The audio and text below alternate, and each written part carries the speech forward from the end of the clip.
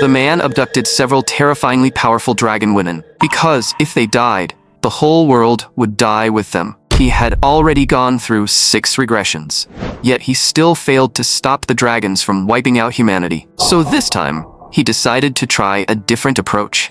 If he locked them away ahead of time, maybe the disaster would never happen again. Please, let me out. Why are you doing this to us? That child stopped breathing because of you. Are you satisfied now? The man's expression stayed ice cold. You're asking me why I'm doing this? You should know better than anyone. You ended up locked in here, and that guy chose to end his own life. All of this was caused by your own hands. The woman desperately denied it, insisting she had done nothing. But the man simply cut her off. Save it. It's already over. This was the man's 6th regression. And even in this loop, he still failed to stop the world from ending.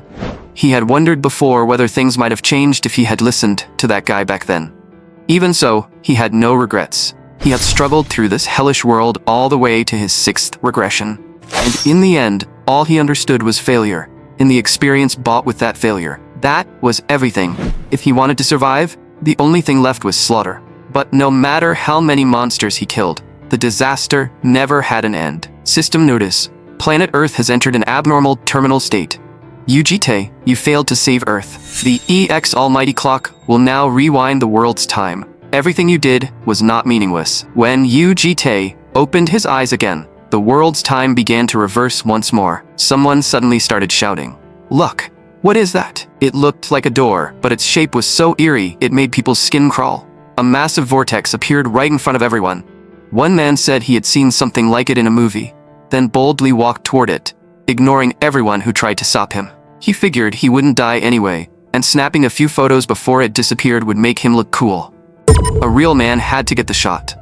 But what he didn't notice was the monster already looming behind him. The next second, he was devoured by the monster in front of everyone. In the 21st century, as gates began opening all over the world, monsters started pouring out endlessly. Humanity's flame seemed like it was about to go out, but those who found a new spark opened a brand new era known as the New Age. Young hunters with outstanding potential from around the world were gathered on the artificial island of Heidelin for training. That was how the Global Academy city of Lair was founded, and the regressor entering his 7th loop descended once again. At that moment, a suspect was holding a hostage at knife point. A police officer ordered him to deactivate his ability and surrender immediately, but the suspect roared, "Back off. You think I'd listen to fake cops like you?" He had completely lost it. If he was going down anyway, he was taking everyone with him.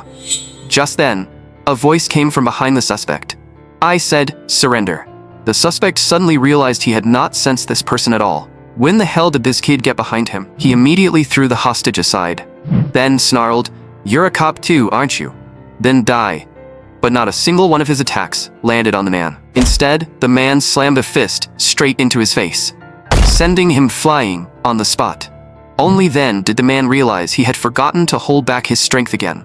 He was none other than UGT, an officer of the Lair local police department. According to reports, earlier that morning, the former superhuman suspect, Jo Ho-ji, had been cornered during a police chase and caused a hostage situation by grabbing a passing civilian. Either way, UGT had to write the incident report first. Meanwhile, his female coworker could not shake the feeling that Senior GT had changed somehow.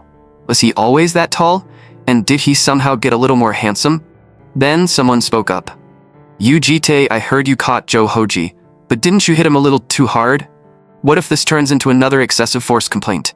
UGT looked around, only to find that every face here was unfamiliar. To him, ever since his regressions began, he had never actually come back here to work, so everyone here was basically a stranger. The reason he had abandoned his ordinary life and started regressing to stop the apocalypse was the death of the young dragons. Once young dragons in the other world of Astalifa matured to a certain level, they would come to Earth to gather happy memories. But among them, some went berserk in war and died after losing control, while others were crushed by the malice humans poured onto them until they completely broke. Some even stopped their own hearts after fulfilling the purpose given to their lives. And because of those young dragons' deaths, the adult dragons flew into a rage and began attacking humanity. The regressor had grown stronger through each life, even reaching a point where he could barely grow any further. But protecting the entire world alone was still impossible, so this time he decided to try a different method. At that moment, one of his co-workers called out to him, "Senior, do you have plans after work? A really good restaurant just opened nearby, but I haven't found anyone to go with. If you're free, want to have dinner with me?" Yujite replied, "Sorry, I have somewhere to be." "Where are you going?" Yujite answered calmly, "Europe." Not long after, in a certain village in Europe, a blue-haired girl was playing with children and making flower crowns for them. The children were having a great time with her. And in that moment, Yujite appeared there. As if sensing something, the blue-haired girl slowly turned around. Yujite looked at her and said, "Hello, you need to come with me." This girl was the S-rank being known as the Collapsed Babel, someone who could freely control the language and writing system of an entire nation. The girl smiled and replied, "Hello, why did you come looking for me?" Yujite answered, "Because I have business with you." She immediately understood that he must have come knowing who she was. "So you came here because you know my identity?" Yujite nodded. Then she asked, "And do you know who I am?" "You're Yujite, right?" Yujite's gaze turned sharp.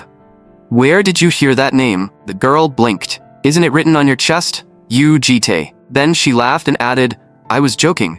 I actually have no idea who you are or what you do. But I can tell one thing. You're incredibly strong, and you don't belong in a place like this at all. So, are you here to kill me?" Hearing that, Yujite first looked away, then fell silent. The girl tested the waters. Then, "Are you here to kidnap me?" Yujite immediately denied it. "Abduction, then." The girl thought for a moment, realized that sounded a bit closer, and instinctively covered her chest. "You're not one of those weirdos with a special thing for dragons, are you?" Yujite cut her off coldly. "Enough with the jokes. I came to protect you from this dangerous world. If you refuse to cooperate now, I'll have to use a rougher method. They say the eyes of the green dragon race can see across 1,000 miles. So I know your kind is sharper than other dragons, and better at reading people. Since you're a green dragon, I hope you'll make the smart choice." After hearing that, the girl asked, "So basically, if I behave and listen, you'll be nice to me, right?" "Fine. It's not like I have a choice anyway, but you'll treat me kindly, like a guest. That's a promise, okay, mister?" She tried to sound casual, but her hands were still trembling. She was clearly terrified. In the end, Yujite still made a pinky promise with her. After that, the girl woke up in Yujite's home and rubbed her eyes. "Mister, are you awake?" But then she noticed Yujite talking to someone. "It'll be fine. Just go there and handle things as instructed." That was his ability, Shadow of the Grand Duke. It allowed him to summon a clone with 50% of his original power. "As you command, my lord." The next second, someone identical to Yujite stepped out from the shadows. The girl stared in surprise. "He really looks exactly like you." Yujite answered calmly, "Don't worry about him. He's the one going to work in my place." Then he looked at the girl. "Did you sleep well?" The girl seemed a little surprised. "But it looks like you don't personally go to work." Yujite replied, "A clone is still part of my ability, so it counts as me working. Besides, I need to stay by your side." The girl smiled. "I guess that makes sense. Then should we go eat breakfast?" "Of course we should. You didn't eat anything last night either." Yujite said he wanted to eat, but if the host did not eat, the girl would feel awkward eating alone. Yujite asked, "Do you eat every meal on time?" The girl replied, "Dragons can live even without eating. This isn't about survival. Eating delicious food makes you happy and gives you energy. So, mister, let's go grocery shopping together. I'll show you the power of breakfast." Unable to refuse her, Yujite ended up taking her to the supermarket. A passing child tugged at her mother and whispered, "Mom, look at that lady. Is she a celebrity? And the man beside her is really handsome too." Yujite looked at the shopping cart and asked, "Isn't this too much just for breakfast?" The girl replied, "I checked your kitchen earlier, and there weren't any ingredients or tableware at all. We'll be cooking from now on, so we need the basics." She urged him excitedly, "Let's hurry home. I want to make breakfast right now." But Yujite said, "We'll put the groceries away first, then eat out. There's somewhere we need to go, and you're coming with me. Besides, breakfast time is already long over." The girl finally apologized. "Sorry, I haven't gone shopping in so long that I got carried away." Still, the place Yujite wanted to take her was somewhere she would definitely meet if she was going to live here. Plus, there were still many things they had to do. At the shop, an old man grinned slyly. "What a beauty. Is this young lady your lover, boss?" Yujite threatened him without hesitation. "If you want to keep your other eye, shut up and get to work." A short while later, her documents were ready. This was her resident ID on Earth, and her name was Yu Chun. The girl stared at the card, amazed that she actually had an ID now. Yujite asked, "You've never had one before?" She replied, "Not just an ID, I didn't even have a bank account or a hologram watch." Yujite frowned. "Then how did you live on Earth before?" The girl looked at her name. "My surname comes from yours, mister. But why is my given name Chun?" Yujite answered, "It comes from the 4 seasons, because there are 4 dragons." The girl softly repeated it. "Yu-Chun, I like this name. Spring is the season when life descends into the world. It's such a beautiful name." In truth, it was not that she was no longer afraid of Yujite. Her eyes were still warning her that this man was extremely dangerous. Even so, she felt that Yujite did not seem like a bad person. Yujite asked, "You can decide that after just 1 day?" The girl answered seriously. "My intuition is more accurate than anyone's, because I'm from the green dragon race. So I can keep observing you for a while longer, right?" It was a smile from a green dragon that Yujite had never seen in any of his past loops. She quickly added, "Now go eat, I'll prepare dinner." Looking at her, Yujite felt that this start might not be so bad after all. Meanwhile, somewhere in the wilderness of the southern continent, someone sneered, "That's it? You acted so tough? But this is all you've got? You crazy bastard. Did you really think you could mess with us and walk away fine?" A woman stepped on the bald man's face and said with disgust, "You're so ugly it makes me want to stomp harder. You're not dead yet, right? With this? It's 199 battles and 199 wins. Who will my next opponent be?" News report. A large-scale conflict has broken out in the Rainbow Nation. The demon-based criminal organization Bakata launched an attack, causing more than 1,000 civilian casualties. The true identity of the mysterious night warrior was revealed to be a teenage girl. Yujite knew it was about time to move. Just then, Yu-Chun's voice came from nearby. "Mister, are you busy? Dinner is ready." But the bowl of rice in front of him did not look very impressive. Yu-Chun asked with hopeful eyes, "Doesn't it look delicious?" She said she once saw a sardine dish in Great Britain and thought it would pair well with rice. They said Koreans got their strength from rice, but this thing in front of him was almost impossible to swallow. So, Yujite changed the subject. "Tomorrow, I'm going out to bring back the red dragon." When Yu-Chun heard it was the red dragon, she immediately warned him, "But bringing her back probably won't be easy. She won't come along as obediently as I did." Yujite said, "If you come with me and help persuade her, it won't be that difficult." Yu-Chun sounded unsure. Can I really help? After all, even among dragons, there were still barriers between different races. They were all dragons, but what they pursued was different. Yu-Chun liked peacefully creating things in her own time, while the Red Dragon race was completely different. They loved battle, worshipped violence, and had a tendency to show off their strength. But forcing a Red Dragon back through power alone was dangerous too. To the Red Dragon race, humiliation was harder to accept than death. Yujite believed he had to bring the Red Dragon back as soon as possible. Someone was already targeting her, and at this rate, she would definitely die. "If you come with me, we might be able to settle this peacefully." Yu-Chin looked at him and suddenly said, "Mister, you look really strange when you ask someone for help. I thought you would shoulder everything on your own no matter what happened. But since you don't ask for help often, of course I'll help. Besides, I don't want the Red Dragon to die either. But I have one condition. You have to finish all the food I made." When you brought up the Red Dragon just now, you quietly put down your spoon. I saw everything. Yujite fell silent for a moment, so she had noticed after all. Not long after, somewhere else, the Red Dragon looked at the fallen men and scoffed. "You guys are way too weak. I never thought my 200th win would happen like this. Looks like there's no one left on the Rainbow Continent who can challenge me. Where should I go next? I heard the Green Dragon is in Europe. Maybe I should stop by." What those men didn't expect was that 3 elite units would be wiped out by one young girl. Don't treat her like an ordinary girl. She's a monster, born only for battle. One thing is certain. We can't handle her with our strength alone. We need to get that person here as quickly as possible. Just then, the Red Dragon had already rushed over. "What are you boys whispering about over there?" Right as those two were about to be killed by the Red Dragon, several beams of intense light suddenly shot toward her. The Red Dragon hurriedly blocked with her blade, but even she did not expect the magic to feel this heavy. She immediately slashed the magic apart, but the mask on her face shattered as well. The attackers had not expected her to cut through magic directly. She was truly a monster. "That girl is the Night Warrior, right? Take the injured and retreat." The person who appeared was Javier Talma, the 8th-rank superhuman of the Rainbow Continent Union. The Red Dragon was briefly startled by that attack, then grinned. That last strike was pretty heavy. Looks like you've got some skill. Are you the boss around here? Javier said. I heard you were female, but I didn't expect you to be this young. The red dragon laughed. Did you fall for me too, big brother? That's why I usually wear a mask. The moment people see this beautiful face, they get all dazed and can't even fight properly, right? Javier remained unfazed. You should already understand the gap between us. Are you still not going to surrender? The red dragon scoffed. What are you talking about? Running away just because one mask broke would be way too embarrassing. Instead of surrendering like a loser, I'd rather fight until I die. The moment she finished speaking, the red dragon charged forward. Like she had no regard for her own life, she threw herself into close combat with Javier and quickly spotted an opening. Seizing that chance, the red dragon smashed a heavy blow toward him. But after taking the hit head-on, Javier did not move an inch. Looks like you've never fought an opponent stronger than yourself. Every battle you've had so far must have felt like child's play. It's a shame to waste your talent, but I'm not interested in playing this little game with you.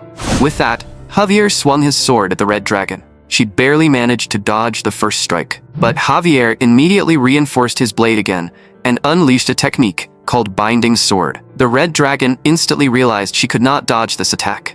In the next second, the sword strike slammed into her body and sent her flying. But at that exact moment, she had strengthened her arm and barely blocked a fatal hit. Javier could tell she was no ordinary child, so he decided to raise his output even further. But a moment later, the red dragon suddenly vanished. Yu Chun had arrived and covered her mouth. The red dragon froze. Green dragon?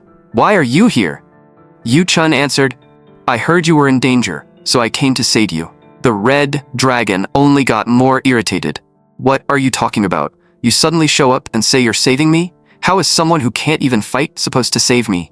Yu Chun replied, I heard that if you keep fighting like this, you might die. That clearly made the red dragon angry. Anything else is fine, but I told you not to interfere when it comes to battle. Whether I live or die is none of your business. Don't say anything. I'm fighting until the end. Yu Chun said seriously, but red dragon, the moment you die, our game ends too. Your death isn't just your own problem. You don't want our game to be ruined either, do you?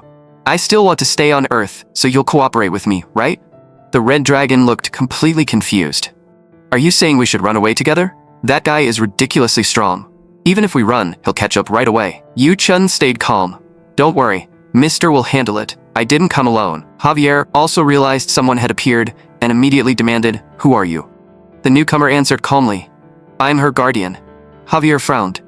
At the same time, Yu Jite's main body had found another dragon, and something about the person in front of him felt strange. The presence was clearly that of a green dragon, yet not quite a green dragon. The other party asked cautiously, Mister, who are you? You're not a bad person, right? Meanwhile, based on Yu Jite's behavior, Javier judged that this man did not look like someone who needed protection at all. The red dragon asked Yu Chun, Is that the mister you mentioned? She tried to peek at what was happening, only for Yu Chun to pull her back. Yu Jite said to Javier, The situation is complicated, and I can't explain all of it. How about we end this here? Javier replied coldly. What are you talking about? You show up out of nowhere and expect to brush this aside with nonsense. This isn't something we can just ignore. That girl crossed the line. Yu Jite replied, But she didn't kill anyone, did she? Javier cut him off. Don't play word games with me. Yu Jite continued. That child won't appear here again. Can't we end it at that? Javier drew his weapon.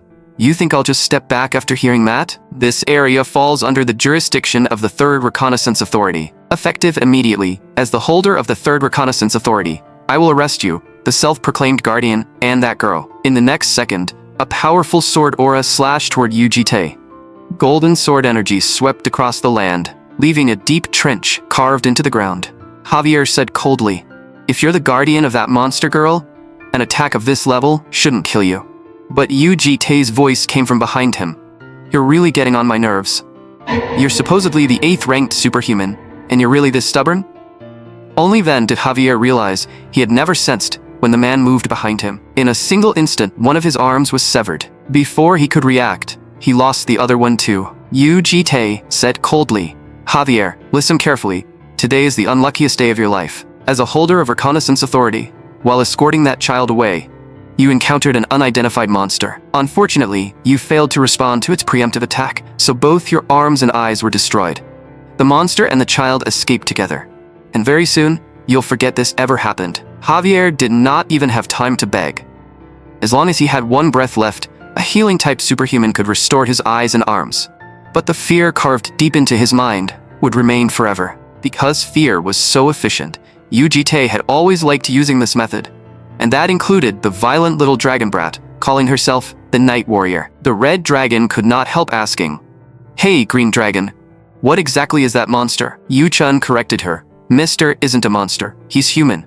The red dragon could only laugh dryly. "Huh, if that counts as human, then I'm just a giant red lizard." UGT looked at the red dragon. "From now on, you'll live in my house with Yu-chun and remain under my protection. I'll give you enough freedom. If you need anything, I'll provide support. But if you cross the line and leave my protection without permission..." At that moment, the green dragon, Yu-chun, interrupted UGT. "Mister, the red dragon looks really shaken up.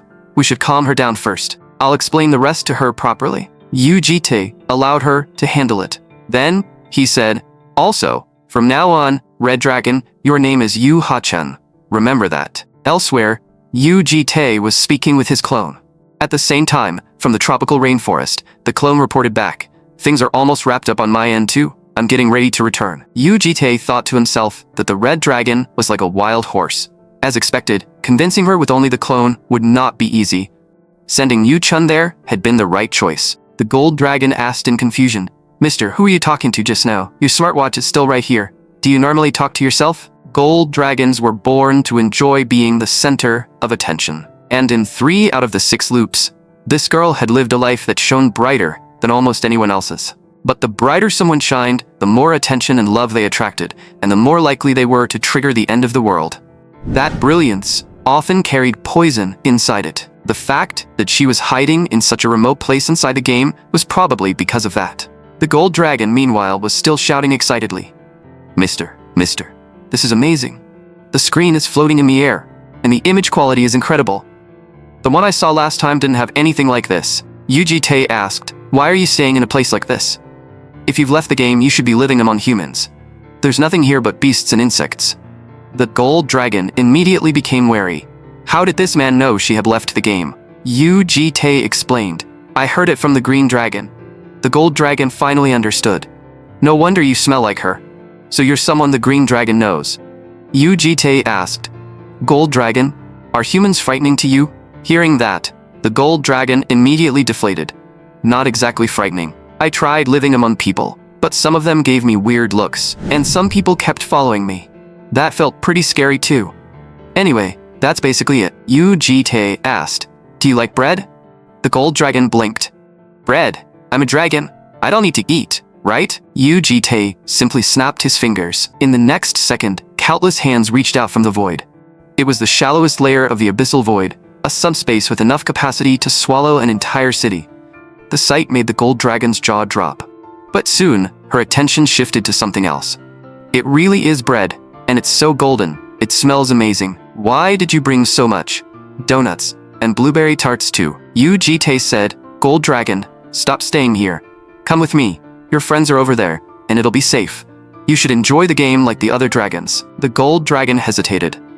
"But Mom said I shouldn't follow strangers." UGT said calmly, "If you behave, I'll buy you macarons." The moment she heard that, the gold dragon was instantly tempted. Meanwhile, inside a certain house, the red dragon, Yu Ha-chun, was sitting there with an irritated look. Whenever she thought about Javier and that terrifyingly powerful mister, her mood only got worse. Just as Yu-chun was about to comfort her, a voice suddenly came from the entrance. "So this is the house where Mister lives?" The gold dragon immediately insisted. "Let me say this again. I absolutely did not come here for the bread." Of course, the sausage bread was delicious. It tasted even better than the finest sausages in Astalifa. When she took another bite of bread, she instantly gasped. "So this is a macaron? Crispy on the outside, soft on the inside, and so moist." When Yu-chun saw UGT return, she immediately said, "Mister, you're back." The gold dragon recognized her at once. "Green dragon, long time no see." With that, the gold dragon threw herself onto Yu-chun. "When did you start living here? Have you been living alone with Mister this whole time?" Yu-chun replied, "It's only been a few days. Also, the red dragon is over there too. Do you want to say hello later?" The clone also bowed to UGT. "Welcome back, my lord." UGT replied calmly, Good work. You'll return to your post shortly. At that moment, the red dragon walked out of the room. Yu Jitae merely glanced at her, while she still looked visibly annoyed. Yu Chun asked first, "Red dragon, have you been doing all right?" Then she quickly frowned. "That smell. You smoked again, didn't you? Why do red dragons like putting unhealthy things into their bodies so much?" The red dragon shouted in anger. "Shut up, shorty. Keep chirping like that and I'll yank you out by the roots." The gold dragon muttered from the side. Red dragons really are rough. After that, Yu Jitae gathered them together and asked how old they actually were. The green dragon, Yu Chun, was 20. The gold dragon was 10. The red dragon, Yu Ha-chen, was 15. The gold dragon confidently explained that dragons usually matured faster than humans, so there was no need to treat her like a child. Then she asked curiously, "But why are you calling the red dragon Ha-chen? Is it like an alias?" Yu Chun answered, "Mr. gave her that name." The gold dragon asked in confusion, "We haven't even had our coming-of-age ceremonies yet, so why are we already getting names? And giving someone such an important name can't be this simple." Thinking about it, she suddenly realized that she must be Autumn. Yu Jitae casually added, "Right, from now on, your name is Yu Chu-chen. The one over there will be named Dong-chen once it's born." The gold dragon looked at the egg. "You know that's a blue dragon egg too?" Yu Jitae replied, "That's a shapeshifter. It's about to hatch, so handle it carefully." The gold dragon could not help being amazed. "Mister, you're clearly human, but you really know everything. How do you know so much?" Yu Jitae only answered calmly, "You don't need to know that." Since everyone was there, he repeated the rule once more. "From now on, you only have to follow one rule. Enjoy the game, but don't cross the line." The gold dragon did not understand. "What does that mean?" Yu Jitae explained, "It means don't disappear from my sight. I'll manage all of your games, and they can only happen where I can see them." The red dragon immediately questioned him, "Are you trying to rule over us?" The other two looked at her at the same time, and the red dragon snapped, "What? Got a problem?" Yu Chun accepted it quickly. "I understand. So we can play nearby, right?" Then she suggested, "How about we all go out for a bit? If we're going to live here from now on, we need IDs. And we need to buy daily necessities." The gold dragon sounded that interesting, but worried they had no money to buy anything. The red dragon thought robbing people might be fun. Yu Jitae simply tossed over his information terminal. "Don't worry about the money. Go have fun." The gold dragon's eyes lit up. "Thank you, mister.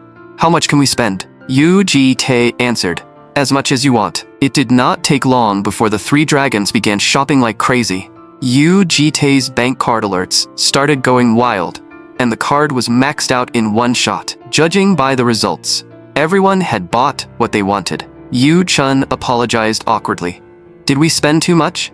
I actually wanted to buy some clothes for you too, mister, but the card hit its limit." The gold dragon spun around excitedly. "Mister, look at me. Pretty, right? There were so many cute outfits that I accidentally bought them all. Oh, and I bought this too. It matches yours." Yu Jitae had to admit that it suited her pretty well. Even the red dragon looked less irritated than before. She told Yu Jitae that she had bought something too, because her previous sword had been broken. Yu Jitae asked, "Do you like it?" The red dragon replied, "The stuff you buy is actually pretty good quality." Just then, the gold dragon rushed over again. "I bought clothes for big sister too. Hurry and try them on." Yu Chun whispered from the side, "Ha-chen just isn't good at expressing herself. She's actually grateful." Yu Jitae looked at Yu Chun. "You didn't buy anything? Why are you the only one empty-handed?" Yu Chun answered, "I did buy something. It's over by the dining table." Yu Jitae followed her gaze and found a flower pot sitting there. Yu Chun said, "Taking care of plants can make you feel better. It will bloom someday and leave behind memories. Maybe even eternal memories." Then Yu Chun remembered something she had been curious about. "By the way, mister, you know that for us dragons, the game isn't just about eating and playing around. Within your boundaries, is there a way for us to fully enjoy the game?" Yu Jitae answered, "Of course. Do you want to go to school?" The other two dragons immediately became interested when they heard the word school. After that, they went for school interviews together. When they came back, Yu Jitae asked, "Why did the interviews take so long?" Yu Chun asked in confusion, "Mister, weren't you there?" The gold dragon suddenly said nervously, "Sisters, I just thought of something really scary. What if both of you pass the interview, and I'm the only one who doesn't? Does that mean I'll be the only one who can't get into school?" The red dragon shot her a disgusted look. "You've been saying unlucky crap this whole time. Someone shove a piece of bread into that pig mouth."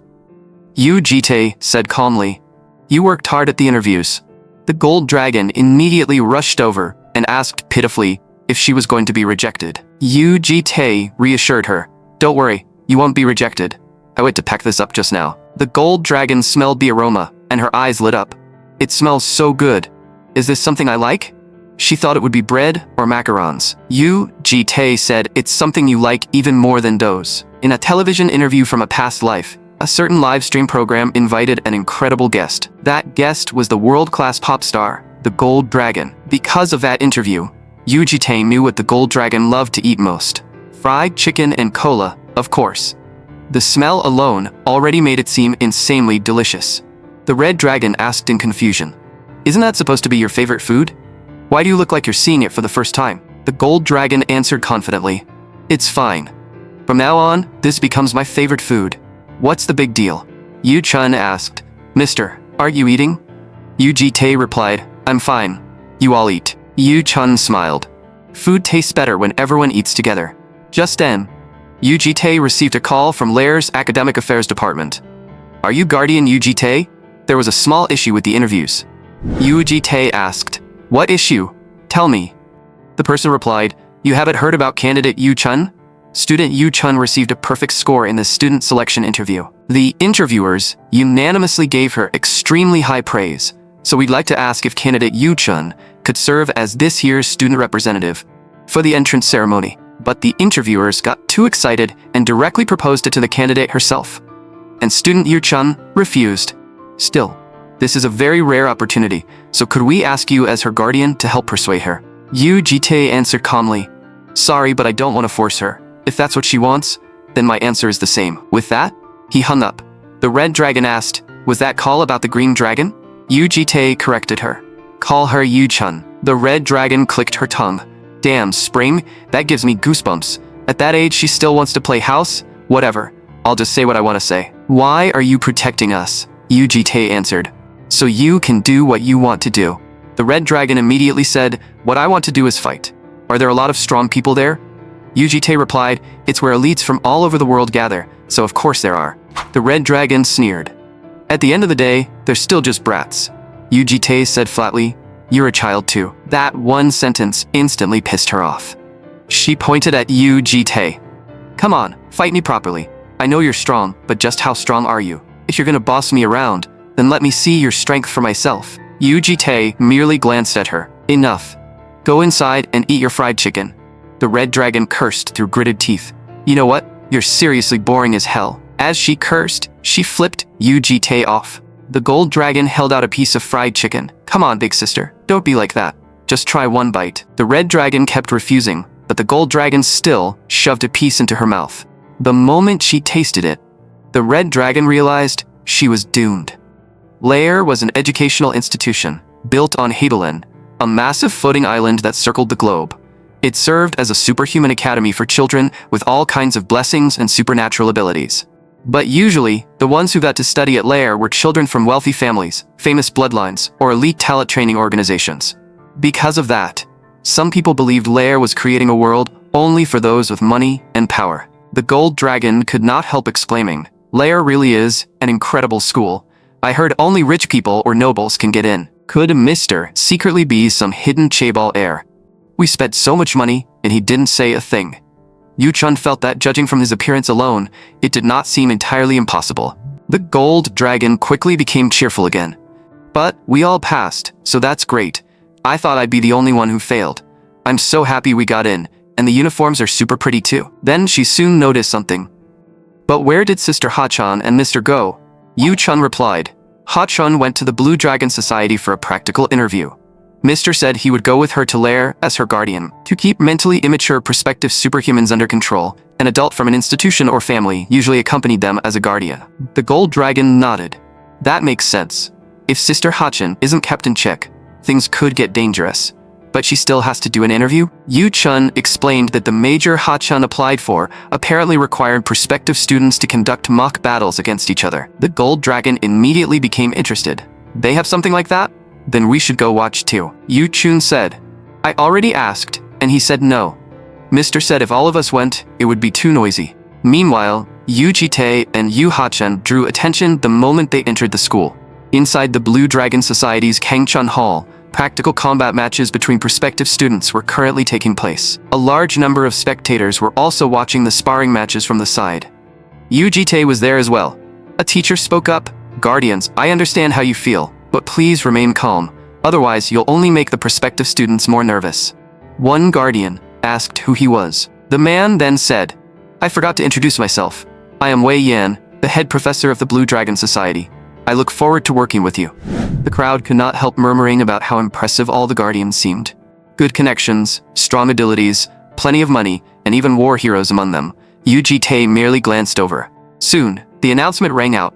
Number 124 and number 7 enter the arena. The ones stepping forward were the red dragon Yu Hachan and a blonde girl. The blonde girl did not look ordinary either. Yu Hachan thought that if this duel turned out to be boring, she would simply run away from home. The spectators began discussing. Sophia versus the redhead.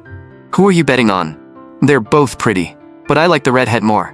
Another person snapped, "You idiot who asked about your taste. I'm asking who's more likely to win." Obviously Sophia.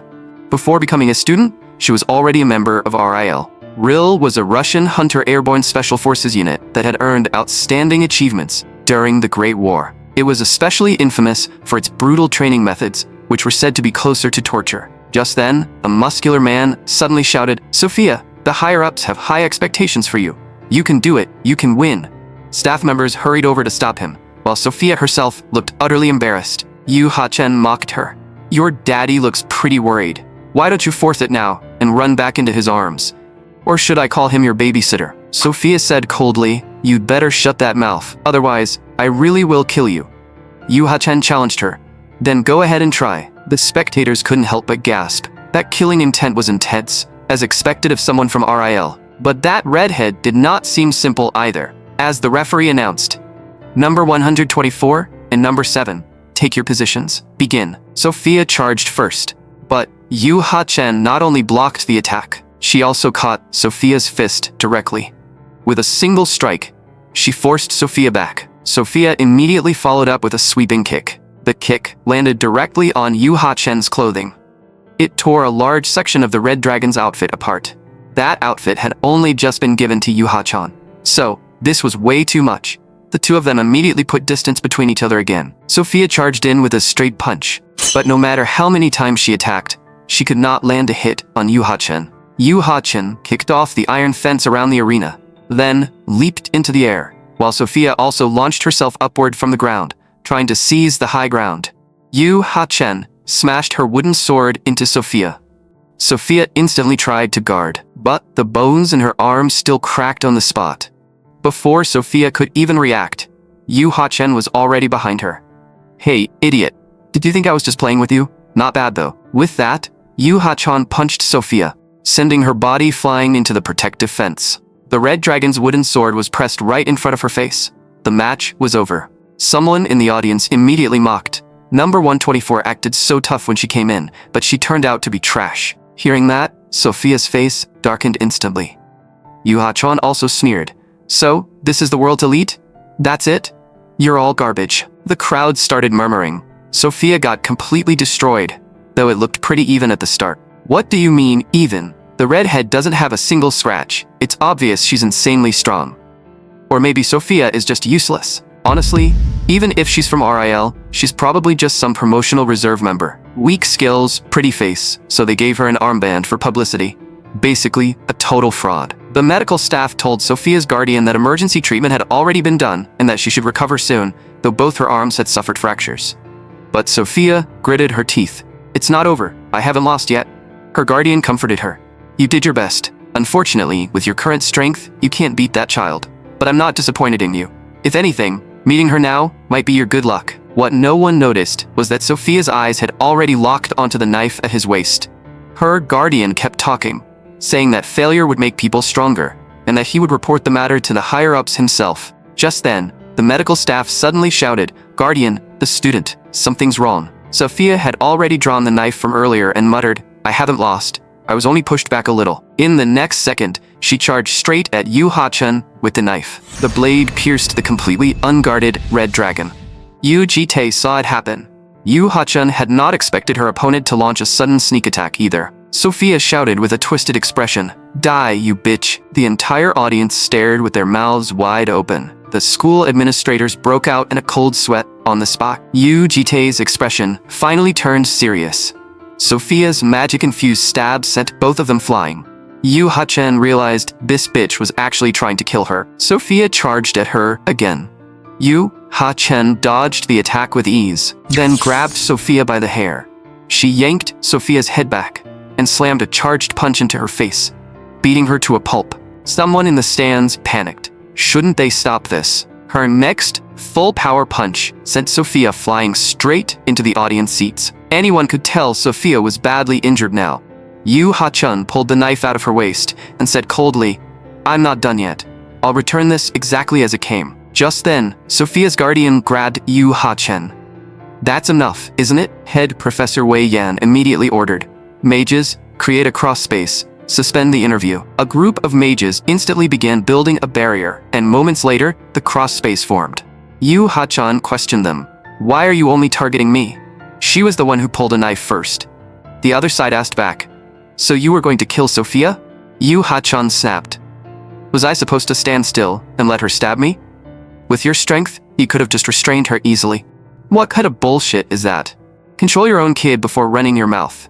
At that moment, Wei Yan also arrived. Everyone calm down. The atmosphere is too tense right now. Student Yu Ha-chen. Our assistant instructor has already gone to find your guardian, so please calm down and receive treatment first. Yu Ha-chen shouted. Calm down my ass. I'm still pissed off. Wei Yan said, we saw what happened just now, and we fully understand how you feel. Even so, we cannot allow the situation to keep escalating. If this becomes a bigger issue, we as administrators may not be able to help you, and it could even affect your entire family. It's the Yu family, correct? Student Ha-chen shouldn't be the only one there. If your friends get dragged into this because of you, that won't feel good either, will it? So until your guardian arrives. Just then, a voice suddenly rang out. No need to look. I'm that child's guardian, Yu Jitae. Stop pressuring an injured child. Come outside and talk. Wei Yan was instantly shocked. How had this man suddenly broken through the barrier and entered? Yu Ha-chen still looked visibly annoyed. Later, in a certain room, Wei Yan served tea. This is a famous oolong tea. I hope it suits your taste. They say tea can help calm the mind, don't they? Wei Yan judged that the man in front of him must be Mr. Yu Jitae of the Yu family. Since he had easily broken through that cross space, he was clearly a very high-level powerhouse. But as for this Yu family, Wei Yan had never even heard the name before, so he would need to investigate it properly. Sophia's guardian and Yu Jitae sat together, and Wei Yan spoke first. I honestly don't know where to begin. First of all, I apologize to both guardians for what happened. Fortunately, I heard that neither student was seriously injured. Student Yu Ha-chen has already been discharged as well, so I don't think there's any need to make this bigger than it has to be. If this becomes awkward for both sides, you'll still have to see each other at the Blue Dragon Society in the future. Why not settle this through proper discussion? Sophia's guardian remained silent for a moment. Then he said, the cause of this incident was on our side, so I'll apologize first. I am Sophia's guardian, Mikhailov. Sophia is still young and immature, so she seems to have acted emotionally in this matter. Yu Jitae cut him off. I don't accept an apology from the guardian. An apology spoken through someone else's mouth has no meaning. Mikhailov frowned. You're being completely unreasonable. We're both guardians. Why not just accept it properly? Are you saying this because you don't know who I am? Yu Jitae replied calmly.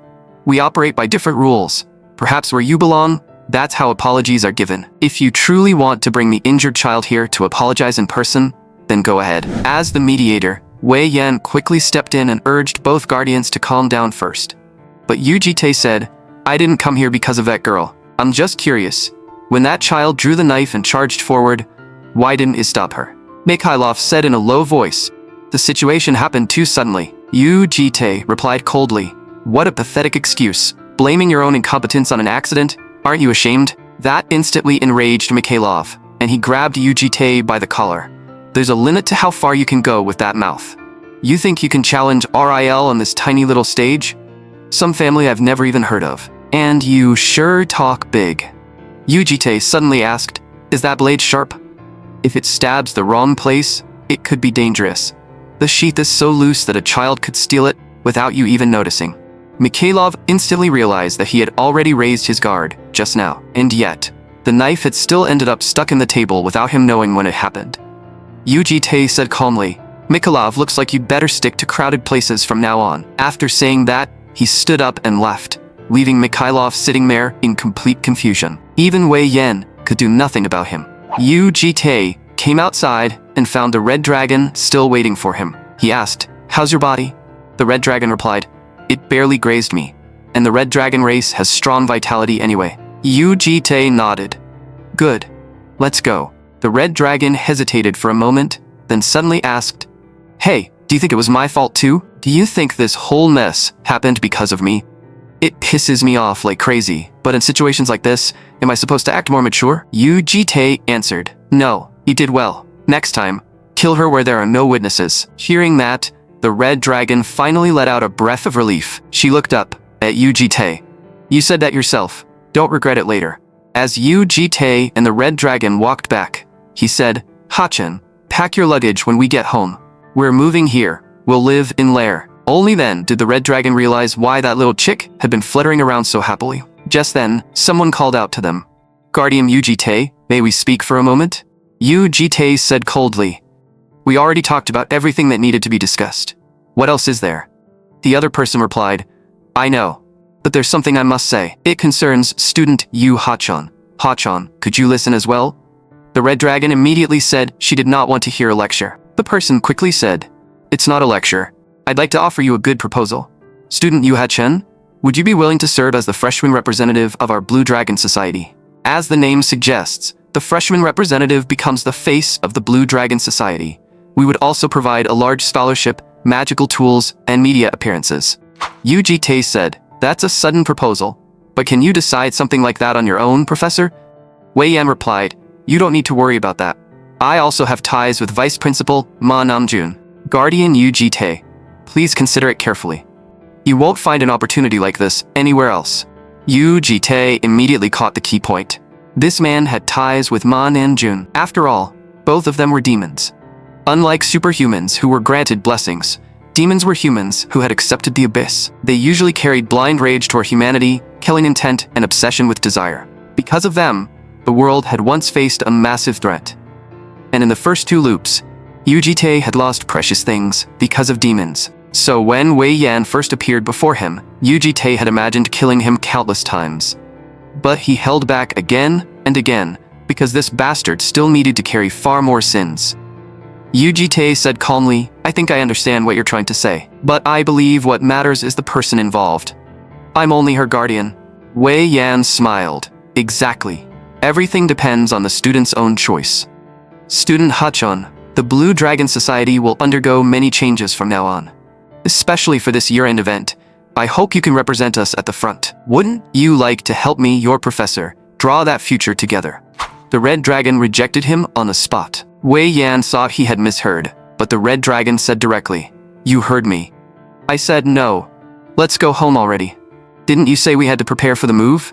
Wei Yan could not help asking, "Then why did you come to the interview at all?" The red dragon answered with perfect confidence, "I was bored. I wanted to fight. Is that not a good enough reason?" That answer made Wei Yan's temper flare. He said in a heavy voice, "Student Hachan, look at the people below. They are reporters. Reporters from different countries are waiting there just to hear my opinion on this incident. Do you understand now? One word from me can make or break your life in Lair." The red dragon did not buy it at all. "I don't get it.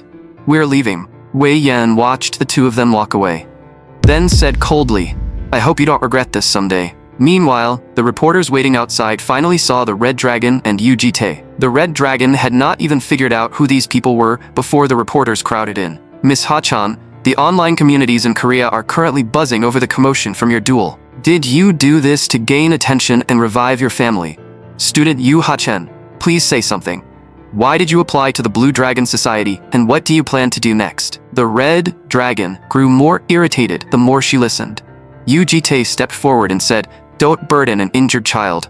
That's enough." But the red dragon snatched the microphone. "Since you all want to know so badly, I'll answer. You're asking what I want to do from now on? Obviously, I'm going to turn this boring place upside down." Not long after, inside Lair's internal dormitory, the little gold dragon was practically bursting with excitement the moment she walked in. This place is huge. It's so comfortable. Are we really living here? The gold dragon wanted the best room, while the red dragon declared that the biggest room belonged to her. Soon, they arrived at a spacious room.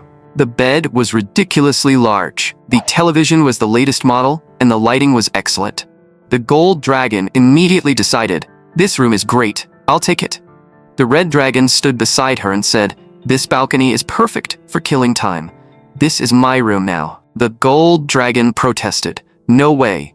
I saw it first. Didn't you want the biggest room, big sister? The one next door is the biggest." But under the threat of the red dragon's strength, the gold dragon had no choice but to give in. Meanwhile, Yu-chun was still watering the blue dragon egg. She said softly, "Hello, baby." Yu-ji-tae asked, "Why are you watering it?" Yu-chun replied, "Because blue dragons like water. When a dragon egg was close to hatching, its transformed state would automatically come undone." Yu-chun then said, "Did you know? People at Lair have been talking about Hachan lately. It seems the interview from a few days ago became a hot topic." Back then, the bold Hachan had thrown out a rather provocative answer in front of the reporters. Yu-ji-tae had naturally seen the news as well. The red dragon did not think it was anything worth making a fuss over. It was not like those people were any different. Hearing that, the gold dragon asked curiously, "What does that phrase mean?" The red dragon immediately became interested. "What, you want to know? Then we'll have to properly educate our little chick." The gold dragon quickly backed away. "Actually, it's fine if I don't hear it. Mom said you don't need to know everything to live a good life." But that kind of refusal had no effect on the red dragon. At a time like this, the gold dragon could only look at Mr. pitifully for help. But Yu-ji-tae acted as if he had seen nothing. The next day, while the red dragon was still sleeping, the gold dragon suddenly shouted, "Big sister, wake up. Something huge happened." The red dragon opened her eyes in irritation. "What is it this early in the morning? I stayed up so late, I feel like I'm dying." The gold dragon instantly became suspicious. "You stayed up? Big sister, were you watching weird stuff again?" The red dragon said impatiently, "I just watched some dirty movies." The gold dragon immediately confirmed it. "So it was weird stuff?" The red dragon frowned. "Anyway, that's not important right now. If this isn't serious, I'm killing you." But when she went downstairs, she found everyone gathered there, early in the morning. Yu-chun said, "Ha-chun, Dong-chun seems like it's about to be born." Clear cracks had already appeared across the egg, and everyone held their breath as they watched a new life come into the world. The last time Yu-ji-tae had witnessed a birth, it had not been a beautiful scene. Back then, a woman had cried and begged everyone to save her child, but it was already too late because the baby had been stillborn. The environment was terrible. War had destroyed everything, and even the hospital had been bombed. If there had been any proper medical facility nearby, maybe it would not have ended that way. It was not a pleasant memory. Yu-ji-tae had thought he would never remember that moment again. Yet here it was, suddenly surfacing now. Before long, the eggshell finally broke open. What came out was an adorable baby dragon. Yu-chun said gently, "Congratulations on being born, Dong-chun." She skillfully wiped the liquid from Dong-chun's body, and the red dragon asked, "You're pretty good at that. Did you learn it before?" Yu-chun replied, "Mom used to do this for me. Originally, you're supposed to lick it off." Then she asked Yu-ji-tae, "Mister, do you want to hold it?" Yu-ji-tae immediately refused. "No." The gold dragon instantly shouted, "I want to hold it." Yu-chun reminded her, "Its skin is still very delicate, so be careful." Holding the little dragon, the gold dragon looked like her heart had completely melted. She quickly noticed someone's gaze and asked with a sly smile, "Be honest, big sister. You want to hold it too, don't you?" The red dragon stubbornly replied, "What are you talking about? If you want to hold it, then hold it all you want." But the gold dragon immediately pushed the baby dragon into her arms. The little dragon even let out a soft little cry. The red dragon's entire face instantly turned red. The gold dragon grinned. "Now you know why I made you hold it, right? You think it's cute too." The red dragon looked at Yu-ji-tae. "Hey, we all held it. Aren't you going to hold it too?" The gold dragon chimed in. "Yeah, Dong-chen will be disappointed." "Are you trying to act all aloof by yourself?" The red dragon threatened. "Then I'll just throw it over. You catch it yourself. If the kid gets hurt, that's not my problem. You know, after coming to this house, I got myself a goal. I want to see that wooden block of a man panic for once." As she spoke, the red dragon actually lifted the baby dragon, as if she were about to throw it. In the next second, Dongchun was already safely in Yu Jitae's arms. The red dragon clicked her tongue in disappointment. Tch, boring. The gold dragon felt once again that her big sister really was not normal. Seeing this, Yu Chun asked, "Since you're already holding it, why not pet it too?" Yu Jitae remained silent for a moment, then tried gently petting Dongchun. The gold dragon immediately pulled out her terminal. Something like this obviously has to be photographed as a memory. Yu Chun also suggested, "Then to celebrate Dongchun's birth, let's all take a picture together." Yu Jitae looked at the flower in her hand and asked, "By the way, what's that flower for?" Yu Chun smiled. "A photo prop, of course." Yu Chun tucked the flower into Yu Jitae's hair and smiled. "How does it look? Pretty good, right? But that one over there doesn't look too happy." The red dragon felt terribly awkward at the thought that even she had to be in the photo. In the end, the 4 dragons and Yu Jitae still took the picture together. At that time, the little dragon was still drinking milk. Yu Chun asked, "Dongchun, are you ready?" Yu Jitae asked, "What are you trying to do?" Yu Chun explained that since the semester had not started yet, and there was some spare time, she wanted to use magical transmission to teach Dongchun transformation magic. Magical transmission was a spell that past magic one had mastered to another person by sending mana into them. Usually, the receiver could learn the spell without paying a price, but the caster risked losing life force. Yu Jitae asked, "Are you sure this is okay?"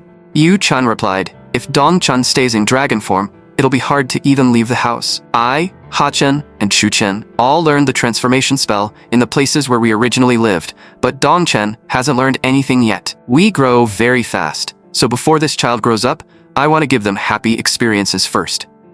Yu Jitae said, "Fine. Tell me if you need help." "But didn't you say I don't understand magic?"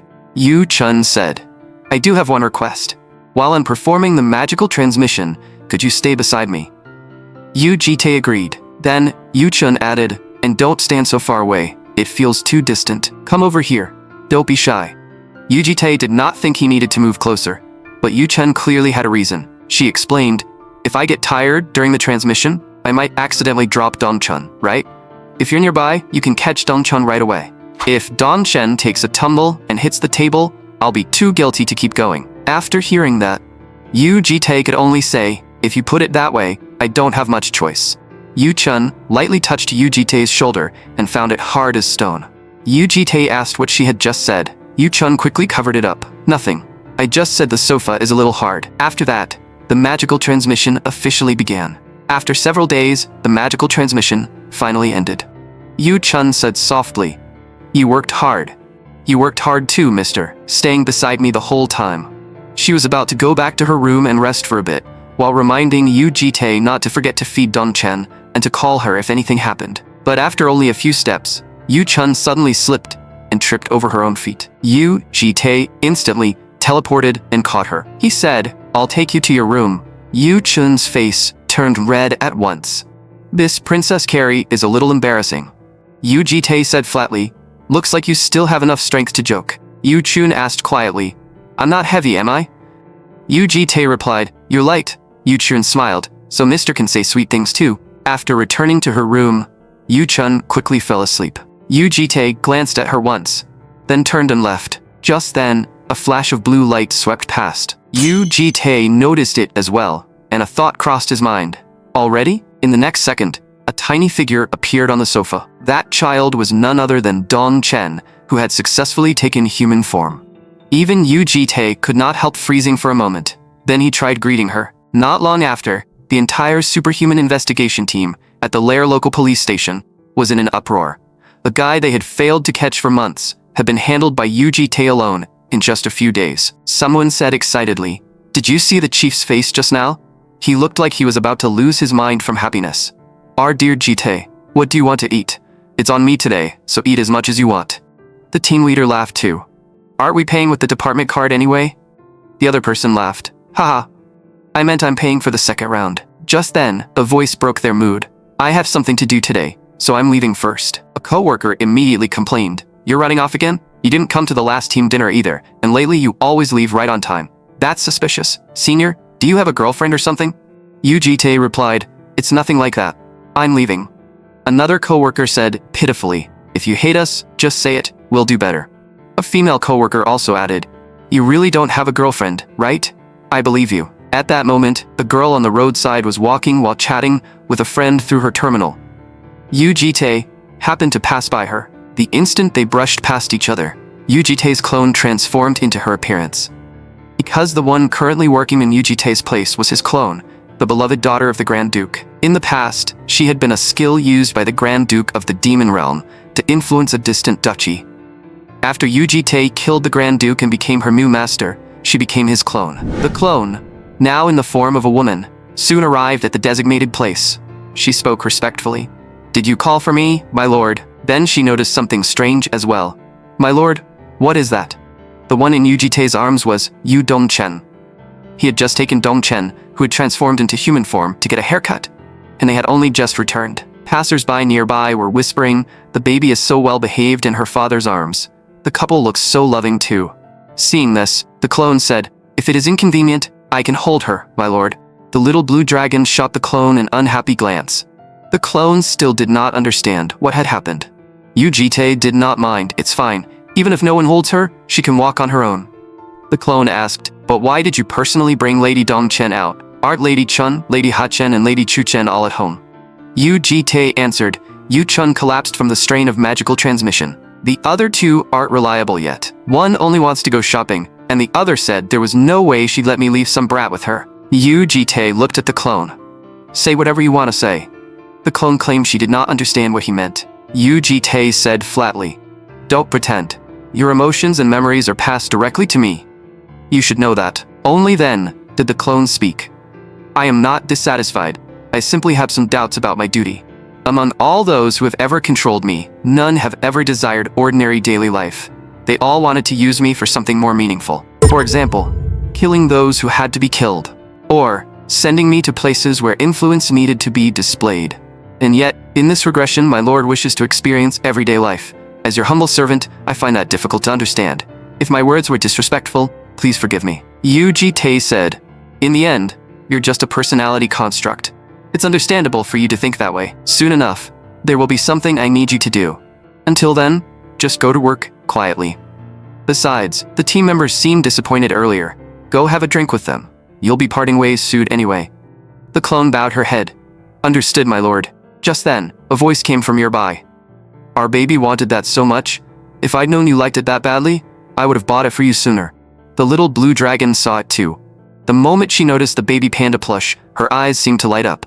Yu-Jitae asked, "Do you want a doll?" He immediately activated the shallowest layer of the abyssal void. Though this one was a little different from that baby panda, he still took out a small bear plush and handed it to the little blue dragon. Her expression changed at once.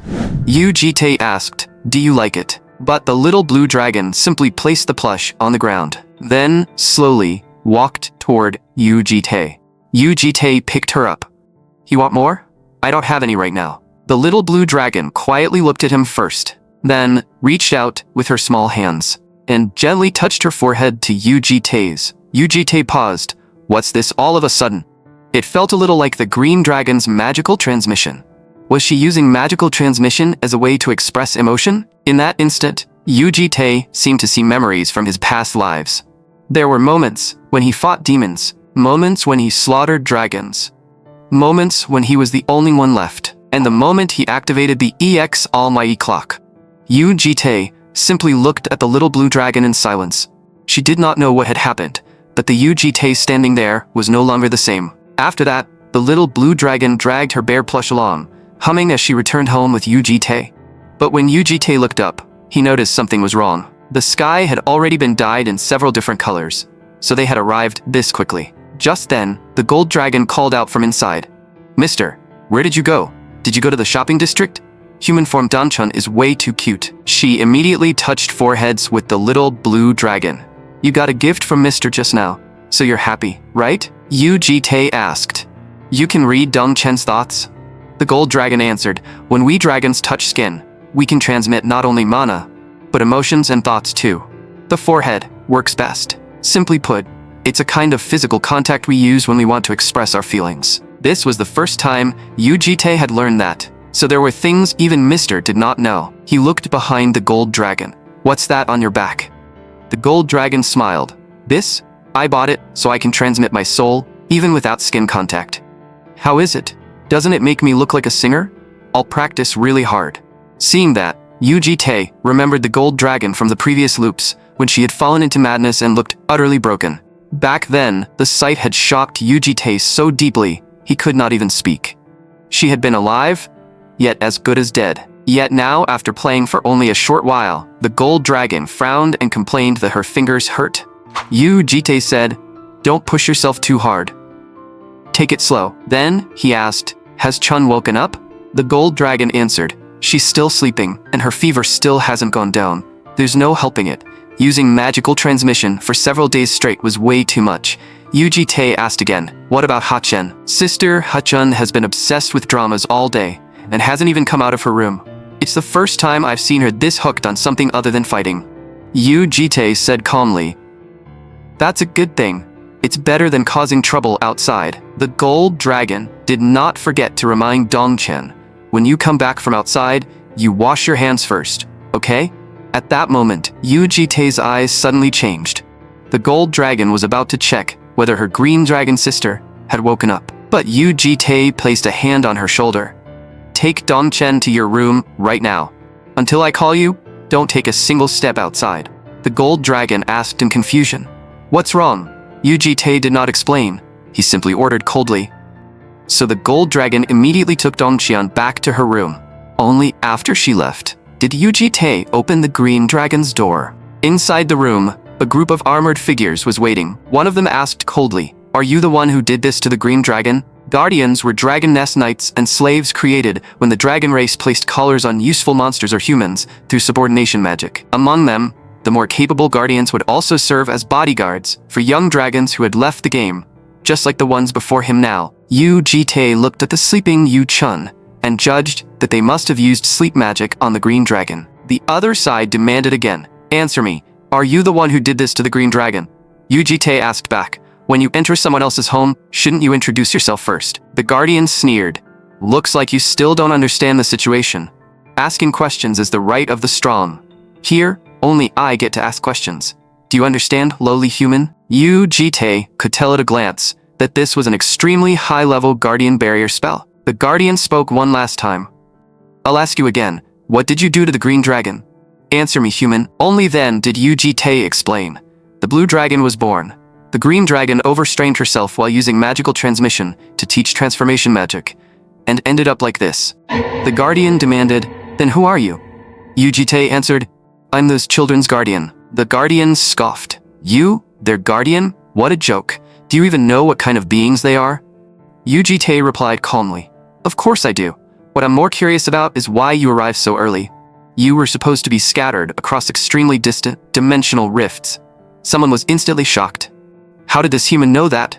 A mere human knew far too much. The guardian said in a heavy voice, "We are the children's guardians, as well as the guardians of causal history. We acknowledge that you cared for the children in our place. But, no matter how we look at it, you are far from benevolent. If we let you leave alive like this, you will become a future threat." Tae asked, "So we can't talk properly and find a way to solve this?" The other side answered coldly, "Don't worry, it won't be painful." In the next second, the group of guardians charged at Tae. The first guardian who rushed in was blocked by Tae with one hand. That guardian could not understand how his lord's sword had been stopped so easily. What Tae used was the invisible sword. With a single strike, he swept them all away. One guardian mocked, "Pathetic. He couldn't even block an attack like that. We'll deal with this human. You just watch from the back." With that, the group charged again. Someone tried to warn them, "That man is stronger than we expected." But before he could finish, countless slashes came crashing in, sweeping the guardians away. In only moments, they were lying all over the floor. The final guardian finally realized something was wrong. A mere human was taking care of the young dragons, and even knew about the existence of the guardians. He should have realized it the moment that doubt first appeared. The man before him was an existence beyond common sense, someone who must never be touched. Tae slowly walked toward the last guardian. The guardian took a deep breath and finally said in a low voice, "So, we should have resolved this through dialogue earlier. Is this world under your rule?" Tae did not answer. He only said, "You just need to answer my question. Something must have gone wrong with the dimensions. How did you survive?" The guardian replied, "Because of dimensional distortion. Our Lord once opened a dimensional passage connecting the nest to this world and sent us through. But for some reason, the dimension distorted, and we were thrown outside the dimensional space. Yu Jitae continued, explain that dimensional distortion. But the Guardian himself did not fully understand it. He could only say, in the past, our Lord once mentioned a certain horizon of heavenly law. It is said that the dimensional distortion was caused by the power emitted from that horizon of heavenly law. With it as the axis, the entire dimension seemed to be forcibly twisted. Yu Jitae felt that something was off. In all his previous loops, he had never heard this kind of explanation for dimensional distortion. And the horizon of heavenly law was a concept he had never encountered before. Come to think of it, this loop had far too many differences from the previous ones. Aside from the first-generation Guardian, other Guardians had appeared as well, and even the Green Dragon's Guardian finding them was a first. Yu Jitae asked, what does that horizon of heavenly law have to do with you coming here? Did it help you reach this place? The Guardian answered, to be precise, a certain will from beyond the horizon of heavenly law gave us help. Yu Jitae pressed, a will? What does that mean? It felt as if some unknown will was guiding our direction. That will showed me the path. I merely followed that path, gathered the Guardians, and found the location of the young dragons. Yu Jitae said, I need to verify that. Then he placed his hand on the Guardian's head and ordered, look into my eyes. Yu Jitae activated the SS Almighty Balance Eye. It was one of the 3 Almighties he had taken from the Grand Duke of the Demon Realm, a pair of eyes capable of discerning good and evil, truth and falsehood, favor and dislike. The final conclusion was that the Guardian was telling the truth. This was exactly the kind of problem Yu Jitae feared most. He had already dealt with everything that could threaten the world and had checked countless dimensions again and again. So why had something completely unknown suddenly appeared again? The Guardian continued. The horizon he mentioned earlier, and the existence beyond it, carried a will filled with deep dissatisfaction.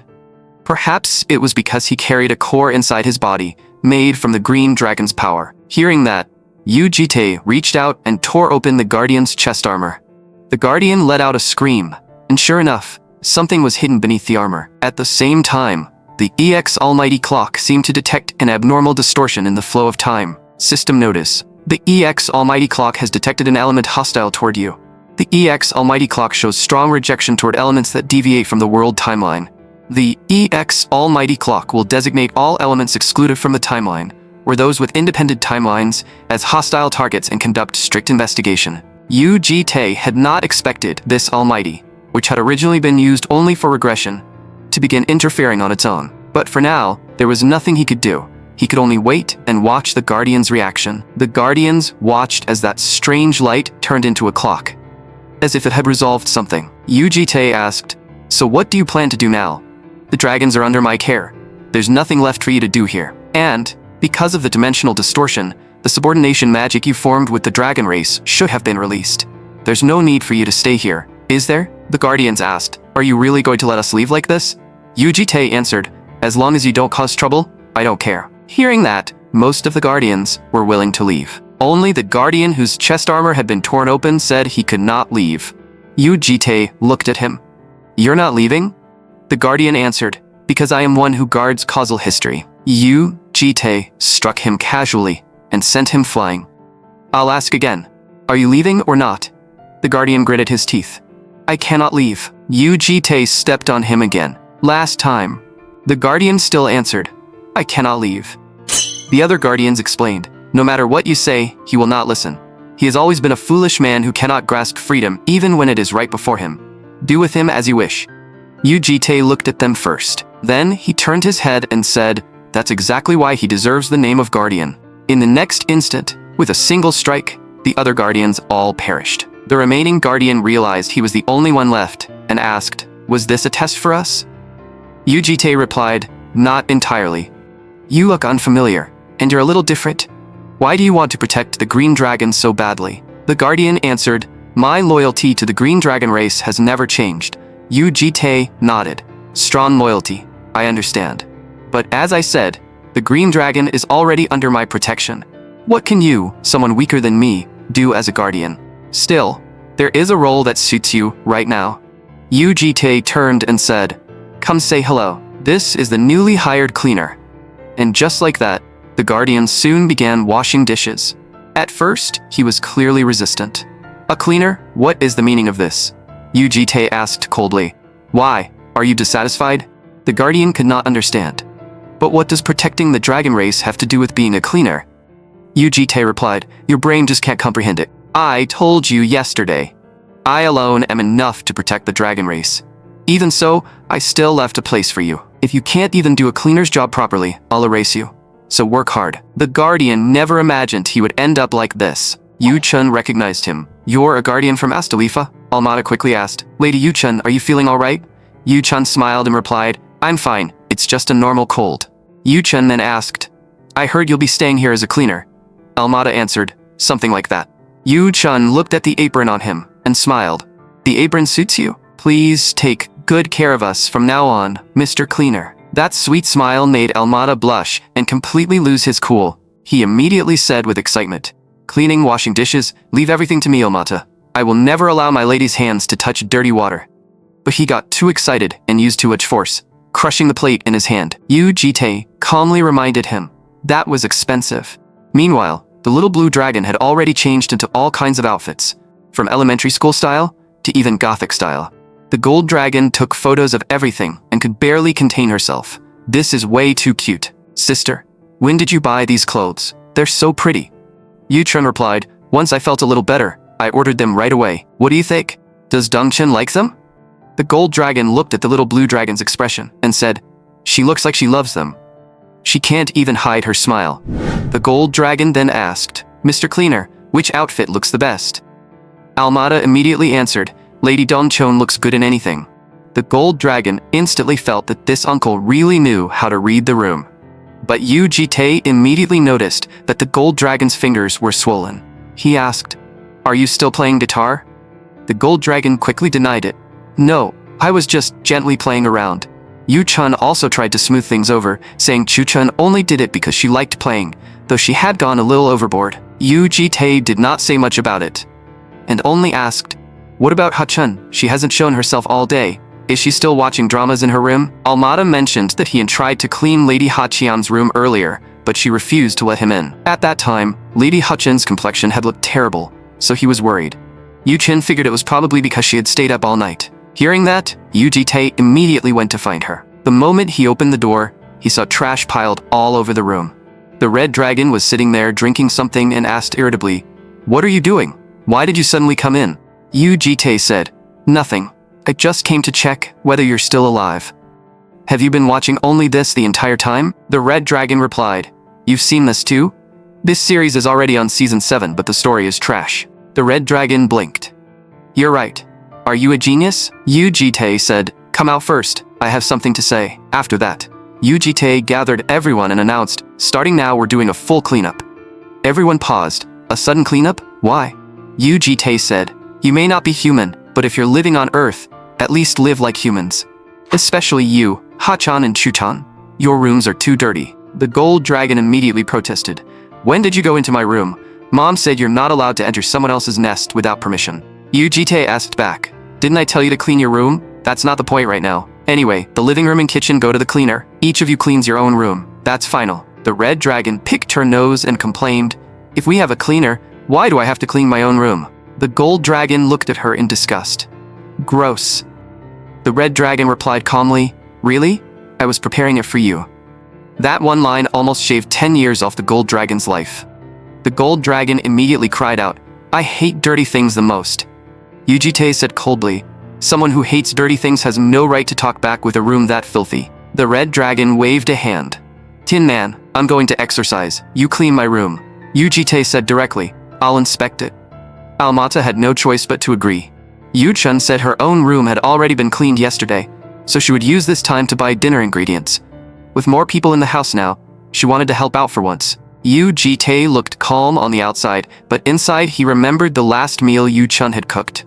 Just thinking about it sent shivers down his spine. Seeing him go silent, Yu Chun asked, what's wrong? Is there anything you want to eat? Yu Jitae immediately replied, nothing. Go ahead. When Almata entered the red dragon's room, he had no nose, yet it still felt as if he could smell the stench. Only then did he understand why Lady Ha-chen's complexion had been so terrible. But what was that potted thing? Was she doing poison resistance training in here? Almata decided to start with the larger pieces of trash. Just then, the clone reminded him, "Isn't that a can over there? Cans and plastic need to be separated before disposal. You don't even know the basics of cleaning? Does Astalifa not have the concept of waste sorting? Now I'm curious how primitive that place is." Others might not have noticed, but Almada could clearly sense the aura of the demon realm. Was this the Lord's clone? The clone kept urging him. "Why are you spacing out? Planning to stand guard all night? If someone saw you, they'd think you were the original." At that moment, the real UGT arrived. "I told you to clean. What are you two doing?" The clone immediately lowered her head. "You have returned, my lord. This cleaner failed to perform his duty, so I was giving him advice." Almada was furious and frustrated. So this was the rumored kissing up and kicking down? But UGT said, "Don't just talk. You help too. I called you because Hachan's room is too much for him to handle alone." Almada instantly felt a little better. At that moment, the red dragon was still exercising. The green dragon was grocery shopping at the supermarket. The gold dragon was also working hard to clean her own room. Almada and the clone continued working with their heads down. It was only when the sun went down that the clone came to report. "Everything is finished." UGT nodded. Then he handed her a set of documents. "This is where you'll be going next. It's a Russian demon organization called Invisibility. They're researching a type of transcendent demon human there. This is police business. Finish it within the week. After that, go to Russia and find the command-type transcendent demon prototype." The clone immediately replied, "Understood. I will prepare at once." Just then, the green dragon returned with the groceries. The gold dragon looked at all the bags and asked, "Sister, why did you buy so much?" The green dragon smiled. "There are more people in the family now. Since we're all together for once, I should make a proper feast." Seeing that, the clone said, "Lady Yuchun has returned, so I will take my leave." But UGT stopped her. "Change clothes with me right now." It did not take long before a table full of warm dishes was served. Yuchun smiled and said, "Children, eat well." The gold dragon took a bite and found it delicious. "This soup tastes like something I had in Astalifa." Even the red dragon nodded for once. "Not bad." The gold dragon then said, "It'd be nice if Mr. Cleaner could eat with us too." The red dragon immediately snapped. "Idiot, he doesn't have a mouth. How is he supposed to eat?" Only then did the clone understand. Her lord had called her here for this meal. Because at that moment, the real UGT was still outside. In an abandoned industrial district near Lair, the scene was already a bloodbath. Someone shouted in terror, "You think you can do this and walk away alive? A lowly human dares to act like this? Do you know who's behind me?"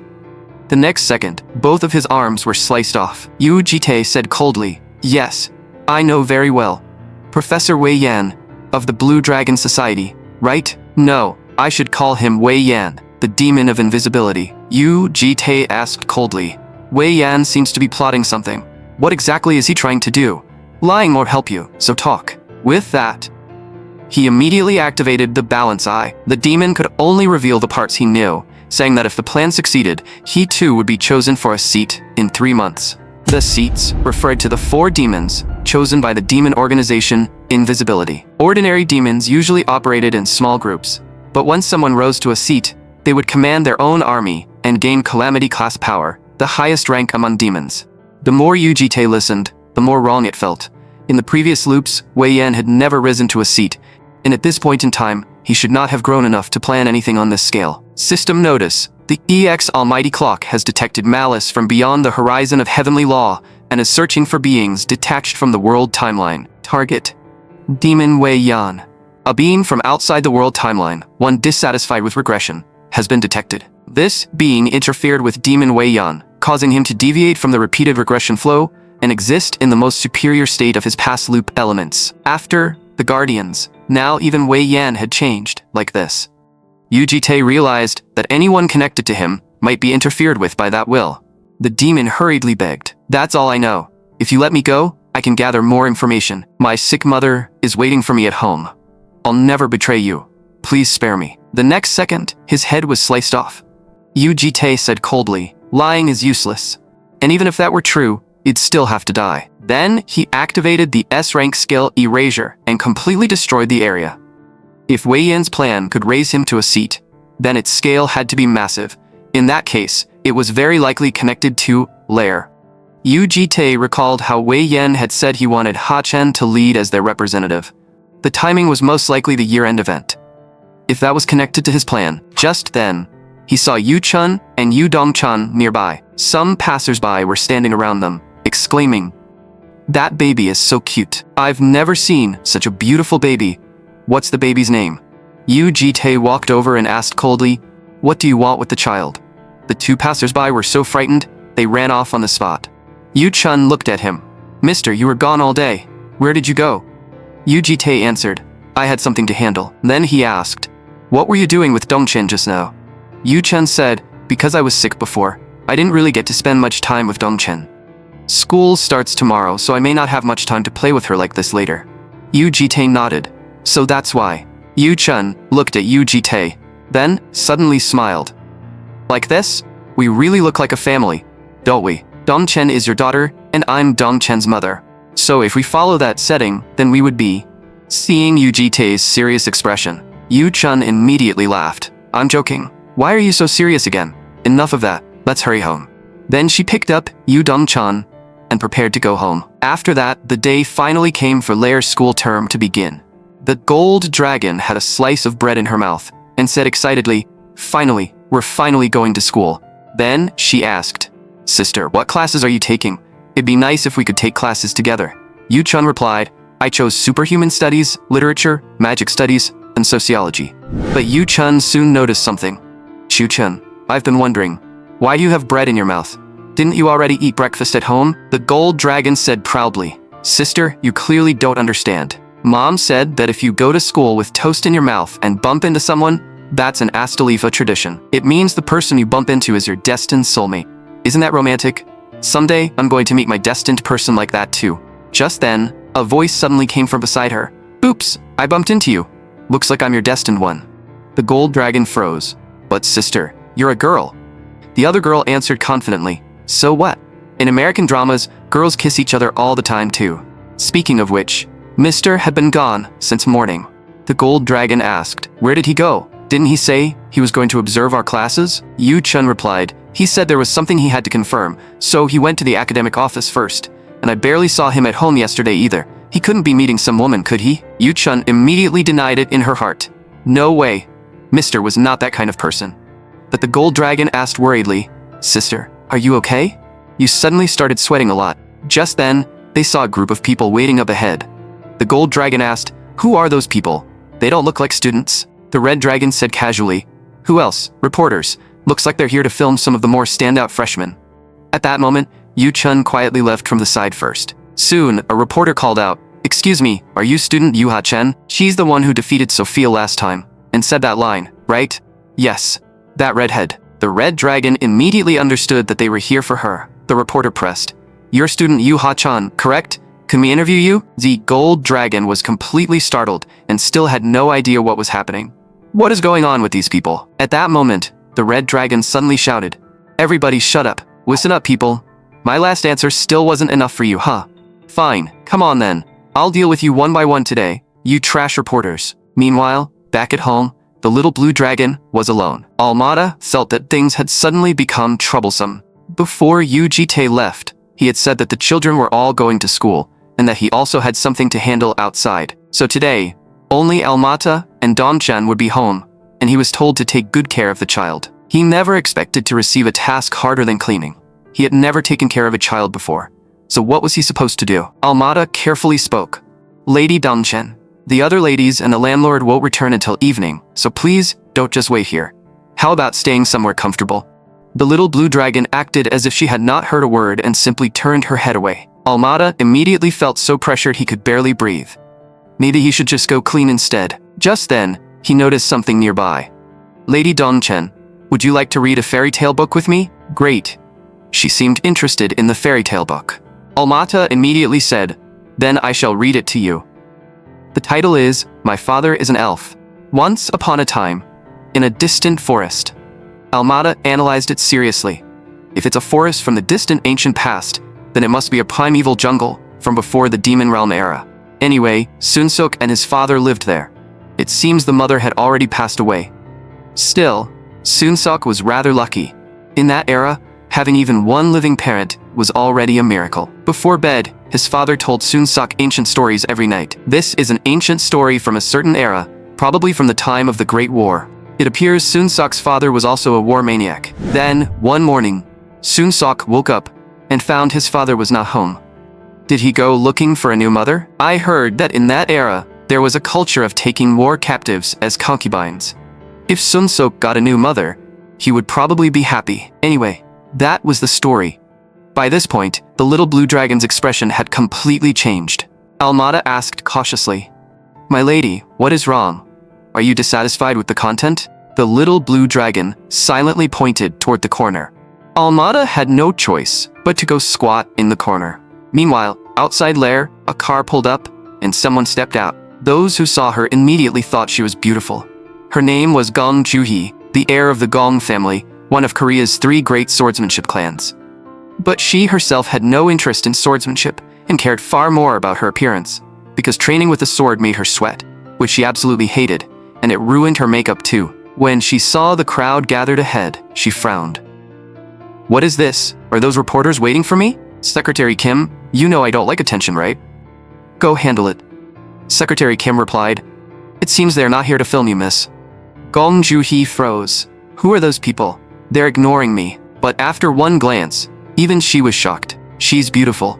At that moment, the red dragon was sitting on top of someone, looking incredibly fierce. The gold dragon asked from the side, "Sister, why did that person end up like that?" The red dragon said, "No idea. Maybe he wanted it." The person quickly said, "We're friends, right? It's fine, right? Don't change your mind later." The red dragon casually replied, "Of course. I'm your fan." Just then, a reporter asked again, "Student Yu Ha-chen, may we begin the interview?" The red dragon said impatiently, "Go in order. 1 question each. Ask fast, then get lost. Start with the old guy in the hat over there." The man immediately spoke. "Student Ha-chan. Hello, I'm from TT." Before he could finish, the red dragon cut him off. "Introduction's too long. Next." Another reporter quickly continued. "I'm from CG. You've recently become a huge topic in the superhuman world and many people are paying attention to you. How do you feel right now?" The red dragon answered, "Terrible. Next." "Did you know a fan cafe for you recently appeared? Could you say something to your fans?" The red dragon frowned.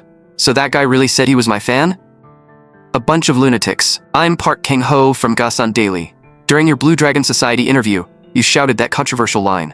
What exactly did you mean by it?" The red dragon sneered. "You obviously know, so why ask? I can smell your sweat from all the way over here. Is that all you've got in your head?" The reporter refused to back down. "Please don't be like that. Please explain in detail why, out of all the words you could have used, you chose that expression. Was there some other intention?" The red dragon narrowed her eyes. "Mr. Reporter, do you want me to give you a spicy answer too?" The nearby reporter immediately shouted, "What kind of joke is that?" The red dragon shot back. "So you know it's a joke? Then why are you still clinging to someone else's one-liner?" But the heavy-set reporter said, "Student Yu Ha-chan is still young, so maybe you don't understand.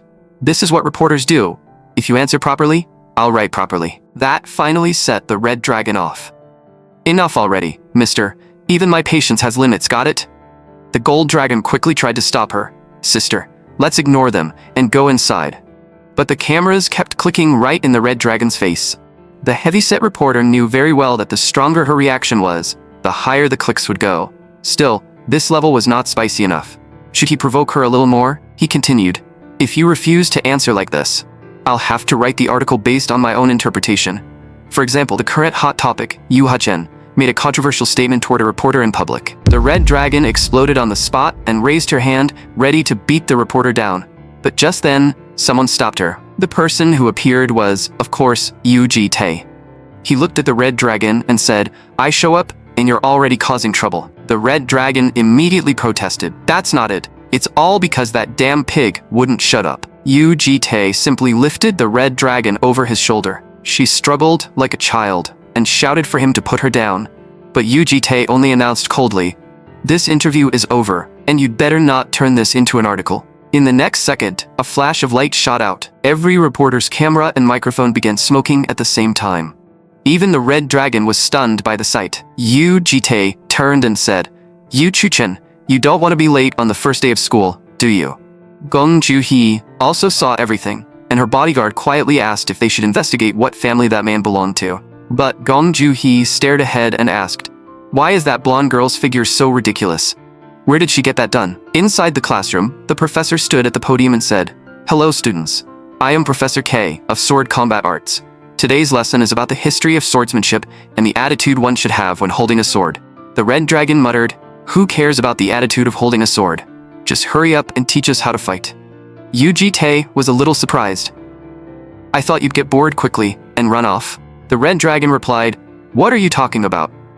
Even if a drama is boring, I can still force myself to finish it. And until I defeat that armored guy in the hoodie, I need to work hard. Just wait. One day, I'll smash him apart with my own hands." Then, she looked at Yuji Tae. "By the way, why are you following me to class? Shouldn't you be looking for someone else?"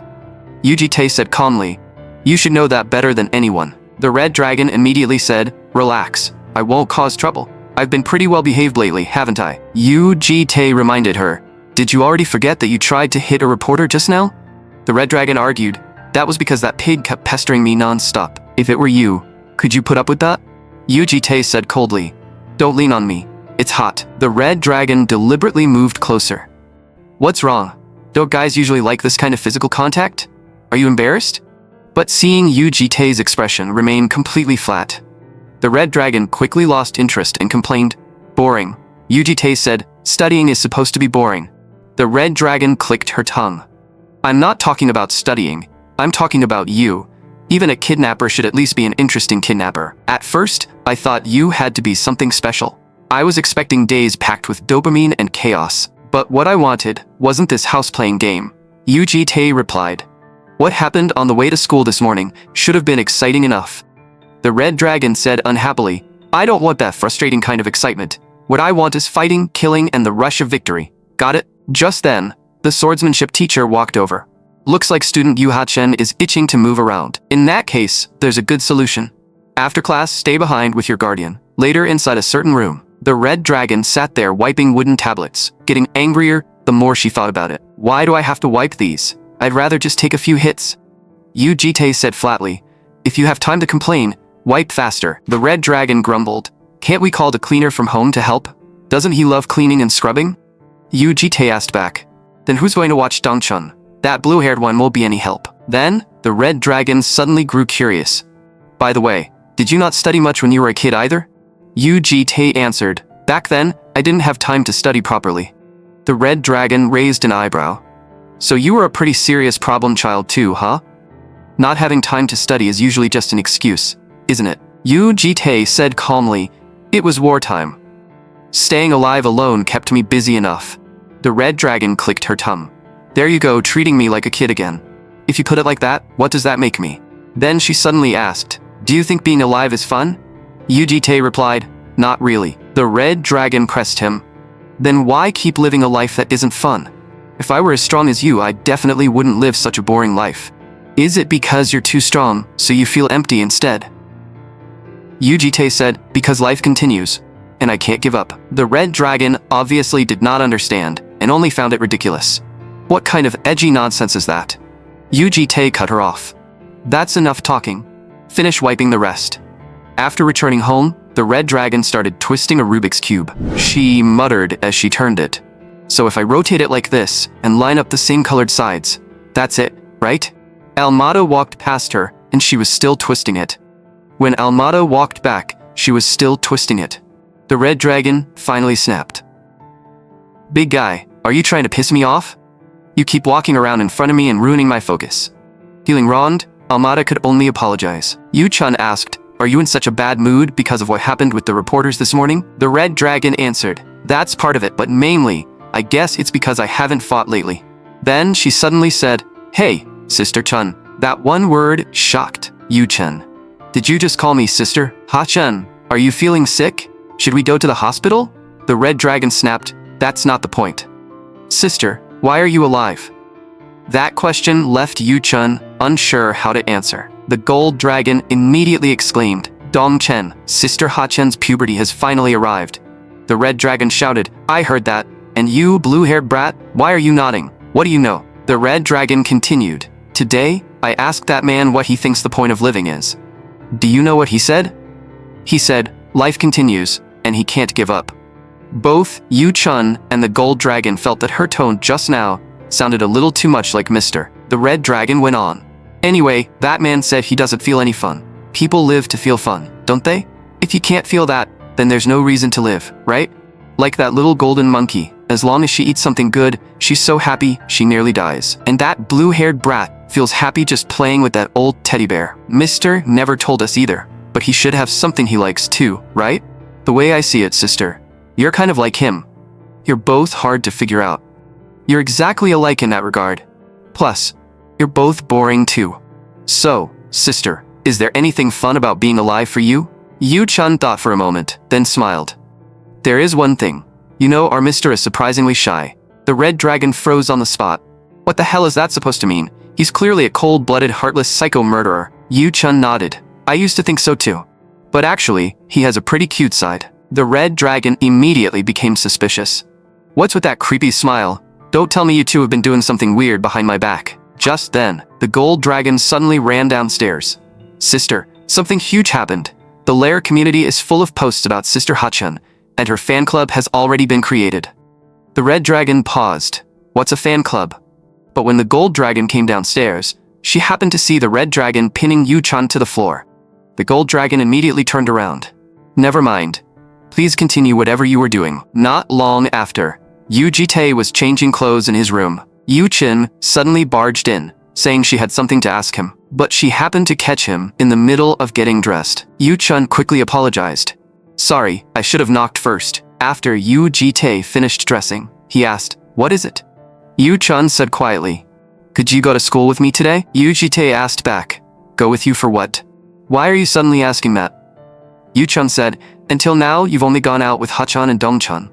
You've never gone with me even once. Yu Jitae explained, that's because Hachan gets into fights, and Chu-chen is greedy, so she's easy to trick. Saying that, even Yu Jitae let out a sigh. The gold dragon peeked in and asked, sister, why aren't you going to school? Are you asking mister on a date? The moment she heard the word date, the gold dragon was shocked. The red dragon, however, figured it was probably something that required a guardian's accompaniment. Still, the gold dragon asked, mister, why don't you go out with Sister Chun? You're not only favoring me and Sister Ha-chen, are you? Yu Jitae immediately denied it. It's not like that. But the gold dragon nodded seriously. Favoritism is bad, but I understand. When mom dated over 100 human men at the same time, she still favored 2 or 3 of them more. The red dragon could not help commenting. Your mom is seriously wild. Yu-chun added, if we follow that setting, does that mean I'm one of the 97 men who got abandoned? Yu Jitae froze. What does that mean? Yu-chun said pitifully, you were the first one to bring me back, but then you stopped caring about me, like catching a fish and just ignoring it. I'm the only one who got abandoned. The gold dragon instantly sympathized. Poor Sister Chun. Mister is too much. The red dragon also understood. I get why you only stick with us, but we won't cause trouble this time, so just go with her. You can't keep watching only us forever. Yu Jitae thought for a moment, then finally agreed. Yu-chun immediately flashed a smug smile. Not long after, the lair students saw her and began murmuring. Is she the sister of that famous Yu Ha-chen? I think her name is Yu-chun. She's really pretty. I heard she got a perfect score in the freshman selection interview. Apparently, she's from the Yu family, though the name alone sounds a bit old-fashioned. Today's theory lesson on social etiquette ended there, and next came social dance practice. Some students felt embarrassed. They could not believe they had to dance. But the professor explained, when you all become superhumans representing your families, you will inevitably attend elegant occasions where dancing is required. If you know nothing and panic then, that would be far more embarrassing. Alright, please pair up in twos and choose your dance partners. Once everyone had found a partner, only Yu-chun was left without one. Everyone had assumed the boys would line up to invite her. But she had a strange sense of distance around her that made people hesitate to approach. To put it simply, she had an untouchable aura. The professor came over. Only student Yu-chun has not found a partner yet. Yu-chun smiled. I know. Looks like I'm not very popular. The professor said, student Yu-chun is so beautiful, so perhaps. But Yu-chun spoke first. Professor, may I partner with my guardian? The professor answered, of course. Even the professor could not help thinking she moved fast. Yu Jitae, meanwhile, looked completely confused. Yu-chun was already smiling as she urged him, Mister, let's go. Yu Jitae frowned. But I don't know how to dance. Yu-chun asked back, then are you going to leave me alone? Standing there all by myself? Left with no choice, Yu Jitae had to dance with her. The professor began guiding everyone. Take it slowly. Hold your partner's hand. 3, 2, 1, step. But Yu Jitae and Yu Chun had not started yet. Yu Chun quickly noticed something was off. She saw Yu Jitae's hand frozen in place. Looking unusually unsure, Yu Chun could not help smiling. Mister, are you embarrassed because you're afraid of touching me?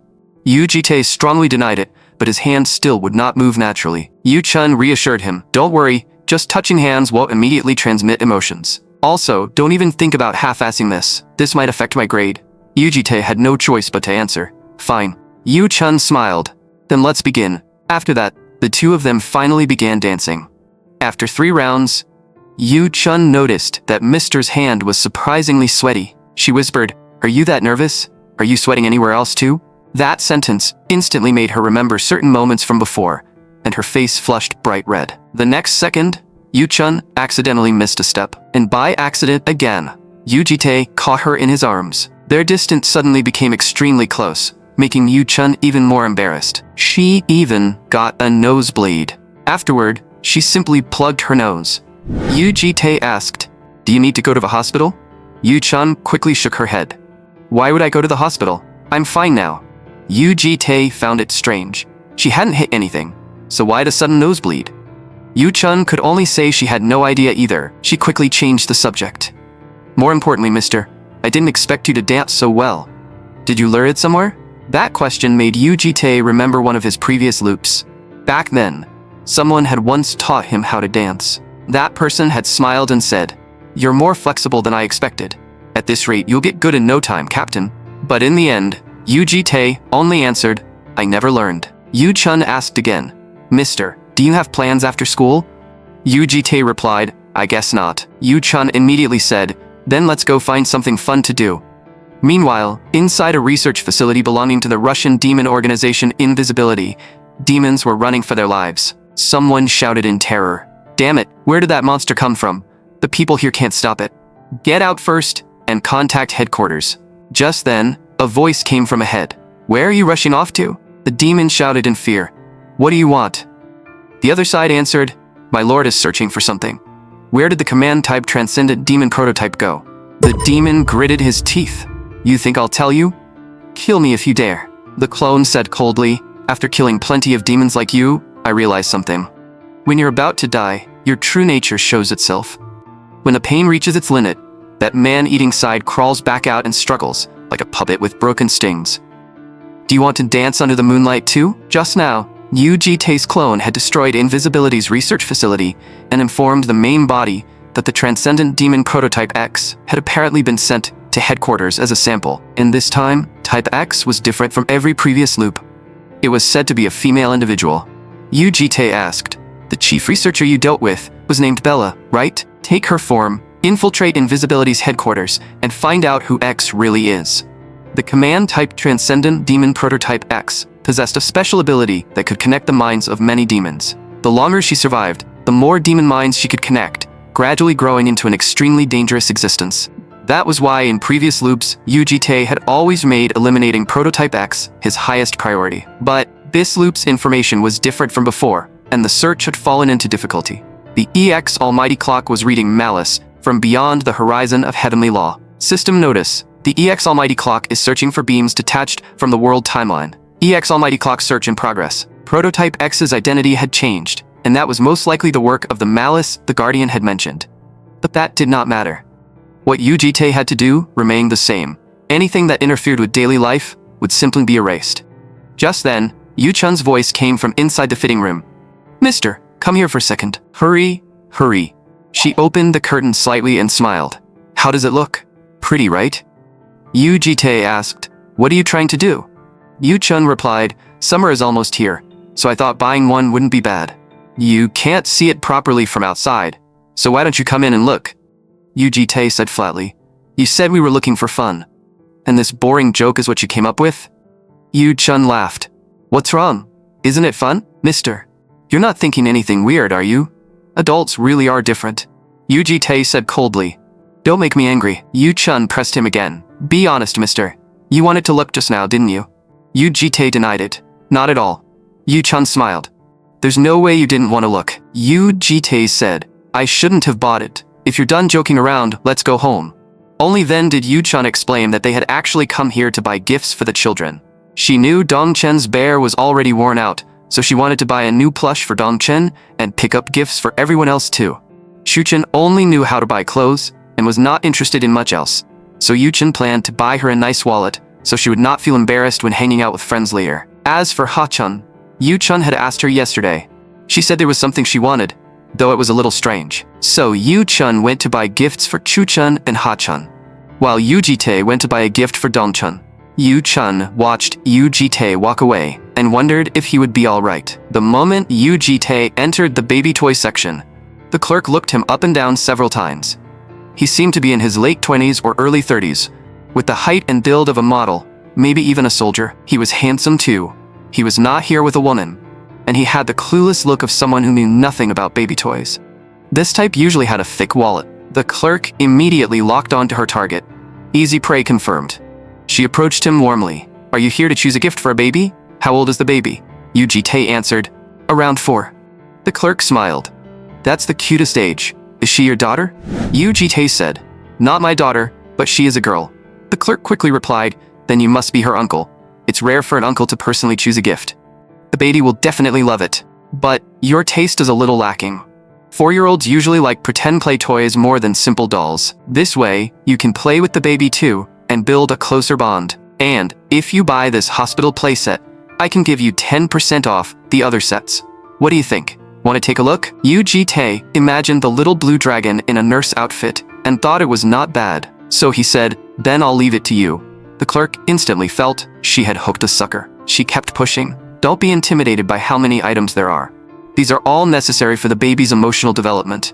You absolutely won't regret it. Would you like to pay by card? The next second, the clerk was shocked. Because the card Yu-ji-tae took out was a black card issued only to VIP families, no wonder he bought whatever she recommended. He really had the money for it. The more she looked at him, the more charming he seemed. He did not look like a married man either. Maybe she should take this chance and make a move on him. She tested the waters. Sir? Do you have a girlfriend? Just then, Yu-chan came over. Big brother, are you buying all of this? The clerk froze. Was she his girlfriend? But she was wearing the school uniform. Yu-chan looked at the shopping cart and sighed. Weren't we supposed to buy the gift for Dongchen? Why are you only choosing weird things? The clerk finally relaxed. So she was his younger sister. She tried to explain the baby might not be used to this at first. But Yu-chan smiled and answered, our Dongchen doesn't like those kinds of playsets. Then she turned and spotted a baby bear plush. This one looks good. It's similar to the original plush, so it shouldn't confuse her. Yu-ji-tae had actually been thinking of buying that one too. Yu-ji-tae looked at the clerk. VIP discount applies to this one too, right? After that, the two returned home. The gold dragon's eyes lit up as soon as she saw the bags. Are these gifts for us? The gold dragon was thrilled, since she'd been wondering whether to buy a wallet. The red dragon could not hide her smile either. And the little blue dragon was even happier. The gold dragon asked curiously, Dongchen got a plush, so what did Sister Ha-chan get? The red dragon smirked. An adult toy, obviously. Monkey, come here. I've got something to show you. A moment later, the gold dragon's scream rang out from the room. Meanwhile, the little blue dragon was touching foreheads with Yu-ji-tae to express her thanks. Yu-chan then handed another bag to Yu-ji-tae. Mister, this is for you too. I noticed during class that you always wear the same tie, so I bought one for you. Once I earn my own money, I'll buy you a suit too. Yu-ji-tae said, you should buy something you want for yourself too. Yu-chan smiled. Actually, I did buy one thing. I'll show you what it is later. A few weeks later, Yu-ji-tae found Almada. I may have to leave home for 3 days. During that time, take good care of Dongchen. Almada asked, are you going somewhere far away? Yu-ji-tae answered, yes, and Yu Ha-chan is coming with me. Not long after, somewhere else, someone was already excited. It's finally starting. The anti-demon battle simulation exercise. The anti-demon battle simulation exercise took place inside a virtual dungeon. It was a 2-day, 3-night combat survival exercise for martial-type students, where students moved in teams of 3. The Guardians' representatives issued commands to them. And this role was known as the Commander. Superhuman groups that raided giant beasts originally had commanders as well. Here, the Guardians took on that role, and Yu-ji-tae was one of them. Watching those nervous kids, Yu-ji-tae thought they clearly had no real combat experience. He said to Yu Ha-chan, You probably won't have time to relax. This isn't a solo raid. It's a team raid with groups of 3. Yu Ha-chen replied, I know, but I need teammates I actually like first. Just then, 2 frail-looking students came over. If you haven't formed a team yet, would you like to join us? Yu Ha-chen shouted on the spot. You nerds get lost. But Yu Jitae asked, what are your names? The boy was named Kujo Tojiro. The girl was named Kim Ji-in. The 2 said they would do their best not to drag her down. Yu Ha-chan shouted again, didn't you hear me? I told you to get lost. You look weak as hell. But Yu Jitae directly approved the team up with those 2. If you don't like it, go find your own team. The 2 students looked awkward, while Yu Ha-chan warned them, if you get in the way of my fighting, you're dead. Just then, someone punched Kujo Tojiro in the head. Didn't I tell you? Nerd, don't wander around in front of me, or you're dead. Kujo Tojiro hurriedly apologized. The guy then closed in on Kim Ji-in. Your boyfriend apologized. Don't you have anything to say? Speak. Someone reminded him. Other kids' guardians are here too. Tone it down. But he did not care. So what? Adults aren't interested in singles anyway. Then he grabbed Kim Ji-in's hair. Lift your bangs already. You look gloomy enough as it is. Kim Ji-in quietly told him to stop. The guy sneered. A single dares to talk back? Yu Ha-chan asked, what's a single? The blonde recognized her. She's from the Blue Dragon Society, also known as the Lunatic, Yu Ha-chen. Yu Ha-chen asked again, I asked you, what's a single? The blonde remembered what his family elders had told him. Do not get involved with her. If you ever meet Yu Ha-chen, be especially careful. So he explained, a single is a student without a guardian. In simple terms, a useless broke loser with no backing. Yu Ha-chen finally understood. So that's what it means. But the blonde continued. You're really teaming up with trash like that? You're not actually joining these guys, are you? You're strong. So why team up with useless people like them? Why not join our team?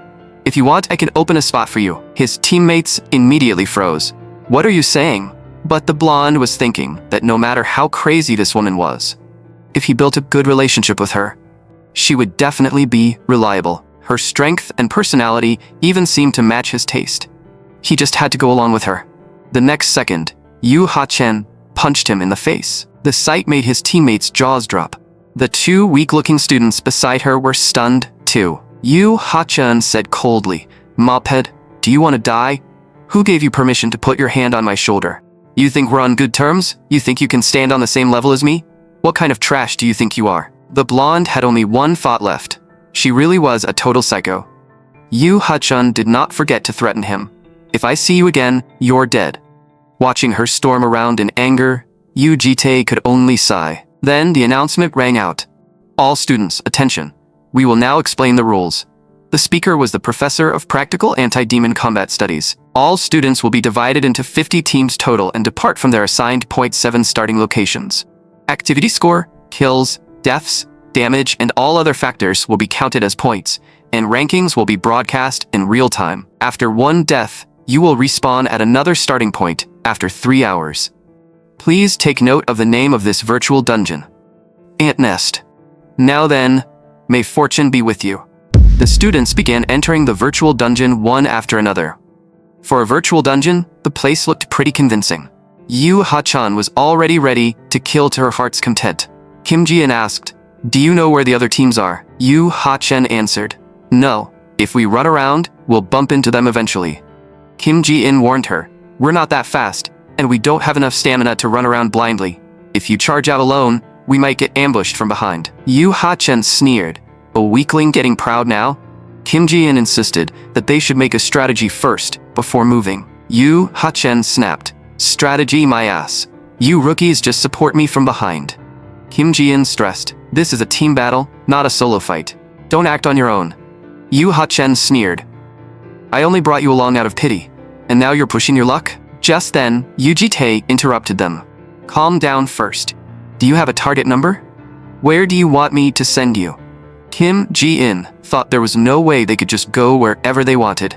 Everyone had commander support, so no team would easily expose its weaknesses. Yu Ha-chen, however, believed they just needed to wipe out every team they saw. Meanwhile, on the blonde's side, his teammate was scolding him. Who told you to mess with Yu Ha-chen and get punched? The higher-ups already told us not to provoke her. The blonde said he only wanted to get close to her, but he had not expected her to be that crazy. His teammate asked again, when you said you'd kick one of us out and let Yu Ha-chan join, you aren't serious, right? The blonde replied, "Of course not. I was just testing her reaction. If I run into her here, I'll tear them to pieces." The next second, a voice came from behind him.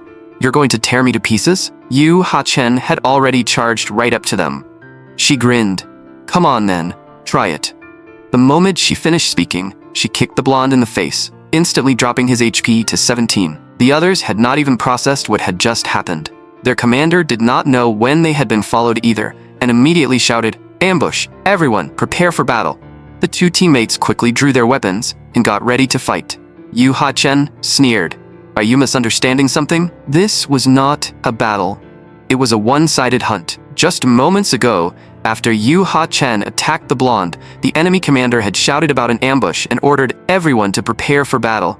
One of them drew his weapon and came forward, but his attacks could not touch Yu Ha-chen at all. When he had nowhere left to dodge, he swung his sword to block the red dragon charging at him like a bullet, but Yu Ha-chen had already rushed straight in front of him. In the next second, she slashed down, and his HP dropped straight to 0. Another one came at Yu Ha-chen with a sword, but that strike was blocked head-on. The guy sneered inwardly. Was this ignorant fool really trying to take it head-on instead of dodging? Both positioning and weapon weight were in his favor.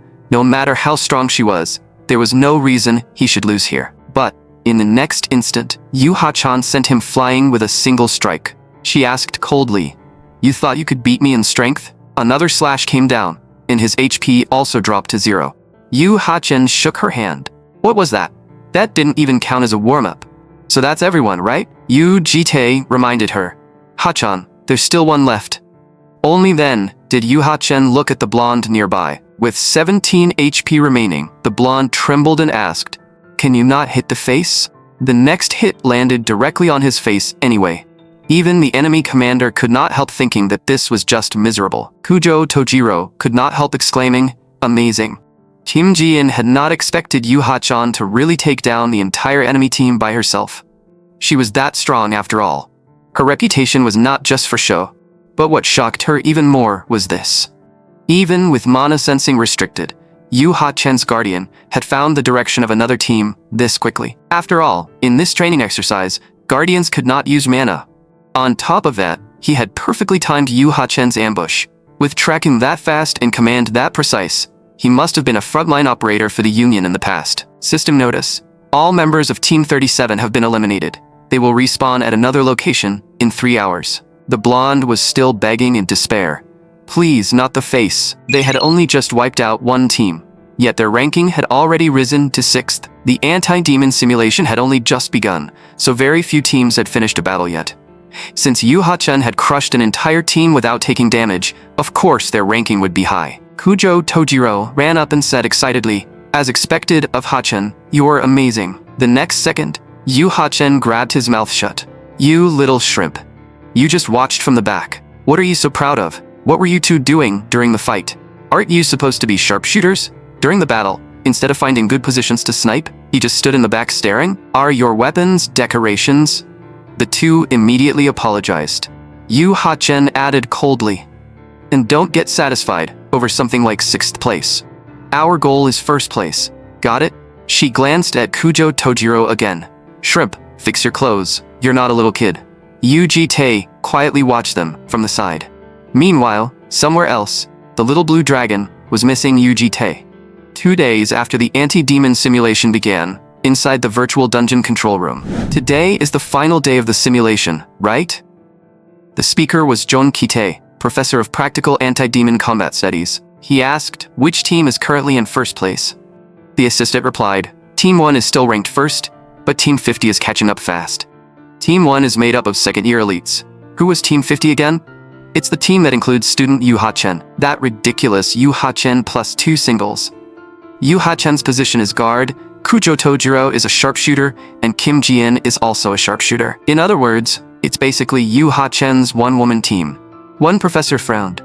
No matter how good she is, there's no way she climbed to 2nd place alone. Another professor believed her guardian, acting as operator, had forced their ranking up. The assistant pulled up the footage. "Please look at this. This movement route is incredible. Could he have been a former Union operator?" Jon Kite asked back. "Have you forgotten that I came from the operator field? I know most of the famous people in this line of work, but I've never heard of this man. Yu Ha-chun, a target the Blue Dragon Society needed to watch carefully, and Yu Chun, hailed as a once-in-a-century genius by the magic professors. Both belonged to the family created by that man, Yu Ji-tae. Yet the information on that man was far too clean, as if someone had wiped it completely clean. Just then, the assistant said, "Professor, there's something that bothers me. Team 1 seems to be doing something." After marking Team 1's movement route, I noticed their path never overlapped with the routes of the 3rd and 4th ranked teams. It feels like they're passing some kind of signal between each other. Jun Hee-tae replied, "Assistant, are you a sports referee? Our subject is practical combat. If they are exchanging intent without using outside communication methods, that doesn't count as cheating. It should be considered a strategy. If anything, it deserves praise, don't you think? However, if they run into each other and deliberately avoid fighting, that would indeed be a violation." Meanwhile, the Red Dragon was absolutely furious. "We haven't died once, and we've been scoring non-stop, right? So why are we still second?" Kujo Tojiro quietly said, "Second place is already amazing." The Red Dragon glared at him. "Didn't I already say it? If it's not first place, I'm not satisfied." As she said that, she kept hitting Kujo Tojiro, making his HP drop little by little. Kim Ji-in could not help speaking up too. "Can't we be satisfied with second place? You might be fine, but our stamina is already at its limit, and we don't have much time left. If we push too hard now, we might lose points instead. Considering the situation, it would be better to play it safe." The Red Dragon heard that and immediately rushed over. Fine, I get it. Aside from the beginning, you two did work pretty hard later. You followed along well enough. You put in a decent amount of effort. And that's exactly why this won't do." The Red Dragon's punch made Kim Ji-in cry out in pain. "Do you know why other people look down on you and treat you like idiots? Because deep down, you've got the loser mindset of giving up the moment things get a little tiring. Weren't you like that on the first day too? Saying you didn't want to drag me down? Then, stand up. Stop living like losers, you idiots." Completely provoked, Kim Ji-in and Kujo Tojiro shouted back, "Fine then." Seeing that reaction, the Red Dragon actually looked satisfied. She said, "If you're done yelling, come over here. I thought something was weird earlier. They've been using these marks to coordinate with each other. I checked other areas too, and there are similar marks." Kim Ji-in thought for a moment. "Now that you mention it, I think I've heard of that before. Some seniors apparently team up and use marks to avoid running into each other. It might be those seniors, but that's only a suspicion. We don't have solid proof yet," Kim Ji-in suggested. "Then why don't we report it to the administrators? It shouldn't be too late." The Red Dragon said, "No need, because I've already got a way to screw those brats over." Meanwhile, Team 1 was currently in first place, and the timing was just about right. There were only 40 minutes left until the simulation exam ended. Someone asked in confusion, "Second place is still Team 50, right?" Another person replied, "That's right, but there's no need to worry. As long as we don't get wiped out, first place is ours." Speaking of which, the captain of the second place team is Yu Ha-chun, right? I heard she's pretty capable. She really is impressive. A first year reaching the top tier like this would have been dangerous if we didn't have a strategy. Hearing that, the leader's eyes sharpened. The woman beside him immediately snapped. "No matter how strong she is, can she compare to our captain? Read the room, idiot. Our captain is from the prestigious swordsmanship clan, the Yang family." That man was Yang Myung-ho, a member of the prestigious Yang family. The fat guy quickly apologized and said he had misspoken. Yang Myung-ho warned them, "Don't relax. The exam isn't over yet." To him, it did not matter how strong Yu Ha-chun was. His goal was to take first place in this exam, earn the family head's recognition, and prove that he was better than Yang Tae-hwa. Just then, their commander suddenly asked, "Did our strategy change midway?" Yang Myung-ho also showed a shocked expression, because the walls were covered in markings. With this many marks, who can tell who came through here? How are we supposed to know which way to go? Right then, a noise reached their ears. Someone was clearly coming. They quickly recognized the approaching team as Team 3, and Team 3 also recognized them as Team 1. Weren't we supposed to be allies? For a moment, everyone froze, unsure what to do. Yang Myung-ho said, coldly, "What else? Kill Team 3. Someone hesitated. "They really look like they want to fight us.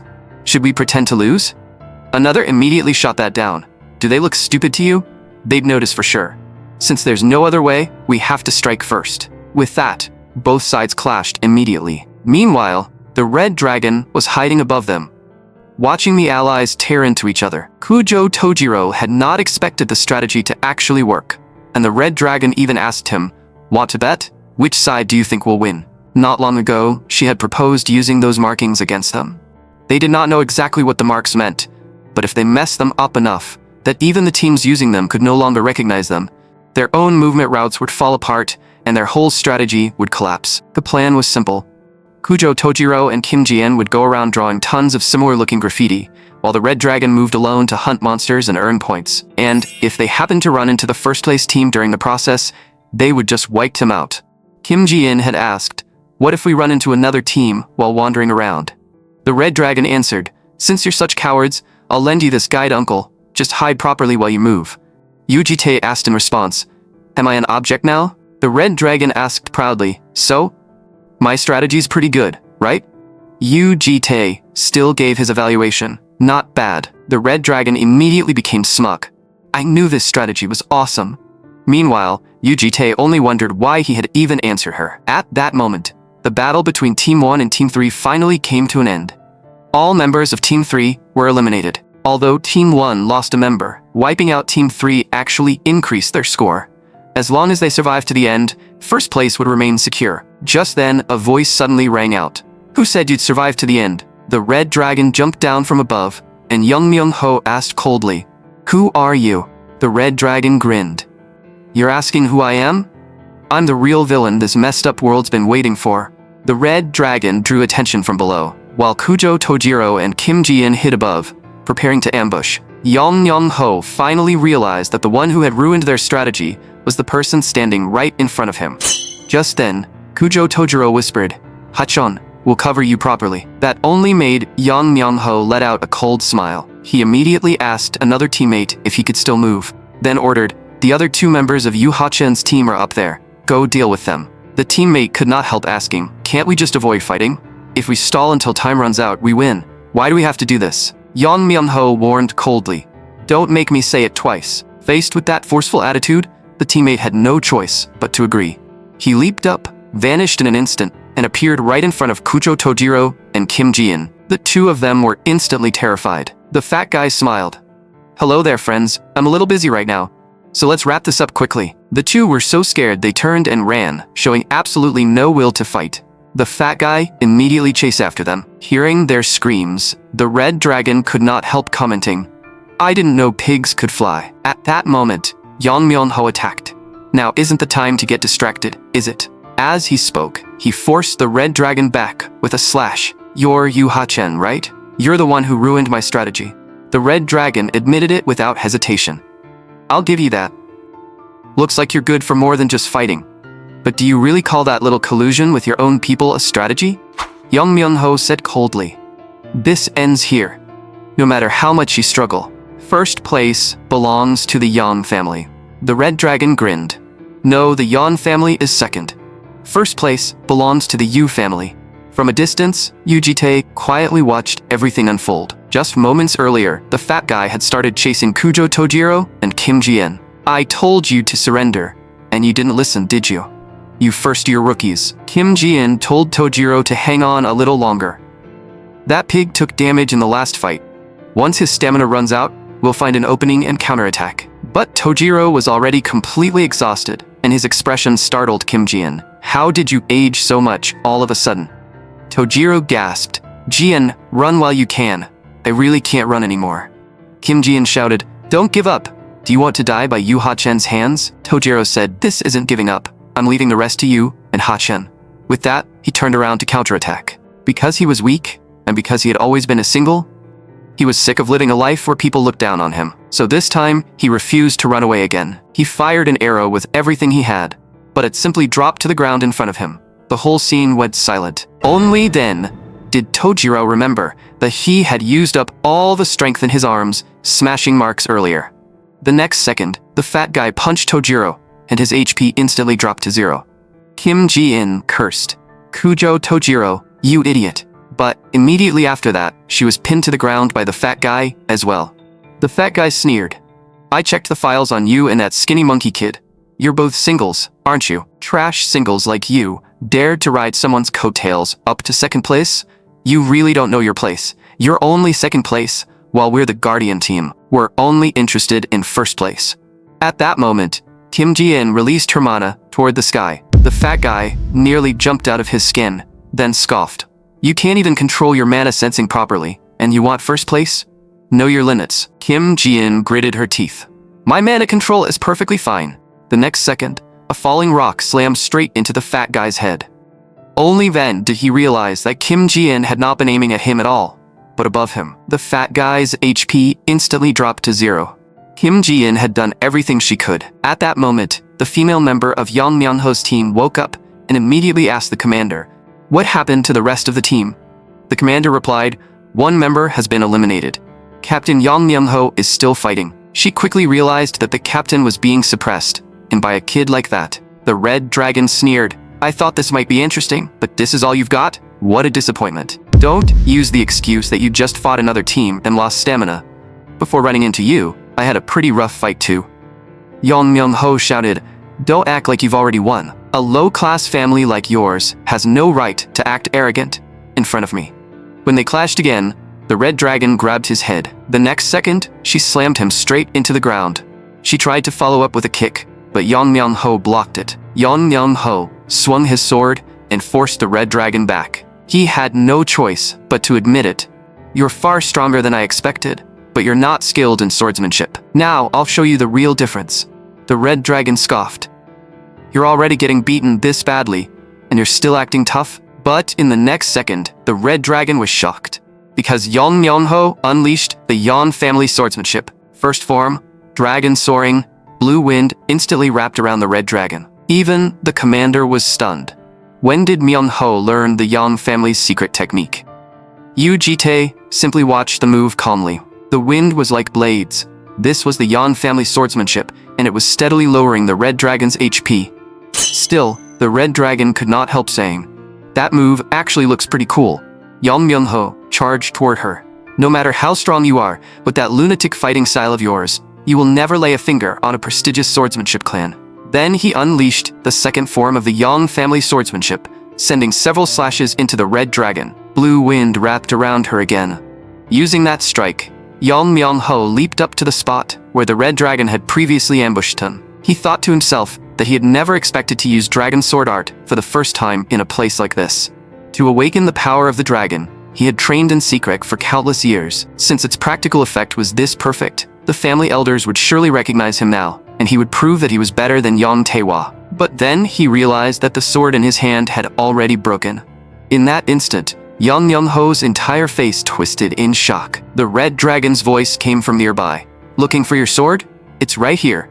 You keep throwing around the words, prestigious swordsmanship clan, so I was wondering, if a swordsman from a prestigious clan loses his sword, doesn't that just make him trash? You family swordsmanship, form 999, face crusher." With that, the red dragon punched Yang Myung-ho in the face. His HP instantly dropped to 0. The red dragon muttered, "First, we got first place." Yu Ji-tae caught her as her strength gave out. He asked, "Any victory speech?" The red dragon said weakly, "I'm exhausted. When we get back, I'm making Yu Chu-chen heal me properly." Final ranking of the anti-demon battle simulation. Yu Ha-chen's team, first place. Do you know why snow would fall in the middle of such a warm spring? Because of winter. They say that when the blue dragon race feels gloomy, white snow begins to fall around them. In other words, Dong Chen was feeling lonely right now. So, as a guardian of the dragon race, Mr. Cleaner had to melt Dong Chen's heart. Almata had even changed into a pink costume. He understood the idea, but still could not help wondering, can this appearance truly melt Lady Dong Chen's heart? Yu Chu-chen was full of confidence. Of course, no little kid dislikes this character these days. To melt Dong Chen's heart? Let's go. At that moment, the little blue dragon was in the living room, seemingly drawing something. Then, she suddenly heard a voice. "Lady Dong Chen looks very bored. Would you like to play princess with me?" The little blue dragon looked over, and her face instantly filled with disgust.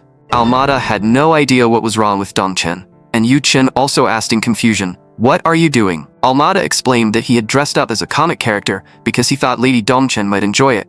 Yu Chen sighed. "The way you look right now will scare Dong Chen instead. Go wash it off," Almata said, pitifully. But Lady Chu Chen clearly said she would like it. The gold dragon immediately denied it. Poor Almada could only suffer in silence. On the way back, Ugite and the red dragon also noticed something strange. Why is it snowing in May? The moment the gold dragon saw them, she ran over. Mr. Sister Hachon, long time no see. Did you have fun? Anyone listening would think they had really gone out to play. The red dragon answered confidently. Wasn't it a trip? Of course it was. So since we had fun and came back, I brought you a gift too. With that, she shoved a cold snowball straight down the gold dragon's back. Just then, Yu-chun and the little blue dragon also came out. Yu-chun said, "That seems to be a gift Dong-chen made for you, mister." Yu-ji-tae picked up the drawing. Yu-chun explained, "This is you, and these two are Yu-chu-chen and Yu-ha-chen. The cleaner is there too, and the one holding Dong-chan seems to be you, because you're holding Dong-chan." After looking at it, Yu-ji-tae said, "Then how about we go out tomorrow for a 2-day, 1-night trip?" Yu-chun paused. "You mean travel? Looks like Dong-chan improved your mood, mister." Hearing that, the little blue dragon looked very happy. Even the snow outside slowly stopped. This was Severobaykalsk, Russian territory, about 2,000 kilometers from the border. Decades ago, during the Great War, it had been used as part of a military facility. But now, no one paid attention to it anymore. It was an extremely hidden place. The gold dragon looked at the scenery and could not help exclaiming, "This place is so beautiful." "How did you know about such a pretty place, mister? The water is so clear you can see straight to the bottom." In truth, Yu-ji-tae had discovered this place while clearing a dungeon in the past. The gold dragon asked again, "We could have teleported here, so why do we rent a car?" Yu-ji-tae answered, "Taking a drive like this once in a while isn't bad." Yu-chun asked, "Where are you going, mister?" Yu-ji-tae said, "I'm going nearby to set up the tent and buy some food." Yu-chun wanted to follow him too, but Yu-ji-tae said, "You're the oldest sister. Take good care of Dong-chun." The red dragon immediately saw right through Yu-chun's little scheme. At that moment, Yu-ji-tae was setting up the tent and cutting some wood. Then, he went to find some fruit. He spotted a mushroom that was large and brightly colored, and, at a glance, it seemed pretty good. Afterward, he told the others, "Everything is ready. Take your time heading over." But only then did he realize they were already done on their side. They were sitting there eating snacks, and they had all changed into swimsuits. Yu-chun smiled and asked, "These are the swimsuits we tried on at the department store before. Do you remember?" "Mister, you actually wanted to see them, right?" Yu-ji-tae told them to hurry up and put clothes on, but Yu-chun kept pressing him. "What's wrong, mister? Why are you looking away? Are you embarrassed? Are you seeing us as women?" The red dragon added from the side, "If I'd known you liked it that much, I should have worn an ultra-sexy micro-bikini." After that, the red dragon took a punch to the head. The gold dragon gloated, "That's what you get for stealing my cup noodles." When it was time to eat, everyone was stunned. "What is this?" Yu-ji-tae explained calmly, "Mushroom hot pot." The red dragon immediately became wary. "Not poisonous mushroom hot pot, right?" The gold dragon remembered eating too many poisonous mushrooms in the tropical rainforest, and now she did not want to eat them at all. Just looking at them made her feel like she could not breathe. Yu-chun was shocked. "You actually survived in a place like that?" The red dragon took one look and said with disgust, "Damn poisonous mushrooms. They look awful. Even the neighbor's yellow dog wouldn't eat this." Yu-ji-tae reminded her, "You ate Chun's cooking pretty happily before." Yu-chun immediately questioned him, "Mister, were you just insulting my cooking? Last time, you said my food was delicious." The red dragon said, "I can't eat this. Bring out the cup noodles before I flip the table." The little blue dragon looked at the mushroom and actually picked up a spoon, ready to eat. Both the gold dragon and the red dragon saw it. "Dong-chen, you can't just eat something like that. Spit it out." Yu-ji-tae explained, "That's actually good for the body." Just then, the little blue dragon suddenly said, "Delicious." Everyone was stunned. It seemed she could talk. Then, the little blue dragon took another bite. The gold dragon hurriedly asked, "Dong-chan, you can talk?" But then she immediately felt something was off. After all, she herself could talk the moment she was born, so maybe it was only natural. In other words, Dong-chen had not been unable to speak before. She simply had not wanted to. But if she had wanted to talk, how had she managed to hold back? The red dragon teased, "Maybe she saw how noisy you were and decided not to become like you." The gold dragon immediately argued, "I'm the quiet and reserved type, okay?" Yu-ji-tae asked Yu-chun, "Did you already know Dong-chen could talk?" Yu-chun answered, "When you weren't home, I heard her talking to herself." Yu-ji-tae asked again, "Then why didn't you say anything?" Yu-chun smiled. "Because I was waiting for her to speak on her own. It felt like, more than anyone else, she wanted to speak to you first." The red dragon took the chance to ask, Can Dong-chan curse? The gold dragon immediately stopped her. Don't corrupt our little Dong-chan. This scene made Yu-Ji-tae remember a past life. Back then, the blue dragon had been kicked away, then pinned under someone's foot. The other person had said coldly, "How many times do I have to tell you, blue dragon? You cannot leave this place." Yet, she kept begging to be let out, because one day, he would meet her. But now, things were different. This was a smile Yu-Ji-tae had never seen in the previous loops. He could not regret the loops where he had treated this fragile child cruelly, and he could not allow himself to regret them, because regret was the beginning of the curse carried by a regressor. So, the regressor only prayed silently in his heart, at least in this loop, may she grow up healthy. Before long, the mushrooms were all eaten. The red dragon even looked a little regretful. Is there more? Yu-Ji-tae asked back.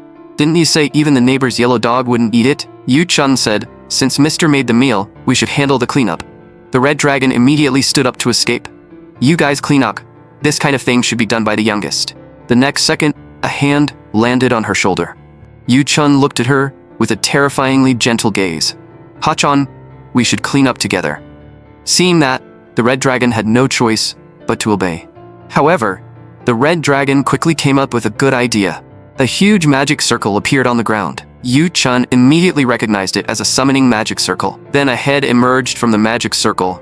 The red dragon grabbed Almada by the head and yanked him straight out of the circle. She urged him, "You're heavy. Hurry up and come out already." Almada was still confused. Why has Lady Ha-chan summoned me? Could it be because she was worried I would be lonely at home by myself? The red dragon pointed ahead at the pile of pots, bowls, and dishes left after the meal. Why are you spacing out? Hurry up and clean. And so, Almada began his hard labor once again. Yu-chun also went over to help. Yu-Ji-tae asked, why is the cleaner here? The red dragon answered as if it were obvious. Because he's the cleaner. The gold dragon could not help commenting. Sister, you're so mean. The red dragon immediately glared at her. Then you go help too. The gold dragon silently cheered for Mr. Cleaner. At that moment, Yu-Ji-tae seemed to sense something and told them to go into the tent first. The gold dragon asked in confusion, why? A figure was walking toward them.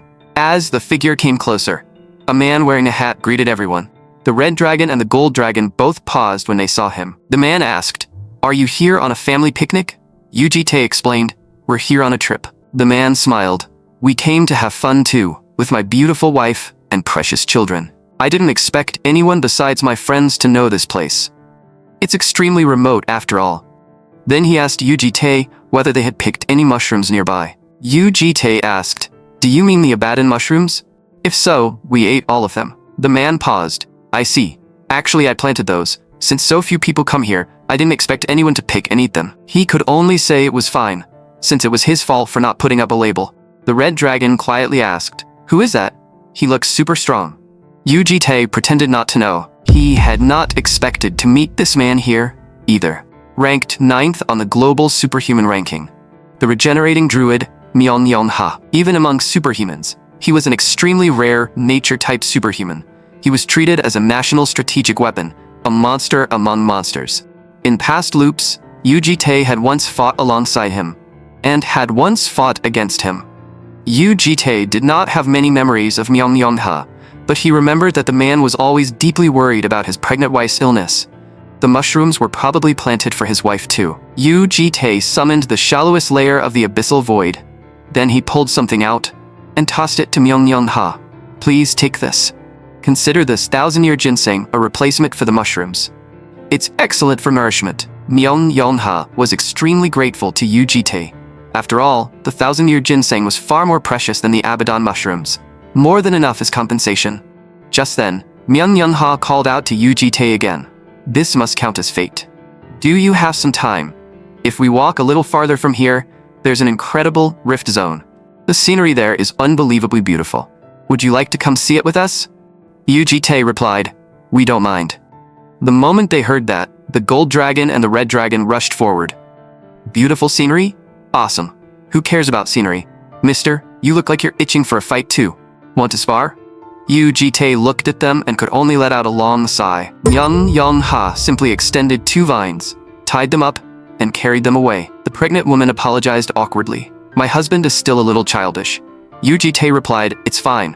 We'll follow once we finish cleaning up here. Yu-chun smiled and said, All this noise makes it feel like we're traveling together with a neighboring family. But we're a little different from that family, right? Yu Ji-tae answered, of course, we're not a real family. Yu Chun said, I don't think that's quite right. Listen, if you're the father, then I'm the eldest daughter, and the other children are all my younger sisters. But then there's no one to be the mother. That won't work. So, no matter what, I have to be the mother. Just like that, Yu Chun went straight on the offensive. Even Yu Ji-tae looked a little surprised after hearing that. Yu Chun immediately grinned. I'm joking. It was just a joke, mister. But are your ears red? They really look red. Just then, Yu Ji-tae received a message from his clone. My lord, I have found information related to Prototype X. Yu Ji-tae said to Yu Chun. You take them ahead first. I have something to handle, and I'll be there soon. Yu Chun asked in confusion, where are you going at this hour? Almada analyzed seriously. If he has business to handle, he must be going to the restroom, and likely for a number 2. Yu Chun's expression immediately turned awkward. You learned how to joke right after cleaning up garbage? Almada answered seriously, but I truly have finished cleaning. Would you like to inspect it? Meanwhile, somewhere in Russia, a woman was waiting. She spoke respectfully. You have arrived, my lord. Yu Ji-tae said, I'm only passing through. I'll have to leave soon. The clone said, if you are busy, communication would have been enough. Yu Ji-tae replied, it's fine. I just wanted to catch my breath for a moment. What about X's movements? The clone handed him the documents. Please look at this. This is the demon's plan to deploy X. It concerns a project targeting the Superhuman Union, the International Superhuman Union 70-member raid team. This is top-level classified information. Recently, my lord wiped out the demons hidden in the lair region, and they have been troubled by it. They've started realizing that someone is obstructing them, so they seem to be moving before they suffer even greater damage. Their target is the International Superhuman Union's 70-member raid team.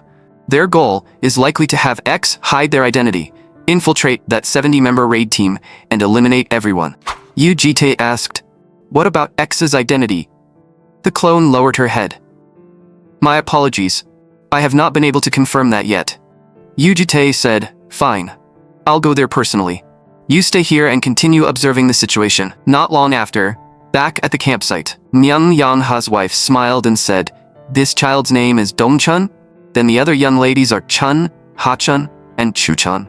Young ladies carrying the 4 seasons in their names. The red dragon could not help muttering, aren't our names way too lazy? The gold dragon said, I think they're cute. Just then, Yu Ji-tae returned. Yu Chun asked, Mister, why did you come so late? Didn't you say you'd be right back? Yu Ji-tae explained, I went to meet someone. The gold dragon immediately pressed him. Who did you go meet? Who could you possibly meet this late at night? It must be some woman you're hiding, right? The red dragon said impatiently. More importantly, when is that amazing scenery going to show up? If we keep waiting, the sun will rise. Myung Yeonha smiled. Don't worry, it's about to begin. Everyone, look at the sky. The next second, a bolt of lightning struck down from the sky, leaving the gold dragon completely stunned. The sky seemed to split open all at once, and multicolored light flooded the space around them. Myung Yeonha smiled and asked, so, young ladies, isn't it incredible? Even the red dragon could not help saying, it really is spectacular. The gold dragon was even more excited. This is amazing. I have to take a picture. Yu Chun looked at Yu Ji-tae. Mister, have you ever seen scenery this beautiful? But Yu Ji-tae did not answer, as if he had not heard her. A blurry, colorless image suddenly appeared before Yu Chun's eyes. It was as if she had seen something, and she couldn't help but ask, Mister, could it be? But the gold dragon's shout cut her off. Look, it's a shooting star. While everyone looked up at the meteor, Yu Chun kept looking at Yu Ji-tae. Everyone was drawn in by the sight as a meteor streaked across the night sky. The next day, Myung Yeonha smiled and said, it was short, but we had a wonderful time. Thanks to you, we got to see something truly amazing. That place really is beautiful, isn't it? Actually, that's where I proposed to my wife. Just then, his wife said softly, I heard that, dear. The gold dragon sighed. That's so romantic. I didn't expect you to say something like that, mister. You always seemed kind of cold. Do you have someone you love too? Yu Ji-tae looked toward the sea. A figure surfaced in his mind. It was someone deeply familiar, someone who was no longer there. At that moment, Myung Yeonha's wife suddenly coughed up blood. Myung Yeonha's expression changed. Dear, are you alright? Her condition had finally calmed down recently, so Myung Yeonha had no choice but to leave first with his wife and children. Yu Ji-tae called out, Chun, Dongchen, we should get going too. But Yu-chun seemed not to hear him. Yu-ji-tae asked, Yu-chun, what are you spacing out for? Yu-chun finally came back to herself. Sorry, I got distracted for a moment. More importantly, look at Dong-chun. She seems a little sad to leave. She's been looking at the lake this whole time. Yu-ji-tae picked up a bottle and filled it with lake water for Dong-chun. The blue dragon's clear eyes quietly looked toward him. Yu-ji-tae said, we'll come back next time. Dong-chun happily looked at the water inside the bottle. The red dragon urged from the side, hurry up and go already. But the gold dragon suddenly shouted, did Ha-chan just fart? Elsewhere, Myeon-ha was staying beside his wife, murmuring, my dear Ha-won. Just then, a hand landed on his shoulder. Long time no see. The person who appeared was the world's second-ranked superhuman, the first returner, BM. Not long before, in a hospital room, a man had come to see Myeon-ha. It's been months since we last met. You keep saying you're busy, and you barely come to the Chuntin Union anymore. Myeon-ha answered, of course I only stopped by because I had some things to collect. I need to hurry back to the lab soon. That man was BM, the world's second-ranked superhuman, and the first returner. He'd reportedly been staying sober for 3 years. BM asked, that illness had calmed down for a while, hadn't it? Has it started again? Myeon-ha replied heavily, it flared up again after we went camping recently. It's been 10 years. What's the point of medicine and magic advancing this far if they still can't even figure out what illness Ha-won has? If only I had protected Ha-won better during the Great War. If it worked for that damned ancient species virus. BM tried to comfort him. You did everything you could. There was nothing you could do. Hearing that, Myeon-ha's emotions surged. There's no such thing as nothing I can do. A top ranker, the world's strongest druid, I don't need any of those titles. All I want is for Ha-won to live in good health. Just then, BM leaned closer. Myeon-ha frowned. What are you doing? BM grinned. I'm seeing something rare, so of course, I need to remember it. A guy who laughs every day and causes a ruckus like an ogre. Actually crying? That's pure gold, come to think of it.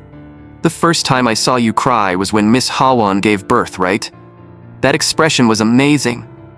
Myeon-ha said helplessly, at least pretend to comfort me at a time like this. BM said, comforting people isn't really my strong suit. Take this and try it on Miss Ha-won, just don't expect too much. Myeon-ha asked, what is this? BM answered, probably something very good. It took quite a bit of effort to get. I'll be going, man. When Miss Ha-won wakes up, tell her I said hello. Myeon-ha looked at the item in his hand. If BM said it had taken effort, then it had to be extremely valuable. At that moment, Myeon-ha suddenly remembered the ginseng he had received earlier. He hurriedly stopped BM before he could leave. Can you take a look at this? I received it not long ago. You've probably never seen anything like it either. BM looked at it and immediately showed a surprised expression, because he truly had never seen something like that before. Meanwhile, inside the little blue dragon's dream, a yellow bird was being chased by a red monkey.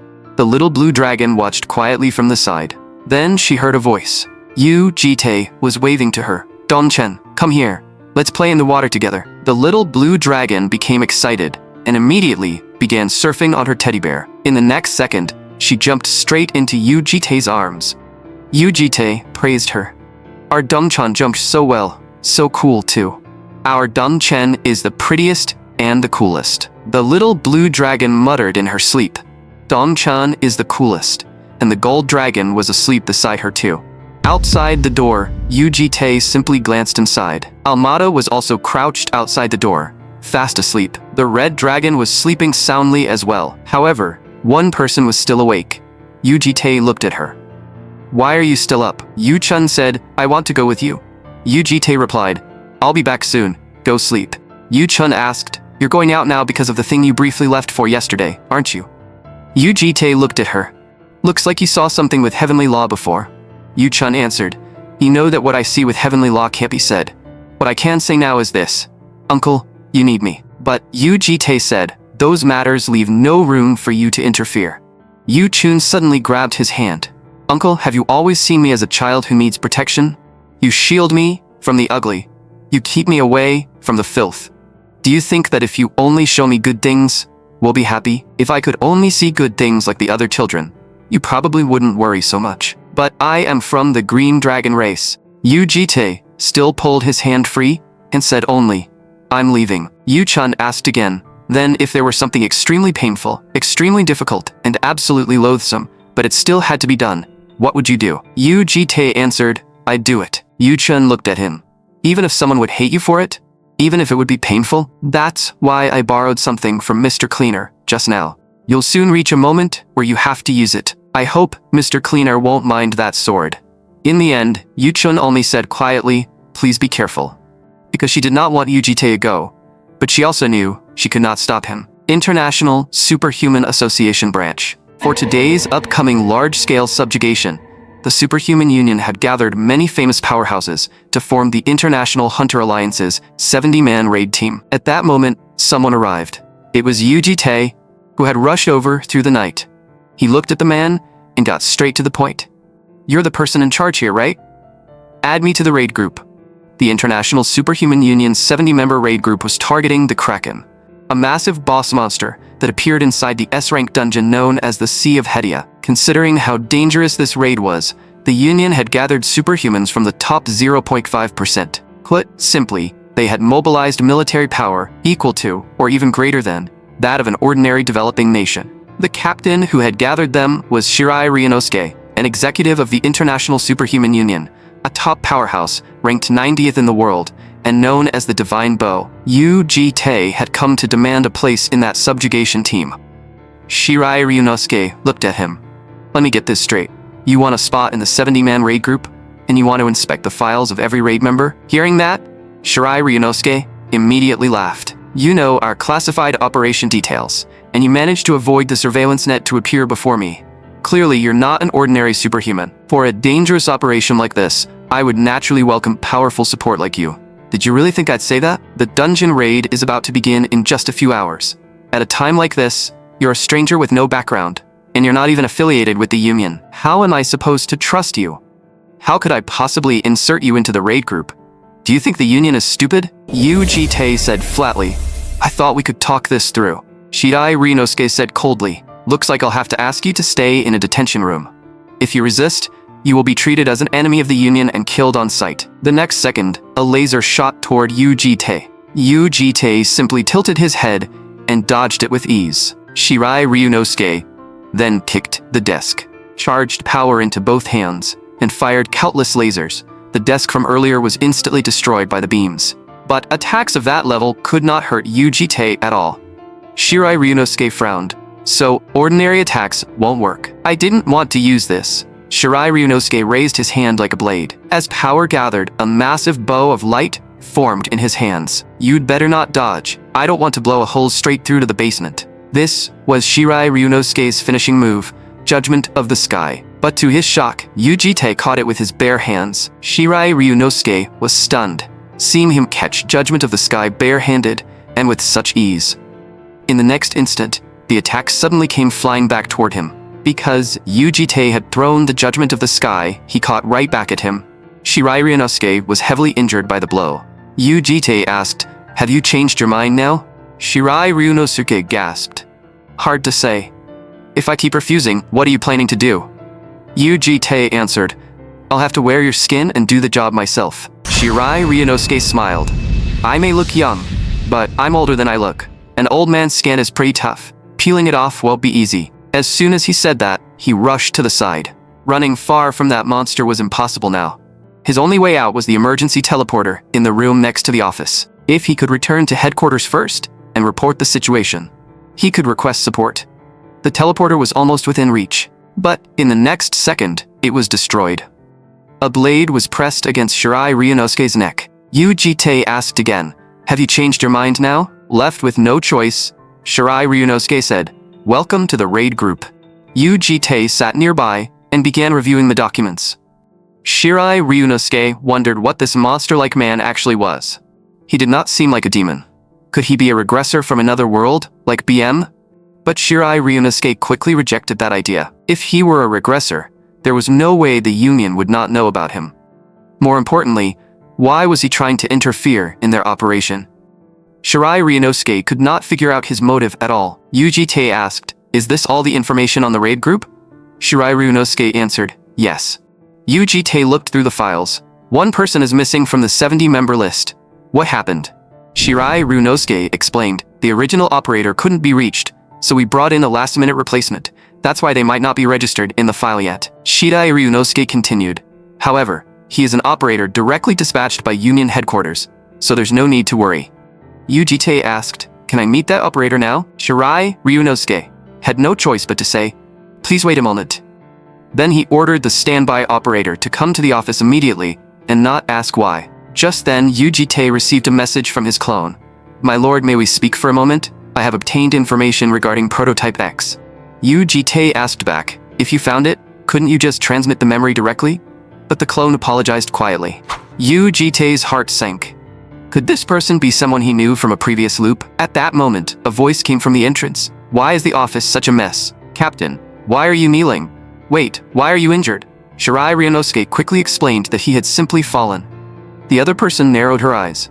"Did you just get beat up?" Shirai Ryunosuke cleared his throat. "That's not important right now. That man says he wants to see you." Yujite had already made up his mind. Even if Prototype X's true identity was someone he knew, it did not matter. No matter who it was, they had to die. But the moment that person removed her mask, Yujite was still shocked. The woman looked at him calmly and said, "Were you looking for me? My name is Hajin Song." She had also once been Yujite's lover. That was during the man's second regression, 3 years after the Demon War broke out in Severobykolsk. It was Yujite's second regression, and he was 32 years old at the time. Just then, a hand suddenly landed on his shoulder and lightly poked his cheek. The woman laughed. "Hee hee, gotcha again, Captain. It's a rare vacation, so I wanted to create a little holiday mood." "Well, does it fit?" Seeing Yujite's reaction, she smiled. "You're blushing?" Yujite quickly denied it. "No, I'm not." The woman then asked if he wanted to come to the hill behind the camp that night, because she had something to show him. "Want to know what it is? If you want to know, come chase me." The squad members watching them could not help whispering, "Captain and Miss Jin Song, are they a thing? They've probably been dating for a while. They say love can bloom even on the battlefield." Guess that's true. But how did Miss Jin Song join our mercenary corps? Honestly, having a young and beautiful girl like her here makes the place feel less gloomy. Did she join because she fell in love with our captain at first sight? Another person shook his head. No, she used to take care of children at an orphanage. Then, as you know, the war started. The orphanage collapsed, and all the children died. Around that time, Miss Jin Song awakened as an operator-class superhuman, so she naturally drifted into this gloomy place. She's always smiling so brightly. I never imagined she had that kind of past. Then again, who here doesn't have a story? Damn this war. I really hope it ends soon. That night, Yujite came to the hill. "I thought you forgot. You said there was something here, so what is it?" Ha Jin-sung smiled. "You have no sense of romance. Isn't there a beautiful night sky here? And the beautiful, me too." That left Yujite speechless for a moment. Ha Jin-sung finally said, "Actually, there is something here. You know my blessing is an eye that detects threats, right?" Yujite thought that meant there was something dangerous here. Ha Jin-sung immediately teased him. "There you go, acting all serious again. Close your eyes first and feel it. My blessing does detect threats, yes, but after getting used to it, sometimes I can sense things other than danger too. If my feeling is right, this time I'm sensing your heartbeat speeding up." Yujite asked, "What are you trying to say?" In the next second, a breathtaking scene unfolded. Countless streaks of light appeared in the sky. It was the first meteor shower Yujite had ever seen. Ha Jin-sung threw herself into Yujite's arms. She smiled and said, "See, your heart really did speed up." Yujite lifted her face. Beneath the meteor shower streaking across the night sky, the two of them kissed. But Ha Jin-sung quickly complained, "Captain, your lips are too dry. You should use some lip balm." Yujite suddenly asked, "After this local battle ends, do you want to get married?" Ha Jin-sung froze. "Are you proposing to me right now? Why so suddenly?" Yujite asked, "What, you don't want to?" She smiled. "That's not it. If it's the captain's order, do I have to obey? I'm just wondering if I can really handle having children. That's like taking an egg out from that place, you know?" Still, she said, "I'll think about it. I'm looking forward to married life with you, Captain." But one day after that, a sword was raised high. His teammates were all lying on the ground, and the person holding up that sword was Yujite himself. Countless threads were wrapped around his body. Yujite could only beg weakly for the other person to stop, but controlled by the threads, he still drove his sword into the girl's body with his own hands. The other person said in ecstasy, What a beautiful sound. There is no melody at all. Yet, nothing is more thrilling than making someone kill the person they love with their own hands. This person was the collapse class demon, Hasegawa. Hasegawa smeared. So tell me, why did you insist on getting in our way? Do you know how badly our side suffered because of you? Still, since I promised that woman I would spare your life, I will naturally keep that promise. So live on. Remember this well. This is what happens when you make an enemy out of us demons. Yujite looked at the body on the ground. He could not accept it at all. So he pulled the sword out of her body. Then he ended his own life right there. System notice. You failed to save Earth. The EX almighty clock has rewound the world's time. Back in reality, a hand touched Yujite's face. Ha Jin-sung asked in confusion, "What's wrong?" You were just standing there in a daze without saying a word. Shirai Ryunosuke was so startled that he immediately asked, "What are you doing right now?" Then he secretly warned her, "Don't upset this VIP." Ha Jin-sung asked in confusion, "Is he some high-ranking figure?" System notice. Yujite has activated the EX Almighty Clock. Malice from beyond the horizon of heavenly law has been read. The EX Almighty Clock has located an existence detached from the world timeline. Target: Superhuman Ha Jin-sung. A being from beyond the horizon of heavenly law. One dissatisfied with regression is interfering with this loop. Ha Jin-sung's life trajectory has changed drastically. Due to mistaken fire from Union superhumans, the orphanage collapsed. Ha Jin-sung, who came to hate superhumans, made a contract with an abyssal being, and was reborn as a demon. The being that made a contract with Ha Jin-sung was the 7th monarch of the abyss, Rakshata. Warning: memory fragments from outside the timeline also contain pieces related to the regressor. Yujite forced himself not to think too deeply. No matter who Prototype X was, what he had to do was already decided. Yujite asked, "Was my position assigned as a flanker? Change it to operator immediately. Also, I'll be moving together with this woman. The current mission is to stop Prototype X. That's all." Dungeon, Sea of Hatia. Everyone was fully prepared. This was the Superhuman Union 70-member raid group. Shirai Ryunosuke announced, "Everyone maintain formation. The Kraken raid begins now." Not long before, 2 operators, Ha Jin-sung and Yujite, had been suddenly added to the Sea of Hatia dungeon raid. It was one thing to add personnel at the last minute, but the members did not even know who they were. Still, since the captain had arranged it urgently, they had no choice but to trust him. Shirai Ryunosuke said quietly, "I told the members earlier that you two are acquaintances and that we already greeted each other. A few people may still be suspicious, but it shouldn't be a major problem. You need to make sure you don't cause any more trouble." Yujite only wanted to quietly finish the job and leave. But Ha Jin-sung could tell that even Captain Ryunosuke was being extremely careful around this man, which meant he had to be someone remarkable. Could he be from the Union's inspection team? So she tested the waters. "Do you have a lot of experience in dangerous dungeons?" "I'm actually a little afraid of water, and this is my first time operating inside a dungeon that looks like the ocean. If I fall into the water, could you just leave me behind and keep going? I'm heavy, so I'll sink." Ha Jin-sung blushed and said she had to use the restroom, then quickly left. She was not usually like this, but for some reason, she felt especially nervous today. And the Ha Jin-sung Yujite knew really had been that timid. Forget deep water, even seeing blood would make her tremble. But even with memory fragments detached from the timeline, she could not recognize Yujite. Her core had already become completely different. Even so, she was still imitating the Ha Jin-sung from the original body's memories. Her true soul was most likely already bound by the 7th monarch of the abyss, Rakshata. And the one who had designed all of this was the existence beyond the timeline. What that thing desired was nothing but despair. It wanted Yujite to kill the woman he had already killed once with his own hands and break completely. It was pure malice. Unfortunately, that thing did not understand Yujite.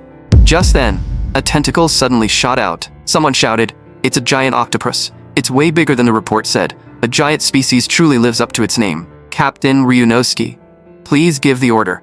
Shirai Ryunosuke immediately said, "Let's finish this quickly and go grab a bite." "Front guards, charge." The knights at the front rushed in at once. One of them slashed the giant octopus across the eye. But in the next second, the wound regenerated, and a massive tentacle swept toward them.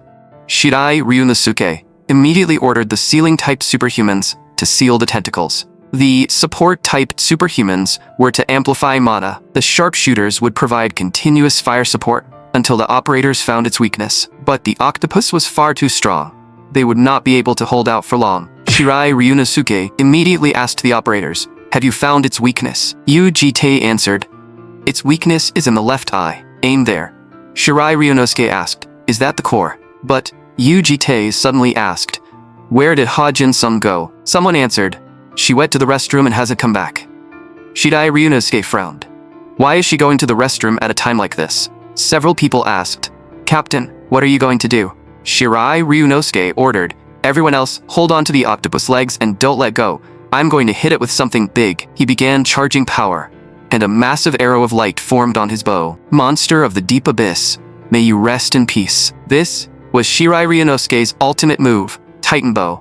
The arrows struck the giant octopus directly in the eye. Everyone cried out, "Did Captain Ryunosuke succeed?" The giant octopus collapsed. After using that move, Ryunosuke was nearly exhausted. He muttered, "If my shoulder hadn't been injured earlier, I could have used it at full power." Because that level of attack still would not be enough to kill the giant octopus. They had to finish it completely before it regenerated. But no one noticed that someone had already set her sights on him. Ha-jin-sung leaped from behind and charged straight at Ryunosuke. Her eyes were blood red as she rushed forward like a madwoman. Ugite, holding a massive sword, blocked the attack. With a splash, he pushed Ha-jin-sung straight into the sea. Ryunosuke still had no idea what had just happened.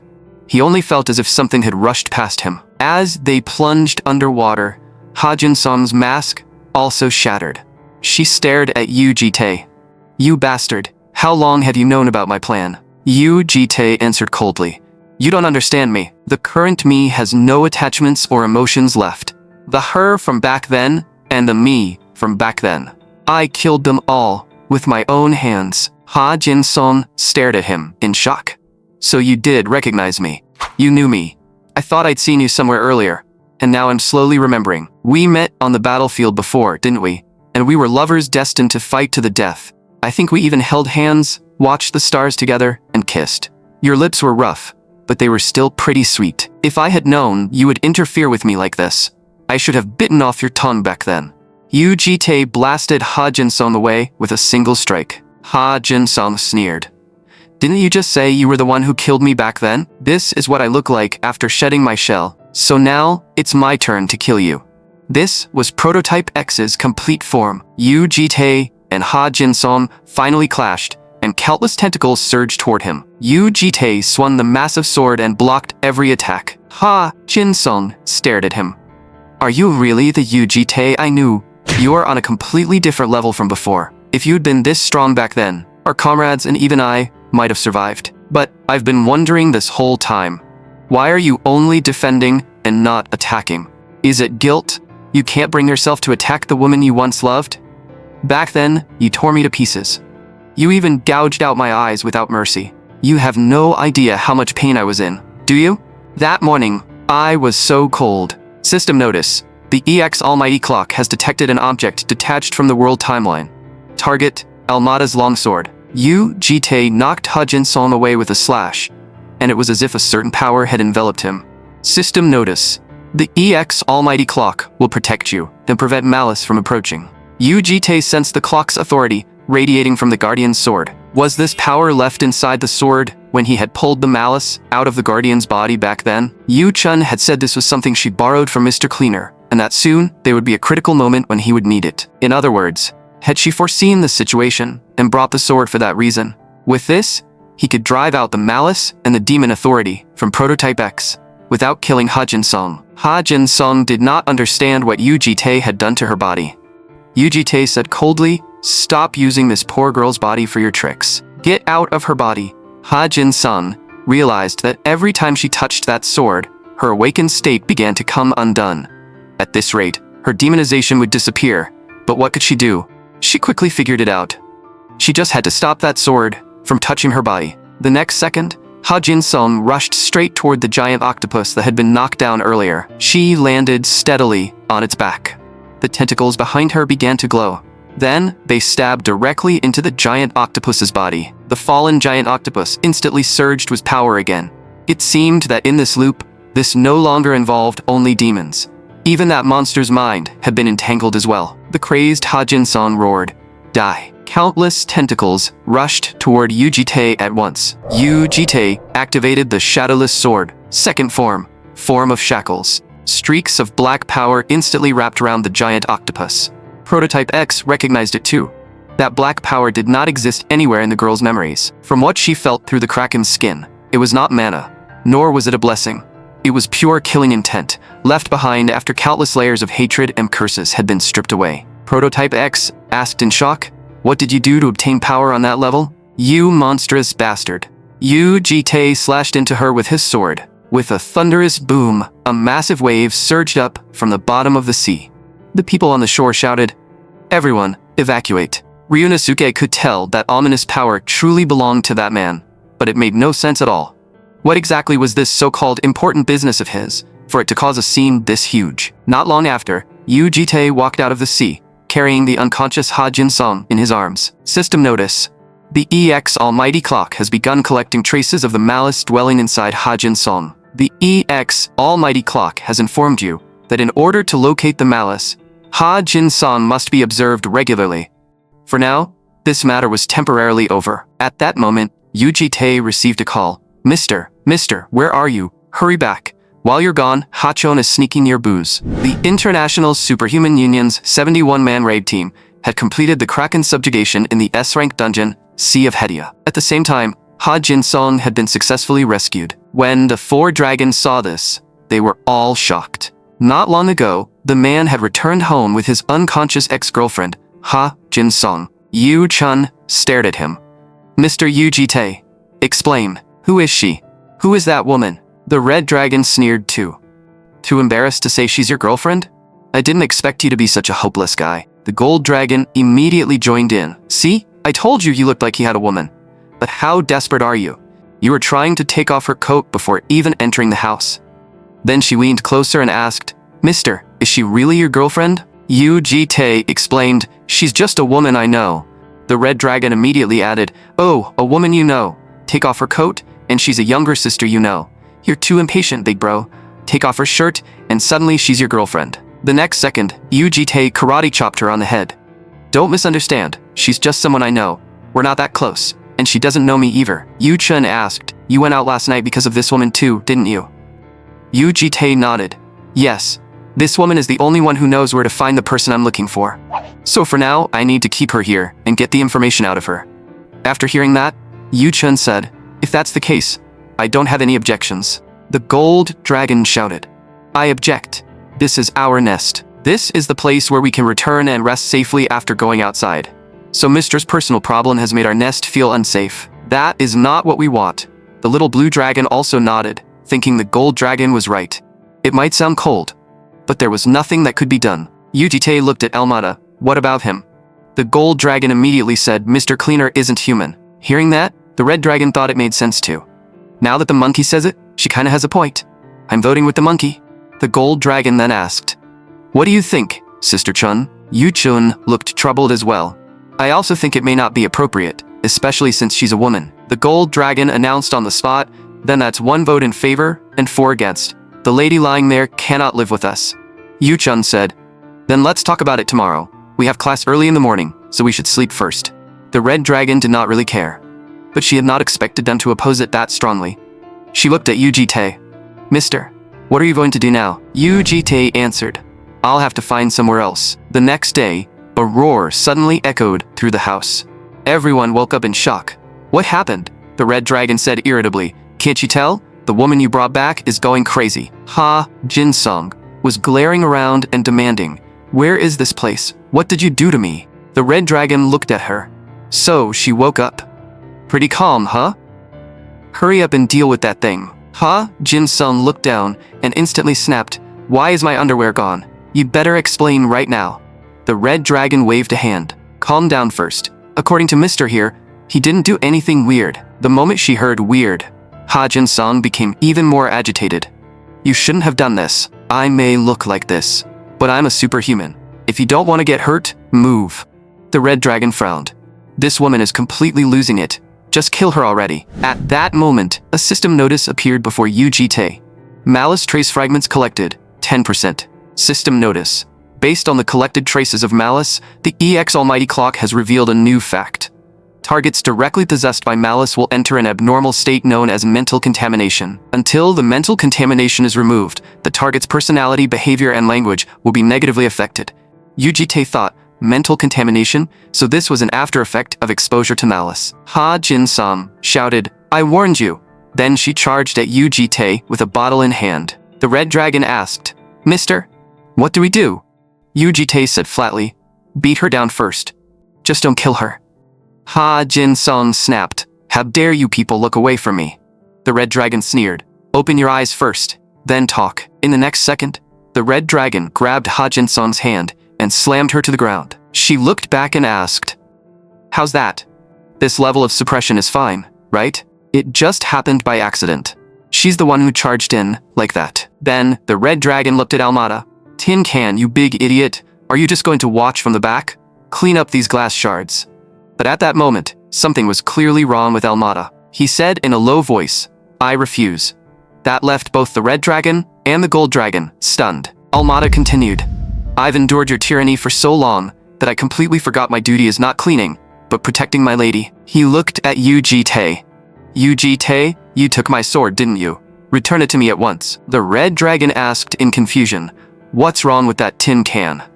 Even the little blue dragon felt that Mr. Cleaner was scary now. Yujite immediately saw that this was the same condition as Ha Jin-sung's. Come to think of it, Almata had also once been exposed to malice. It seemed the after effects of mental contamination had affected him too. Yujite first put the little blue dragon down. Almata said heavily, last time I only lost because I was careless. I won't let you succeed twice. Yujite knocked Almata down with a single karate chop. By accident, even his helmet went flying. The red dragon finally understood. So this woman and the tin can both caught the same bug because of that bad guy? What now? We can't exactly take them to a hospital like this. Yujite asked her, I heard you secretly drank my alcohol yesterday. Did you finish all of it? The red dragon looked a little guilty. Not exactly. There are still a few bottles left in my room. Yujite said, take one of them, then follow me. With that, he tore open space with one hand. We're going somewhere that can treat them. They arrived at an underground labyrinth. The red dragon looked around. Where is this? It looks kind of amazing. Yujite answered, a secret base. We'll treat them here. The red dragon complained, is this really a treatment place? It looks more like a prison. Yujite said coldly, stop talking and come here. The red dragon could not help asking, if we disobey you later, are we going to be locked up here too? That question made Yujite remember the previous loops. Back then, he had indeed locked her away. So, he simply told the red dragon, that won't happen now. After that, they arrived before a door. The red dragon asked in confusion, what? Someone lives here too? Yujite said, I need to ask the one living here to hand over a room. The red dragon wrinkled her nose. I can smell someone seriously strong. Yujite answered, apparently he's second in the world. The red dragon immediately understood. You mean the superhuman world ranking, right? Yujite closed the door.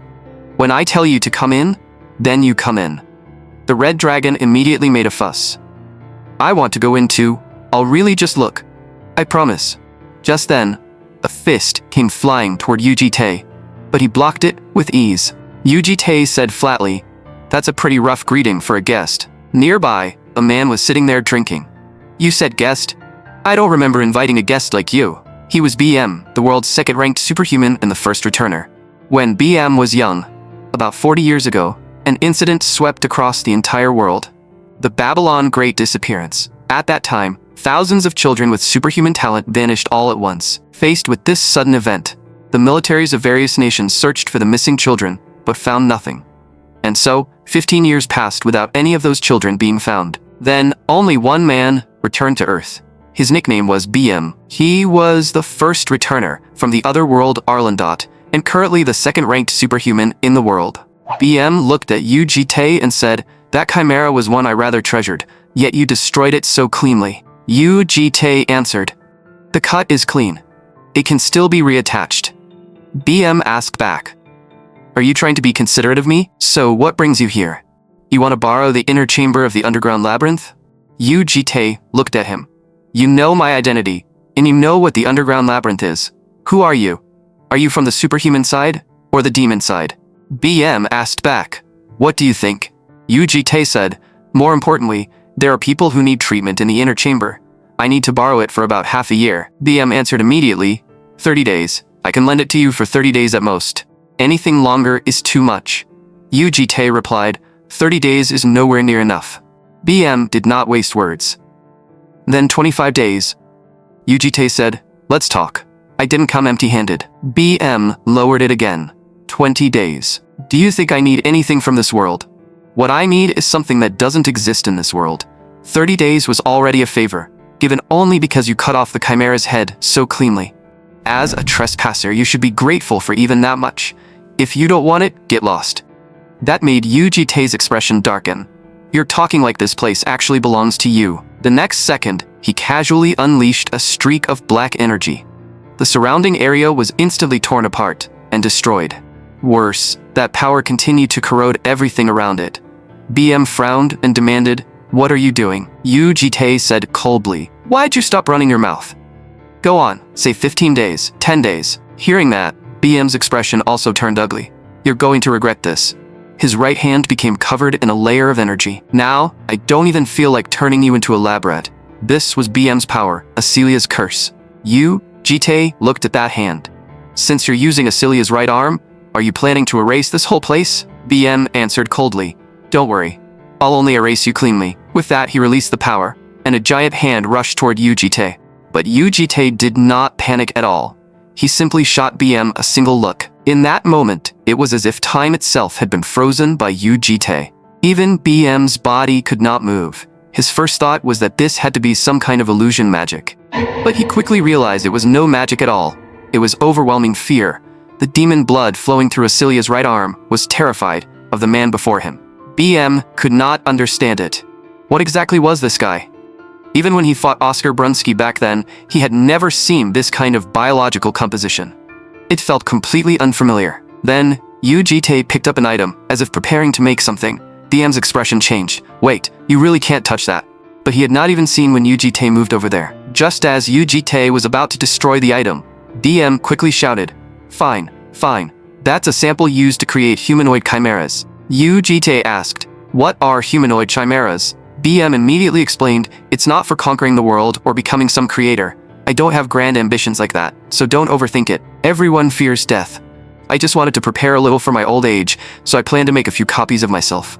Anyway, put that down first. Let's talk this out. Yu Jitae activated the balance eye. So you're lying. BM immediately changed his tune. I was wrong. I'll tell the truth, I swear. Yu Jitae said, forget it. I don't care what you're doing. Just lend me the inner chamber. BM could only agree.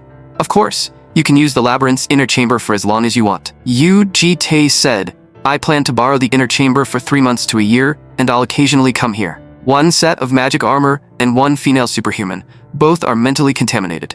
BM said he would check on them from time to time. Yu Jitae left behind a bottle of liquor. BM asked, what is this? Yu Jitae answered, rent. It's definitely better than that cheap swill you drink. BM immediately objected. Cheap swill? That stuff is pretty expensive too. But the instant he opened the bottle, an extraordinary aroma rushed out. BM was stunned. Where did you get this liquor? Meanwhile, outside the door, the red dragon was trying to make the little blue dragon move aside. But the little blue dragon refused to move. The red dragon ordered again. Move already. The little blue dragon stubbornly answered, no. The red dragon was speechless. What are you doing? Who said I was going in? I'm just going to open the door a crack and look. The little blue dragon said seriously. Mr. said not to open the door. The red dragon gritted her teeth. You little brat, you're impossible. Hey, blue-haired brat, didn't you see that I already subdued Yu Chuchen? Do you want to end up like that too? But the little blue dragon still thought that was not allowed. The red dragon grew impatient. You stubborn little brat, now is not the time to waste time. Something insane is happening in there right now. The strongest, Mr. Yu, in our family is fighting a life or death battle against the world's second-ranked superhuman. Thunder, explosions, no one knows who will live or die, complete chaos everywhere. Of course, all of that was only Yu Hachen's imagination, and the little blue dragon had no interest in it. Seeing her expression, the red dragon could not help complaining. You stubborn little brat, who did you even take after? Honestly, no one in the Yu family is normal except me. Soon, the red dragon came up with an idea. She softened her voice. Our adorable Yu Dongchen, you've been a little sad lately because Uncle Jite hasn't played with you, right? If you move aside, I'll personally convince him. This time, you and Uncle can go out together, just the two of you. Don't you like snow? You can go sledding on a snowy mountain. And then eat nice hot ramen. At that moment, the little blue dragon began seriously imagining it. The red dragon kept tempting her. Wouldn't that be great? You're looking forward to it, aren't you? So just sit quietly on the sidelines and suck your thumb. Even if you could move heaven and earth, you're still no match for me, Yu Hachin. But just as the red dragon rushed over to open the door, Yu Jite happened to push it open from the inside and sent her flying. Yu Jite looked at her lying on the ground and asked, "Why are you lying there?" The red dragon immediately asked, "How did the battle go?" Yu Jite answered, "We didn't fight. We solved it through dialogue." The red dragon looked deeply disappointed.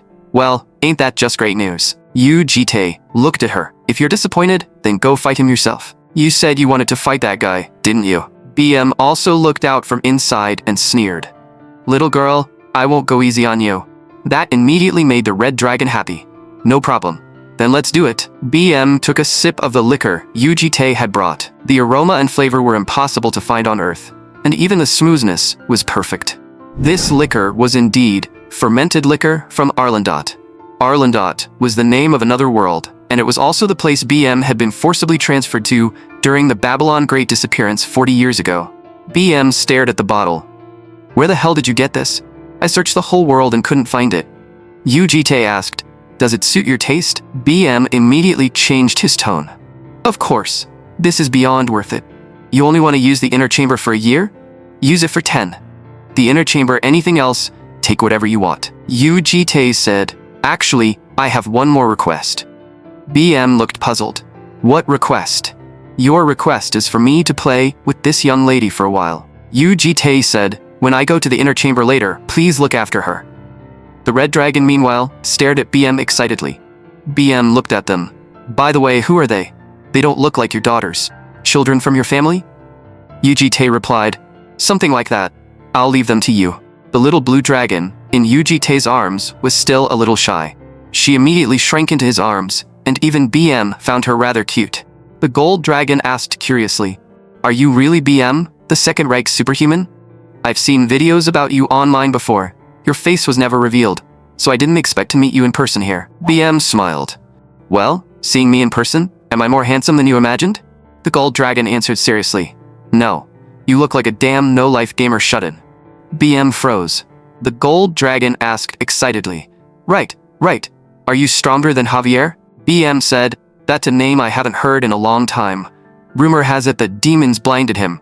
I wonder how he's doing now." The red dragon asked awkwardly, "Did something like that really happen?" BM said calmly, "Whether I'm stronger or not, we have to fight to know. But in this world there are 5 humans stronger than him, and I'm stronger than all 5 of them."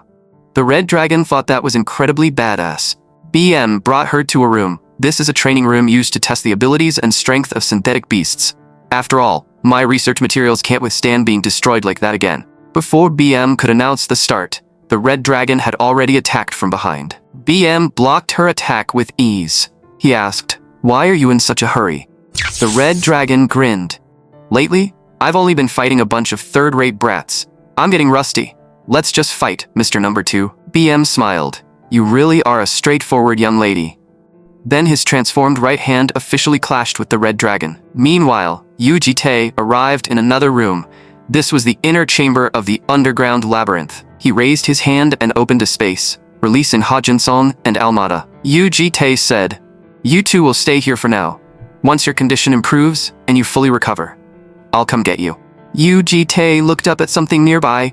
It was called the Paradise Crystal, a crystallization of magical engineering from a dimension where magic was highly advanced. This fragment could make those who received its light feel happiness and satisfaction, but that happiness was ultimately artificially implanted into them. In the past, Yu Jite had once imprisoned the violet red dragon here for a long time, but in the end, that attempt had also failed.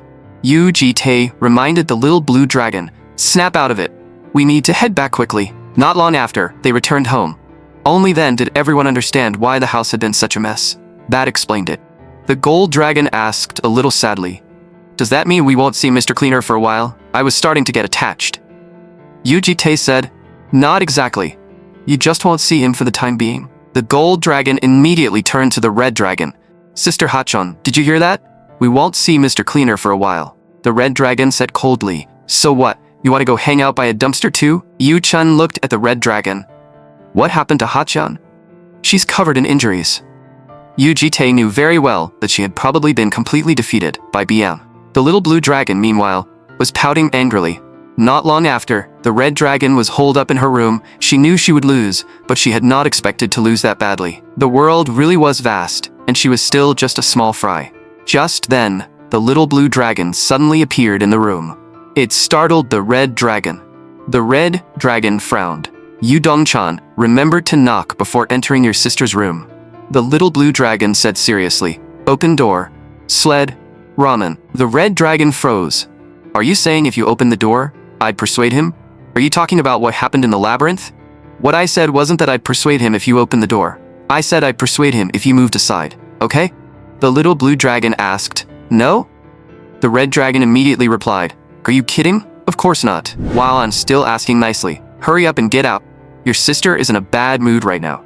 Don't forget to turn off the light when you leave. But the little blue dragon looked at her with puppy dog eyes. That left the red dragon with no choice. In the end, she had to bring the little blue dragon to Yu Jitae's room. Yu Jitae asked, Is there something you want to say? The little blue dragon asked, Do you have time tomorrow? Just moments earlier, the little blue dragon's revelation had begun. My child. It was the first time the little blue dragon had heard that voice. My young child. The voice was warm and familiar. The little blue dragon instinctively called out, Grandfather. My child, just as you know me, I also know that you are living happily, enjoying a game more joyful than anyone else's. The little blue dragon also said that she was very happy now. The voice continued, That is because someone sincerely wants you to be happy. Do you also want that person to be happy? For that, there is something you must do. Before long, a long night will come. It will be very dark and very frightening. Someone will fall, and perhaps someone will never stand again. When that time comes, you must protect what is precious with your own hands. The little blue dragon answered, I don't have any power. That does not matter. What matters is that your heart understands what is most precious, worries over it, and thinks about how to protect it. If your firm resolve can overcome the darkness, then both you and what you treasure will be able to smile. The revelation granted to you is to protect what is precious to you. Protect it well, my youngest daughter. If it is you, I know you can do it. The little blue dragon also swore that she would protect that precious place. Just then, the clone contacted him. My lord, I sincerely apologize. I should have been more proactive regarding X. Yu Jitae replied, Forget it. From the beginning, this was something I had to bear myself. More importantly, did you find anything else on invisibility's side? The clone said, Do you remember the Ball of Malaysia? The Ball of Malaysia was an extremely rare separation-type dungeon, and also a massive S+ class dungeon of abnormal scale. Inside it, unknown dangers could be hiding in every single room. Because of that, it was classified as one of the worst dungeons, the kind even top-tier raiders had to risk their lives to enter. And apparently, Lair's year-end event had been set to take place in the Ball of Malaysia. Invisibility planned to use the students there to create 100 new demons and push Wei Yan onto a seat. Yu Jitae had not expected those people to use the Ball of Malaysia. This was a method he had never seen in previous loops. On top of that, the issue with Prototype X had caused plenty of discussion inside Invisibility as well. In particular, they had labeled Yu Jitae as the Prototype X killer, granted him the title of X, and even put out a bounty on him. The reward was 15 top-grade magic stones, worth around 1 billion. But they did not know Yu Jitae's real identity anyway, so it was not a real threat. Yu Jitae ordered, After you wrap things up in Russia, infiltrate Wei Yan's side and find out what's really going on with the year-end event. The clone replied, As you command, my lord. However, the clone then asked, Why was Lady Dongtron acting like that? Yu Jitae did not know what kind of revelation she had received to become that way. The little blue dragon only felt that a suspicious woman looked dangerous. Just then, Yu Jitae received a message from Lair's academic office. He told everyone, It's time for the Guardian consultations. Lair has issued an official notice. Starting now, there will be one-on-one consultations. The little blue dragon immediately said she wanted a consultation too. Yu Jitae replied, You're not even a student. This is adult time. Children out. Also, what is with that outfit? Ha Jin-song leaned closer. Can you talk with me first, Appa? All three dragons showed looks of disgust at the same time. Yu Jitae looked at the red dragon. Come to think of it, you said the other day that you had something to talk about. Is something bothering you? The red dragon answered, Of course. I think I'm too weak. Yu Jitae asked, Is it because you lost to BM? He's strong to begin with. There's no need to feel down about that. But the red dragon shook her head. It's not entirely because of that, uncle. Actually, I sparred with some upperclassmen before. I won, but I didn't win with human power. I used the mana of my dragon heart. I was so angry back then that I almost even dropped my human disguise. You know what that means, right? Using my source power is crossing the line in the game. I wanted to die on the spot. I felt like such an idiot. Yu Jitae said, You're strong. You're already strong now, and you'll only grow stronger in the future. The blood flowing through you is not ordinary blood. Just by being alive, you already possess the right to reign. That is something you were born with. But if you want to surpass the version of yourself from 10 years or 100 years in the future right now, that means breaking the laws. If you want to become stronger, you must pay the corresponding price. Even so, do you still want to become stronger? The red dragon answered without hesitation. Of course. Because right now matters. Yu Jitae nodded. Understood. Vacation is coming soon.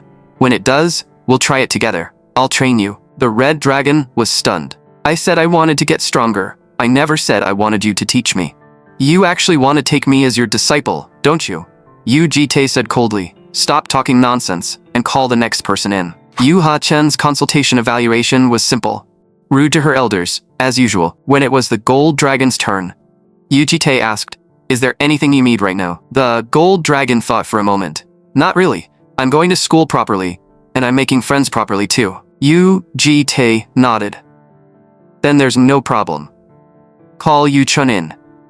But the gold dragon said, There's one thing I want to ask. If there's a chance, can I participate in dispatch missions or something like that?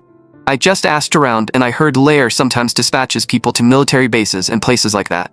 I want to go see them too. Yu Jitae asked, Why?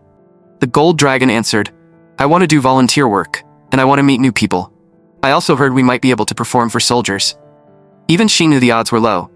It probably won't work, right? Yu Jitae said, I'll consider it. We'll talk again once the plan becomes more concrete. Wanting to perform was, in the end, the nature of the gold dragon race. Yu Chu-chan was doing well, but still needed attention. Next was the green dragon. Yu Jitae asked, How have you been lately? Yu Chun answered, I attend classes, play with Ha-chan and Chu-chan, and take care of Dong-chan. That's about it. Is there anything lacking, or anything I need? Yu Jitae asked, Had you ever thought about drawing, writing novels, or anything like that? Yu Chun replied, The green dragon race isn't especially good at, or fond of, creative activities. Then, she suddenly asked back, What about you, mister? How have you been lately? Yu Jitae answered, Same as always. Yu Chun snatched Yu Jitae's notebook. Mister, is there really nothing lacking in your life lately? Like love, for example. Yu Jitae said coldly, That's enough. Aren't we supposed to be having a consultation? Yu Jitae warned, If you're done joking around, get off. Yu Chun seriously wrote in the notebook, Guardian Yu Jitae has heavy knees, suspected frozen shoulder. Yu Jitae said, My knee hurts. Yu Chun asked back, Is a frozen shoulder in the knee? Yu Jitae warned, Yu Chun, you'd better stop. But she simply smiled, Isn't it nice to be this close? It's better than staying far apart, isn't it? We should become a little closer like this too. Whenever I get close to you, you always move away again. Does it feel like a burden to you? Or do you not see me as a woman at all? Do you know something, mister? You. Those words made Yu Jitae remember an unpleasant memory from a previous life. Just then, the little blue dragon opened the door. She looked at the two of them and asked, What are you two doing? Yu Jitae deadpanned. It was Yu Chun. She tackled me. Yu Chun quickly smiled and said, Actually, your sister was just bored and joking with Mr. Our Dong-chan got startled, right? I'm sorry. How about I read you a fairy tale? But the little blue dragon said, I want a consultation too. Yu Jitae said, You're not even a student. What consultation? Yu Chun smiled. Dong-chan probably envies what her sisters are doing. Yu Chun took the chance to say, Then the consultation is over. I'll go prepare dinner. We agreed to eat together today, so no one is allowed to skip. Yu Jitae asked the little blue dragon, What do you want to consult about? But she answered, I don't know. Meanwhile, Yu Chun left the room with a determined look in her eyes. Lair Academy's year-end event was officially revealed, drawing global media attention. Vice Principal Ma Namjoon would lead the raid on an S+ class dungeon, the Ball of Malaysia. The school would form a dungeon raid group centered on students, so competition for spots had become extremely fierce, and questions over whether the selection process involved cheating had also drawn attention. Principal Ha Sekwoo recognized the public's intense interest in the raid group selection. He personally promised that the selection would be conducted fairly. This year's year-end event, sponsored by top guilds, major corporations, and prestigious families from various countries, would be the raid on the S+ class dungeon, the Ball of Malaysia. A reporter asked, "Some believe this is too heavy a burden for students. What do you think, Professor Wei Yan?" Wei Yan answered, "This year, including the Blue Dragon Society, the combat ability of our rare students has been evaluated as several times higher than last year and the year before. Although the raid group will be formed around students, experts from top guilds and prestigious families will also participate.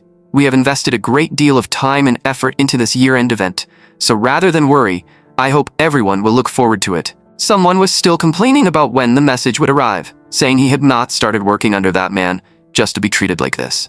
This person was Wei Yan's assistant, the demon Kwak Panwi. The assistant beside him, Hashimoto, also spoke up for him. Professor Wei Yan went too far. No matter how badly the plan went, he shouldn't have done that to your arm. Kwak Panwi gritted his teeth. It should have been X. If that guy hadn't ruined our plan, this never would have happened. As long as this succeeds, everything will go smoothly.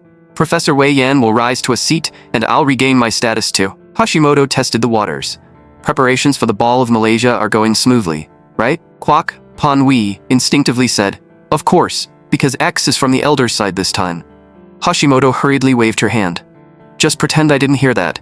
After all, this is still classified. You know me. My lips are sealed. I absolutely won't tell a soul." Hashimoto looked shy and admiring. Kwak Panwi fell for it immediately. He lowered his voice. "Don't tell anyone this time. 2 Collapse-class Great Demons and 1 Calamity-class Great Demon will attend the ball," Hashimoto said in surprise. "So those big figures are coming personally, Collapse-class Great Demon Lord Hasegawa, and..." Just then, Kwak Panwi received a phone call. Hashimoto kept up her act as a devoted fangirl, but the moment she turned away, she contacted Yujite. "My lord, I have obtained the information." Meanwhile, at Yujite's home, the gold dragon looked at the animal in front of her and asked, "What animal is this?" The red dragon answered, "It's a chicken. Let's fry it and eat it. It looks delicious." Yujite told them he had to go out. The gold dragon immediately said, "Then bring back fried chicken when you return." Yu-chun looked at Yujite's outfit. "Mister, this is my first time seeing you dressed like that. Are you going to a wedding?" Yujite answered, "I'm going to a funeral." The little blue dragon did not yet understand what a funeral was. Soon, Yujite arrived at a certain place. He thought of his mortal enemy from a previous life, Hasegawa. People around him began murmuring. "I thought this was some kind of award ceremony. Isn't that famous beautiful freshman, right? I think her name is Yu-chun." Yu-chun immediately spotted Yujite and hurriedly called out, "Mister, why are you only here now? It's embarrassing to wait here alone. What's with that look? I dress like this to match you. Our styles go pretty well together, don't they?" Yujite asked, "Did you see fate?" Yu-chun smiled. "Who knows? You're going to tell me to go back while you're still speaking nicely, right? Then I'll say no. This time I really am important. Then you'll give me that cold look and say, 'Yu-chun.' And then cowardly Yu-chun will be left alone, waiting all night for you, with tears in her eyes, right?" Yujite only told her, "From now on people will die by my hands. I told you before, I'm not a good person. I will kill many people from now on. The process will be brutal, and the aftermath will be ugly. I don't want you to see that, so go home." Yu-chun asked, "Mister, do you know what it feels like to live as one of the green dragon race? To be able to see fate, but be powerless after seeing it? Yesterday, I saw the fate of a person with autism, killing the mother who had cared for him for 20 years. It was cruel. It was a tragedy. But I couldn't do anything. But mister, you're right in front of me. I really want to help you, just like when we saved that older girl." Yujite was silent for a moment before saying, "If you slow me down even for a second, you're going straight home." Hearing that, Yu-chun instead showed a happy expression. At that moment, in Kyoto, Japan, Lord Hasegawa was already prepared. He smiled and said, "Let's have a good time today too." This man was the collapse class demon, Hasegawa, somewhere in Japan. Yu Jitae and Yu Chun arrived at the venue. Many business figures were dancing in the hall, while the two of them looked completely out of place there. Yu Chun whispered, "This is where you'll be fighting from now on, mister. You didn't expect it to be somewhere like this, did you? I saw it through fate, but seeing it in person still feels strange, and it doesn't look like a battlefield at all." Yu Jitae warned her, "Don't let your guard down. This is enemy territory." Still, the people here did not seem to be demons. Someone handed Yu Chun a glass of water. Another person approached Yu Jitae and asked, "Is this your first time here? May I ask which family you're from?" Yu Jitae answered that he was from the Kinobashira family. The other person immediately reacted, "The ninja family that operates in the shadows, right? I didn't expect the Kinobashira family to have such a handsome man. Did you come alone?" Yu Chun also looked at Yu Jitae. The woman smiled and asked, "If you don't mind, would you dance with me?" Yu Jitae refused, saying he was not very good at dancing. But the woman said, "That's fine. If you're not good at it, I can lead you." Yu Chun immediately stepped in and stopped her. "I'm sorry, but he already promised to dance with me." The blonde woman was taken aback by that. She muttered how disappointing, then turned and left. Yu Chun looked at Yu Jitae. "You remember, right, mister? We danced together during practical class." Yu Jitae asked, "Do we really have to dance?" Yu Chun said, "Like you said, this is enemy territory, so we need to blend in to avoid suspicion. Just this once. It's for the mission." Yu Jitae had no choice but to agree. People around them began whispering, "Who are those two? I've never seen them before. The woman is gorgeous. Which family is she from? That man is completely my type. After this ends, I want to dance with him too." Someone beside her scoffed, "With that face of yours?" Yu Chun whispered, "Has your dancing improved since last time? Don't tell me you secretly practiced alone in your room." Yu Jitae asked, "Are you going to keep spouting nonsense? We're not here just to play. Did you find anything?" Yu Chun said seriously, "As I told you before, the people here don't seem to be demons.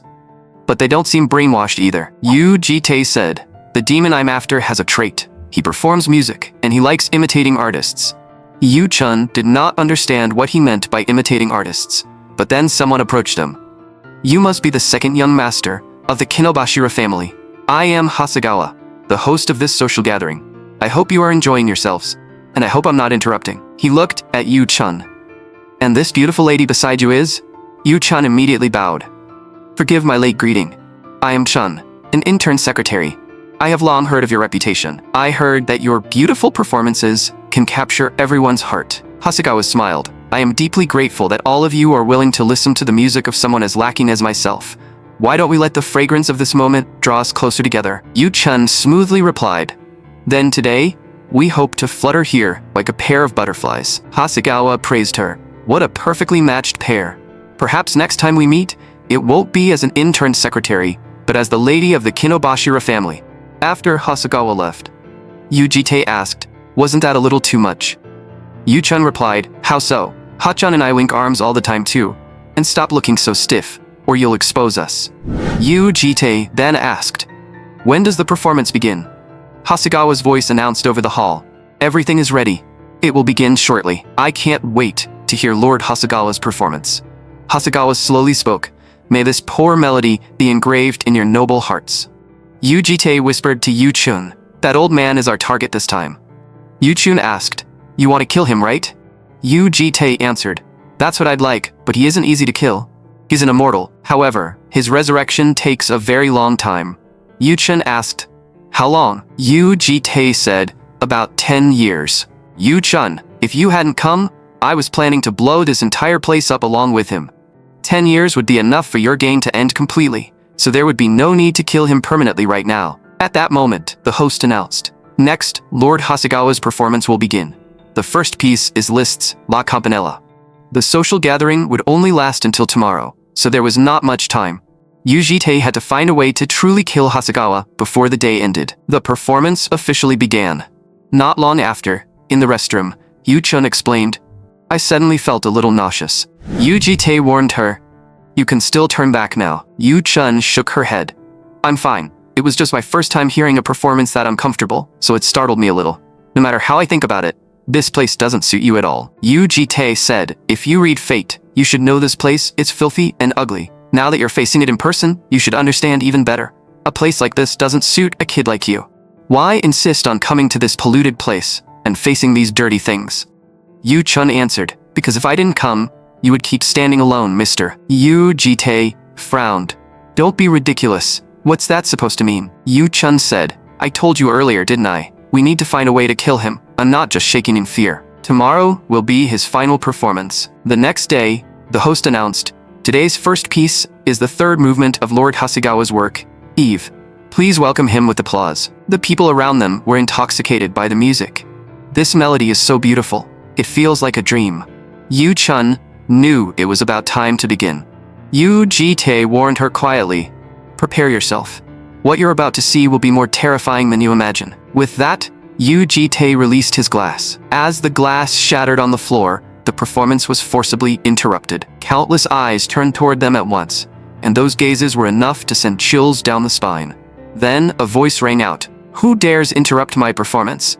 Just moments ago, after Yu Jitae shattered the glass, the entire audience instantly turned into zombie-like beings. As expected, the people here were not truly alive. These audience members were all Hasegawa's toys, puppets made from corpses. Yu Jitae asked Yu Chun, why do you think so? Yu Chun answered, because dragons can tell whether someone is alive or dead through even slight contact. They are corpses, but I could still feel the pulse of life from them. That bothered me at first, but once the performance began, I became certain. The only living parts on these audience members are their ears.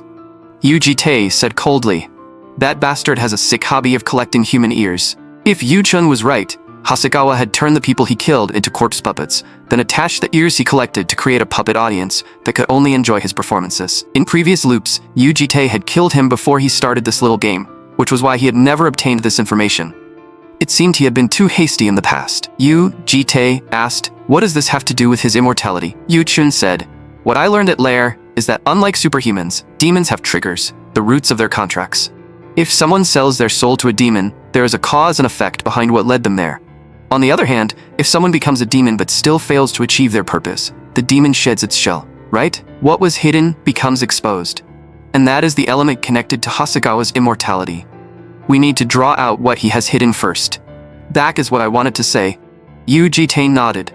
Then let's try it your way. Hasegawa spoke coldly. No wonder I encountered someone with such sharp ears. It seems I misunderstood. To think you would dare interrupt my sacred performance. Instantly sever the ears of the bastards who disturbed my performance. Yu Chun looked at everything and whispered, so this is the world you live in, mister. I think I understand a little now why you act so ruthlessly. I understand, but I want to understand you even more. In the world you see, I will fight alongside you too. Yu Chun activated dragon speech. Ye rotten decaying ones, stay where you stand and submit to the law. Her words carried overwhelming power. It was power that the living could not defy and had to obey, and power that even the dead dared not resist. It was the law of all mortal things. Yu Chun told Yu Jitae, leave those puppets to me. Mister, you deal with Hasegawa. Even Hasegawa was briefly bound by Yu Chun's dragon speech. He frowned. I don't know what trick you pulled, but with that level of mana, you're nowhere near enough. The next second, he broke free from Yu Chun's restraint. Yu Chun was hit by the backlash as well. Even though she was a green dragon, she was still a child. Having her hold back Hasegawa at the same time was clearly too much. Yu Jitae took down 2 corpse puppets with a single strike. Hasegawa said coldly, I cannot understand why you insist on disturbing the performance.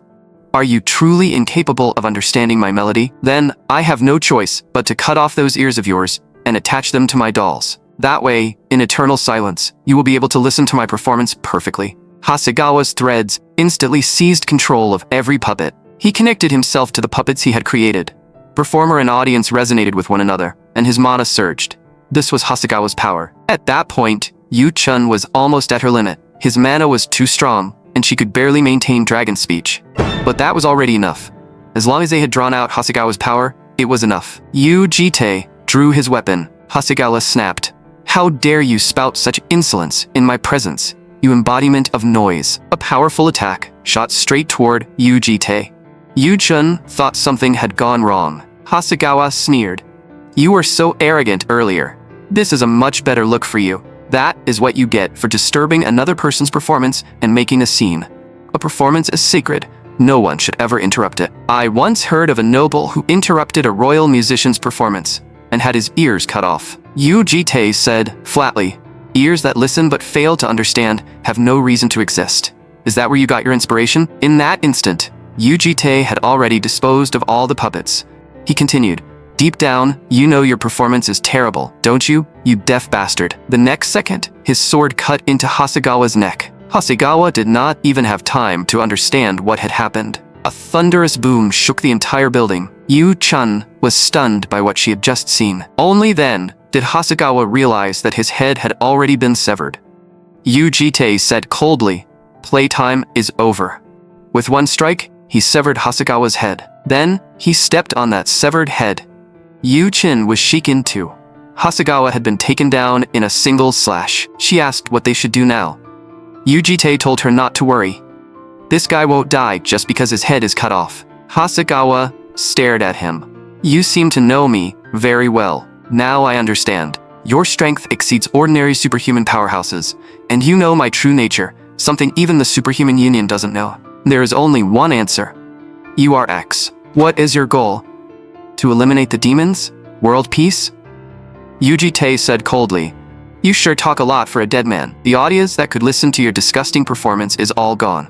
For a performer contracted to an abyssal monarch, that must be fatal. The reason you are immortal is also the power of your monarch.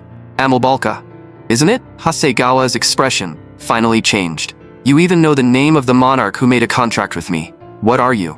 But there is one thing you've misunderstood. Just because the audience leaves does not mean the performance can no longer continue. If the audience leaves because the performance is not good enough, then I simply need to improve the performance.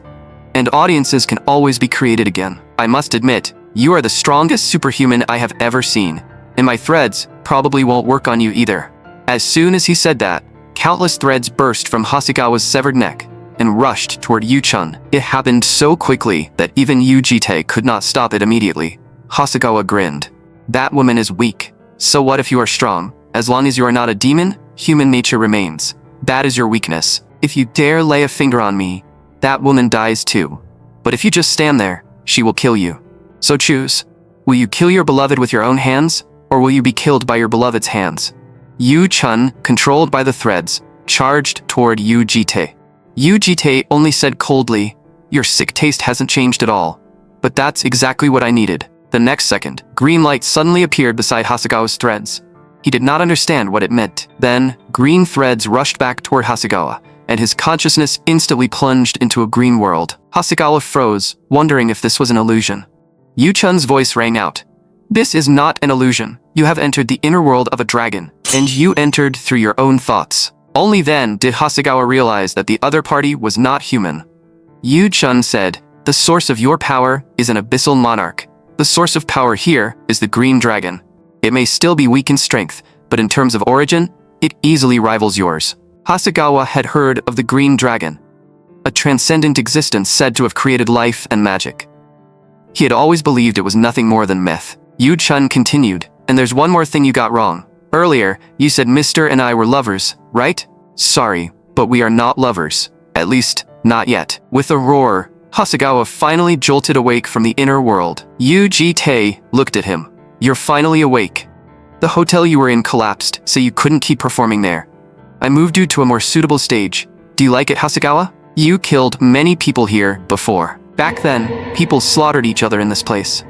So this is the perfect place for your final stage." Hasegawa sneered. "Final stage? Have you forgotten who I am? I am a man who offered his soul to a demon to compose music, and who performs with his life as collateral. My performance remains in the hearts of my audience. As long as the audience does not die, I will not perish. In other words, because all of you who heard my performance are still alive, I will not die." Yujite said, "As you said, in this state, you really can't be killed. To kill you, I should have acted before hearing the performance, but I can't gamble everyone's lives just for you. You act all high and mighty, yet you cling so desperately to your pathetic life. So I'll use another method. You made your contract with the demon as a performer. If you can no longer perform, that should count as breaking the contract." The next second, Yujite cut off Hasegawa's hands. He stepped on Hasegawa's severed hand, then lifted his head and ordered coldly, "Now, start your performance." Hasegawa thought to himself that he was a collapsed class demon.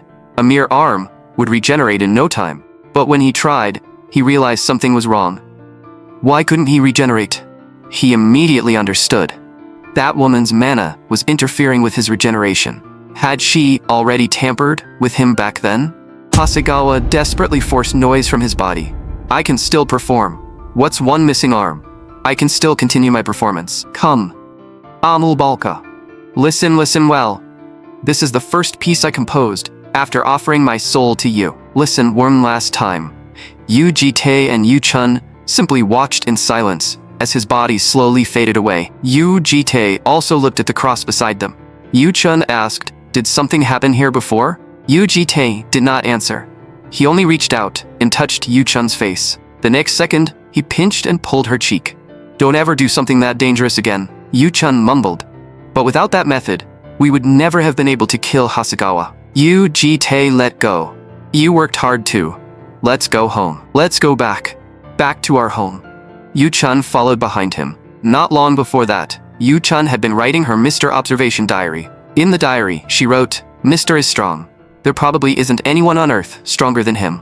He has probably lived alone for a very long time, so he doesn't seem to care much about the things around him. Usually, he looks easygoing, but sometimes he becomes very serious, as if he has many stories he cannot say out loud." The suit from last time fit him very well. He also seemed to like that slightly bold dress. Thinking of that, Yu Chun could not help smiling foolishly. Just then, Yu Jitae asked, "What are you doing? Why are you smiling so happily?" Yu Chun quickly covered the diary she was writing. Yu Jitae asked in confusion, "What's wrong? If it's nothing, why are you so startled?" Then he looked at the stars drawn in the diary. "What are those stars? Do you add a star every time we get a little closer?" "Well, keep it up." But Yu Chun panicked inside. Mr. was usually not interested in this kind of thing, so why did he suddenly ask? Next time, she would have to write in her room. Still, come to think of it, in the past, he would never have cared what she was doing. This time, he had actually asked her first. Could Mr. also be slowly changing because he had met them? He really did seem different from when they first met. He was starting to pay a little attention to the things around him. Maybe she was turning him into a completely new person. Just then, the little blue dragon also discovered the Mr. Observation diary, and Yu Chun was startled. "Oh, it's just Dong Chun. Your drawing is even worse than mine." The little blue dragon took out an ID card. Yu Chun looked at it. "Isn't this Mr.'s civil servant ID?" The little blue dragon said, "Borrowed it secretly." Yu Chun immediately said, "How can you steal that? Hurry and give it back to Mr." But when Yu Chun checked the photo on the ID card, she suddenly noticed something strange. Yu Jitae's information was written on it. International Superhuman Union Headquarters. The next report was that a hotel explosion had occurred last night in Kyoto, Japan. Around 11 p.m. local time, a violent explosion occurred on the upper floors of the hotel. The blast caused part of the building to collapse and sent a powerful shockwave through the surrounding area. The identities of the suspect and victims had not yet been confirmed, and the possibility of superhuman involvement had not been ruled out. Police and fire authorities were investigating the cause. "Can you explain what exactly happened, Miss Minamoto?" The speaker was the Superhuman Union's chief aide, Jefferson Antonio. "What happened in Kyoto?" The person he was questioning was Minamoto Ai, the world's 13th ranked superhuman, known as the Royal Sword, and a prosecutor under Japan's Imperial Special Affairs Department. Jefferson continued pressing her. "You still haven't identified who did it. You don't know how many casualties there were.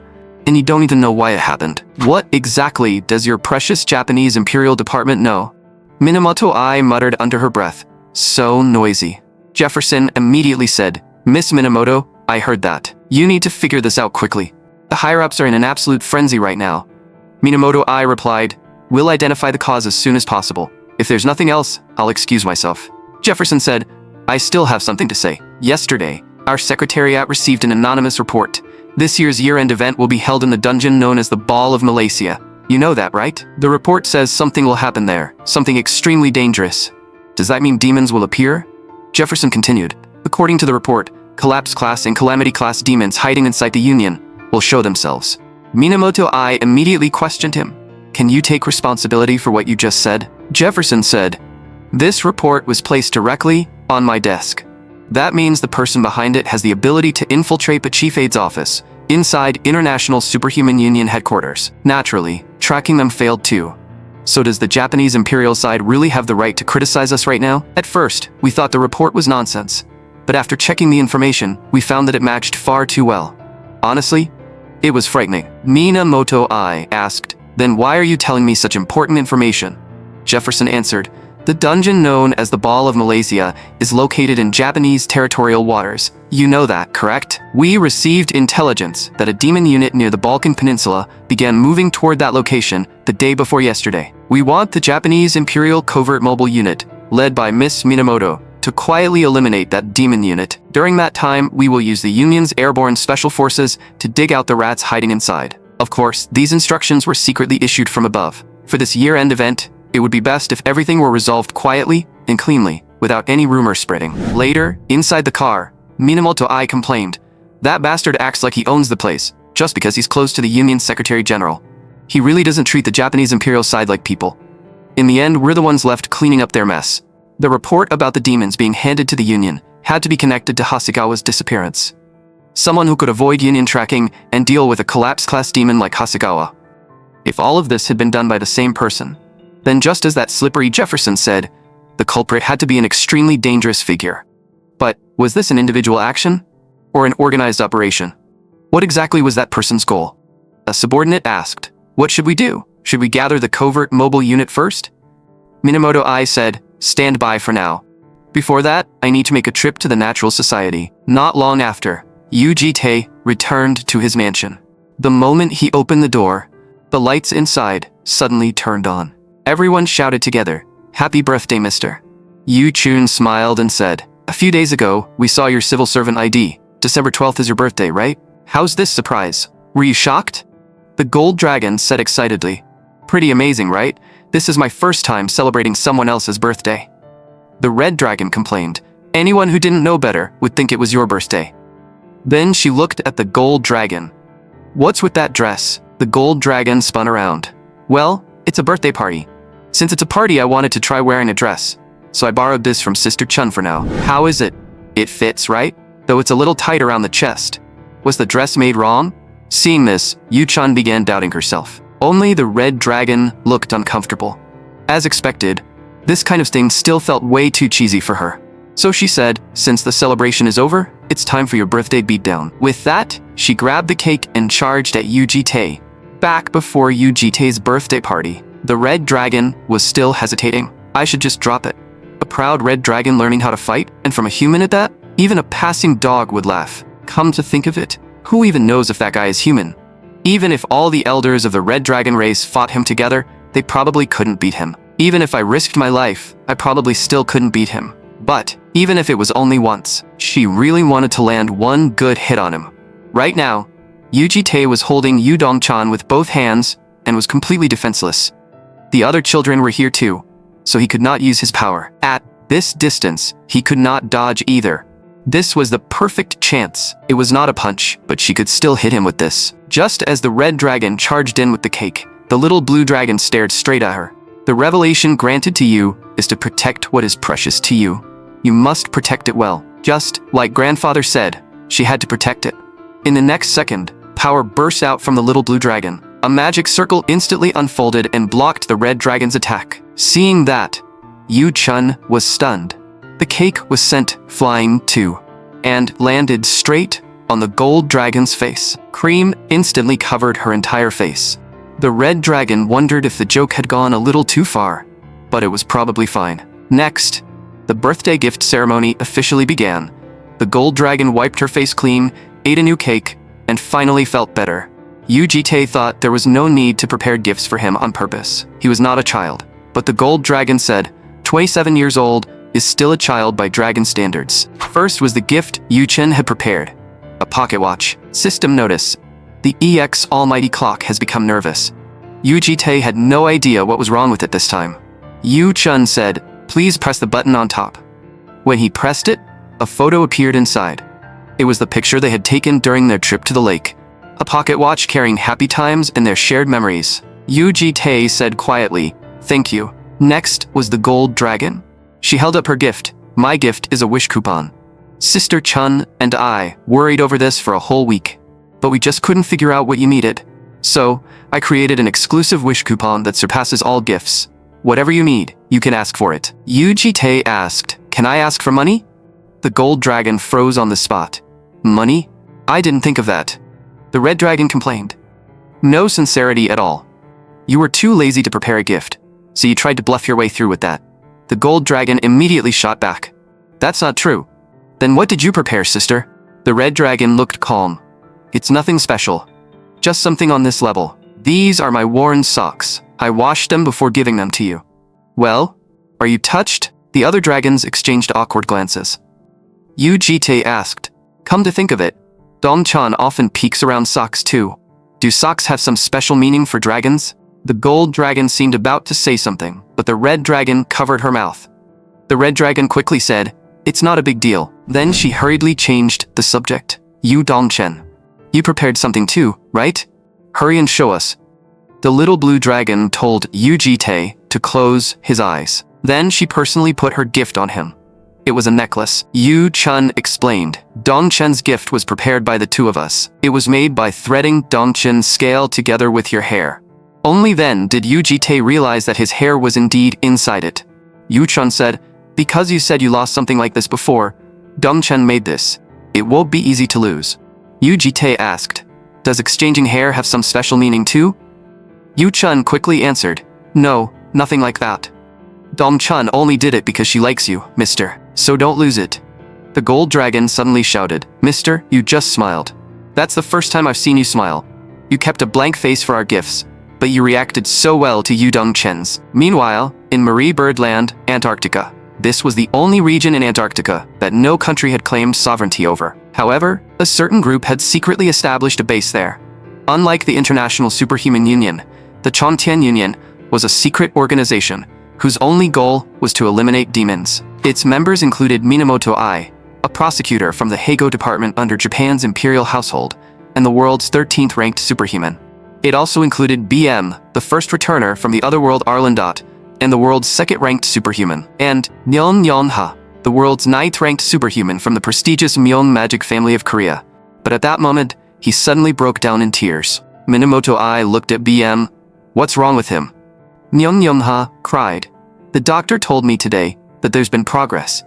My wife's illness is getting better. The concentration of that damned ancient species virus has gone down. It was hard to believe that the ancient species virus could actually be treated. A virus that had shown no progress for 10 years was finally improving because of a single dose of medicine. Myeon Yonha looked at BM. BM, this is all thanks to you. That medicine you prepared, the doctor said my wife started improving after taking it. But BM didn't feel like he had done anything. It was the herb you brought that acted like an antibiotic against the ancient species virus. Where did you get it? I've never even seen anything like that in Arlandot. Myeon Yongha explained. Actually, someone I met during a trip gave it to me, and he wasn't an ordinary man. How should I describe him? He looked incredibly strong. The moment BM heard incredibly strong man, he immediately had a strong hunch. Just then, Minamoto Ai pulled BM aside. Sorry to interrupt. I need a word with you in private. BM asked, don't tell me you're actually interested in me. Minamoto Ai answered coldly, don't worry, you're not my type. BM looked disappointed. What? So it's not a confession? Then what is it? Minamoto Ai said, it's about Hasegawa and the Calamity class demon. BM's expression turned serious. That's a thorny subject. Minamoto Ai said, in other words, Hasegawa's disappearance and the strange report sent to Superhuman Union headquarters may have been done by the same person. And that report also said 1 Calamity class demon and 2 Collapse class demons would appear. If that's true, then one of the Collapse class demons should have been Hasegawa. For now, the Union still plans to hold the year-end event as scheduled. My mission is to quietly eliminate the demons gathering around the event site. During that time, they'll dig out the demons hiding inside the association themselves. BM said bluntly. Those idiots finding them? I'll believe it when I see it. In the end, you're the ones who'll be buried in work. But are you really hiding this from that fool? Isn't he part of the Chontian Union too? Shouldn't you discuss it with him? Minamoto Ai said heavily. This may involve lives. He just barely crawled out of a hell that tortured him for 10 years. Forcing him to step back into it now would be too cruel. BM paused. Minamoto Ai, were you always this kind? Untouched? So what do you want me to do? Minamoto Ai said. Find Hasegawa's whereabouts, and find the mastermind behind all of this, as well as the person who sent the report. For you, that shouldn't be too difficult, right? BM sighed. Even I'm not good at playing detective. Minamoto Ai looked at him. You already have a lead. BM shrugged. Nothing special really, but there is one suspect. Meanwhile, Yu Jitae's birthday party at home had already ended. After eating her fill, the gold dragon felt extremely sleepy. The red dragon complained, "Of course you're sleepy after eating that much." It was indeed late, so it was time for everyone to return to their rooms and sleep. The little blue dragon was getting drowsy too. Late that night, Yu Chun was still writing in her diary. Today was Mr.'s birthday. Judging by how awkward he looked, he probably had not celebrated birthdays often. The way he got shy was kind of cute. Just then, Yu Jitae suddenly opened the door and came in. Still awake? Yu Chun immediately protested. "Why did you come in without knocking, you pervert?" Yu Jitae answered, "I came to put Dongchun to sleep. Isn't she sleeping in your room?" Yu Chun smiled. "I thought you were going to sleep with us too." Yu Jitae said, "Once Dongchen falls asleep, you should sleep early too." But the little blue dragon grabbed Yu Jitae. "Sleep together?" Yu Jitae refused immediately. Yu Chun asked, "What's this all of a sudden? It looks like Dongchen wants to sleep with you. Stay with her until she falls asleep. Dongchan even gave you a birthday present." And so, 2 dragons and 1 person ended up lying on the same bed. Yu Chun whispered, "The bed feels a little small." Yu Jitae replied flatly, "That's because I take up too much space." Yu Jitae looked at the little blue dragon, who was still awake. "Why isn't she sleeping yet?" Yu Chun answered, "Probably because she's too excited about sleeping with you. If you pat her like this, she'll fall asleep. Mister, try it too." Yu Jitae tried, but he accidentally used too much strength, causing the little blue dragon to take an unnecessary hit. Yu Chun quickly stopped him. "Who pats a child that hard? That'll just wake her up more. You need to be gentler. Pat softly." Unexpectedly, the little blue dragon soon fell asleep. Yu Chun said softly, "Your hand is very gentle, mister. Now, you should sleep too, or Dongchen might wake up." Yu Chun explained that once Dongchen fell asleep, she was not easy to wake. Then she asked, "More importantly, aren't you going to put me to sleep too? Lately, whenever I sleep, I see scary hallucinations, so I haven't been sleeping well." Yu Jitae said, "Isn't that just a normal nightmare?" Yu Chun said seriously, "Mister, aren't you my guardian too? I'm still a kid too, you know." Yu Jitae sighed. Fine. What am I supposed to do?" Yu Chun pointed at Dongchen. "Same as Dongchen, just pat me gently like this." But when Yu Chun touched Yu Jitae, he immediately pulled away. "I'm tired too. I'm going to sleep." "You should sleep soon." It was the first time Yu Chun had seen Mr. react like that. Even Yu Jitae himself did not know what was wrong. Maybe he had been immersed in daily life for too long. System notice. The EX Almighty Clock has confirmed the exposure of tiny fragments of malice. Target, 30 Airborne Special Forces members. As expected, this kind of thing made him feel more at ease. Meanwhile, a worker had been cornered by a group of soldiers and shouted in terror, "What the hell is wrong with you? Aren't you from the Superhuman Association? Is it okay for you to bully ordinary people like this?" One of them muttered, "Old man, I don't know why we're acting like this either. So hurry up and get lost. Otherwise, we really might kill you."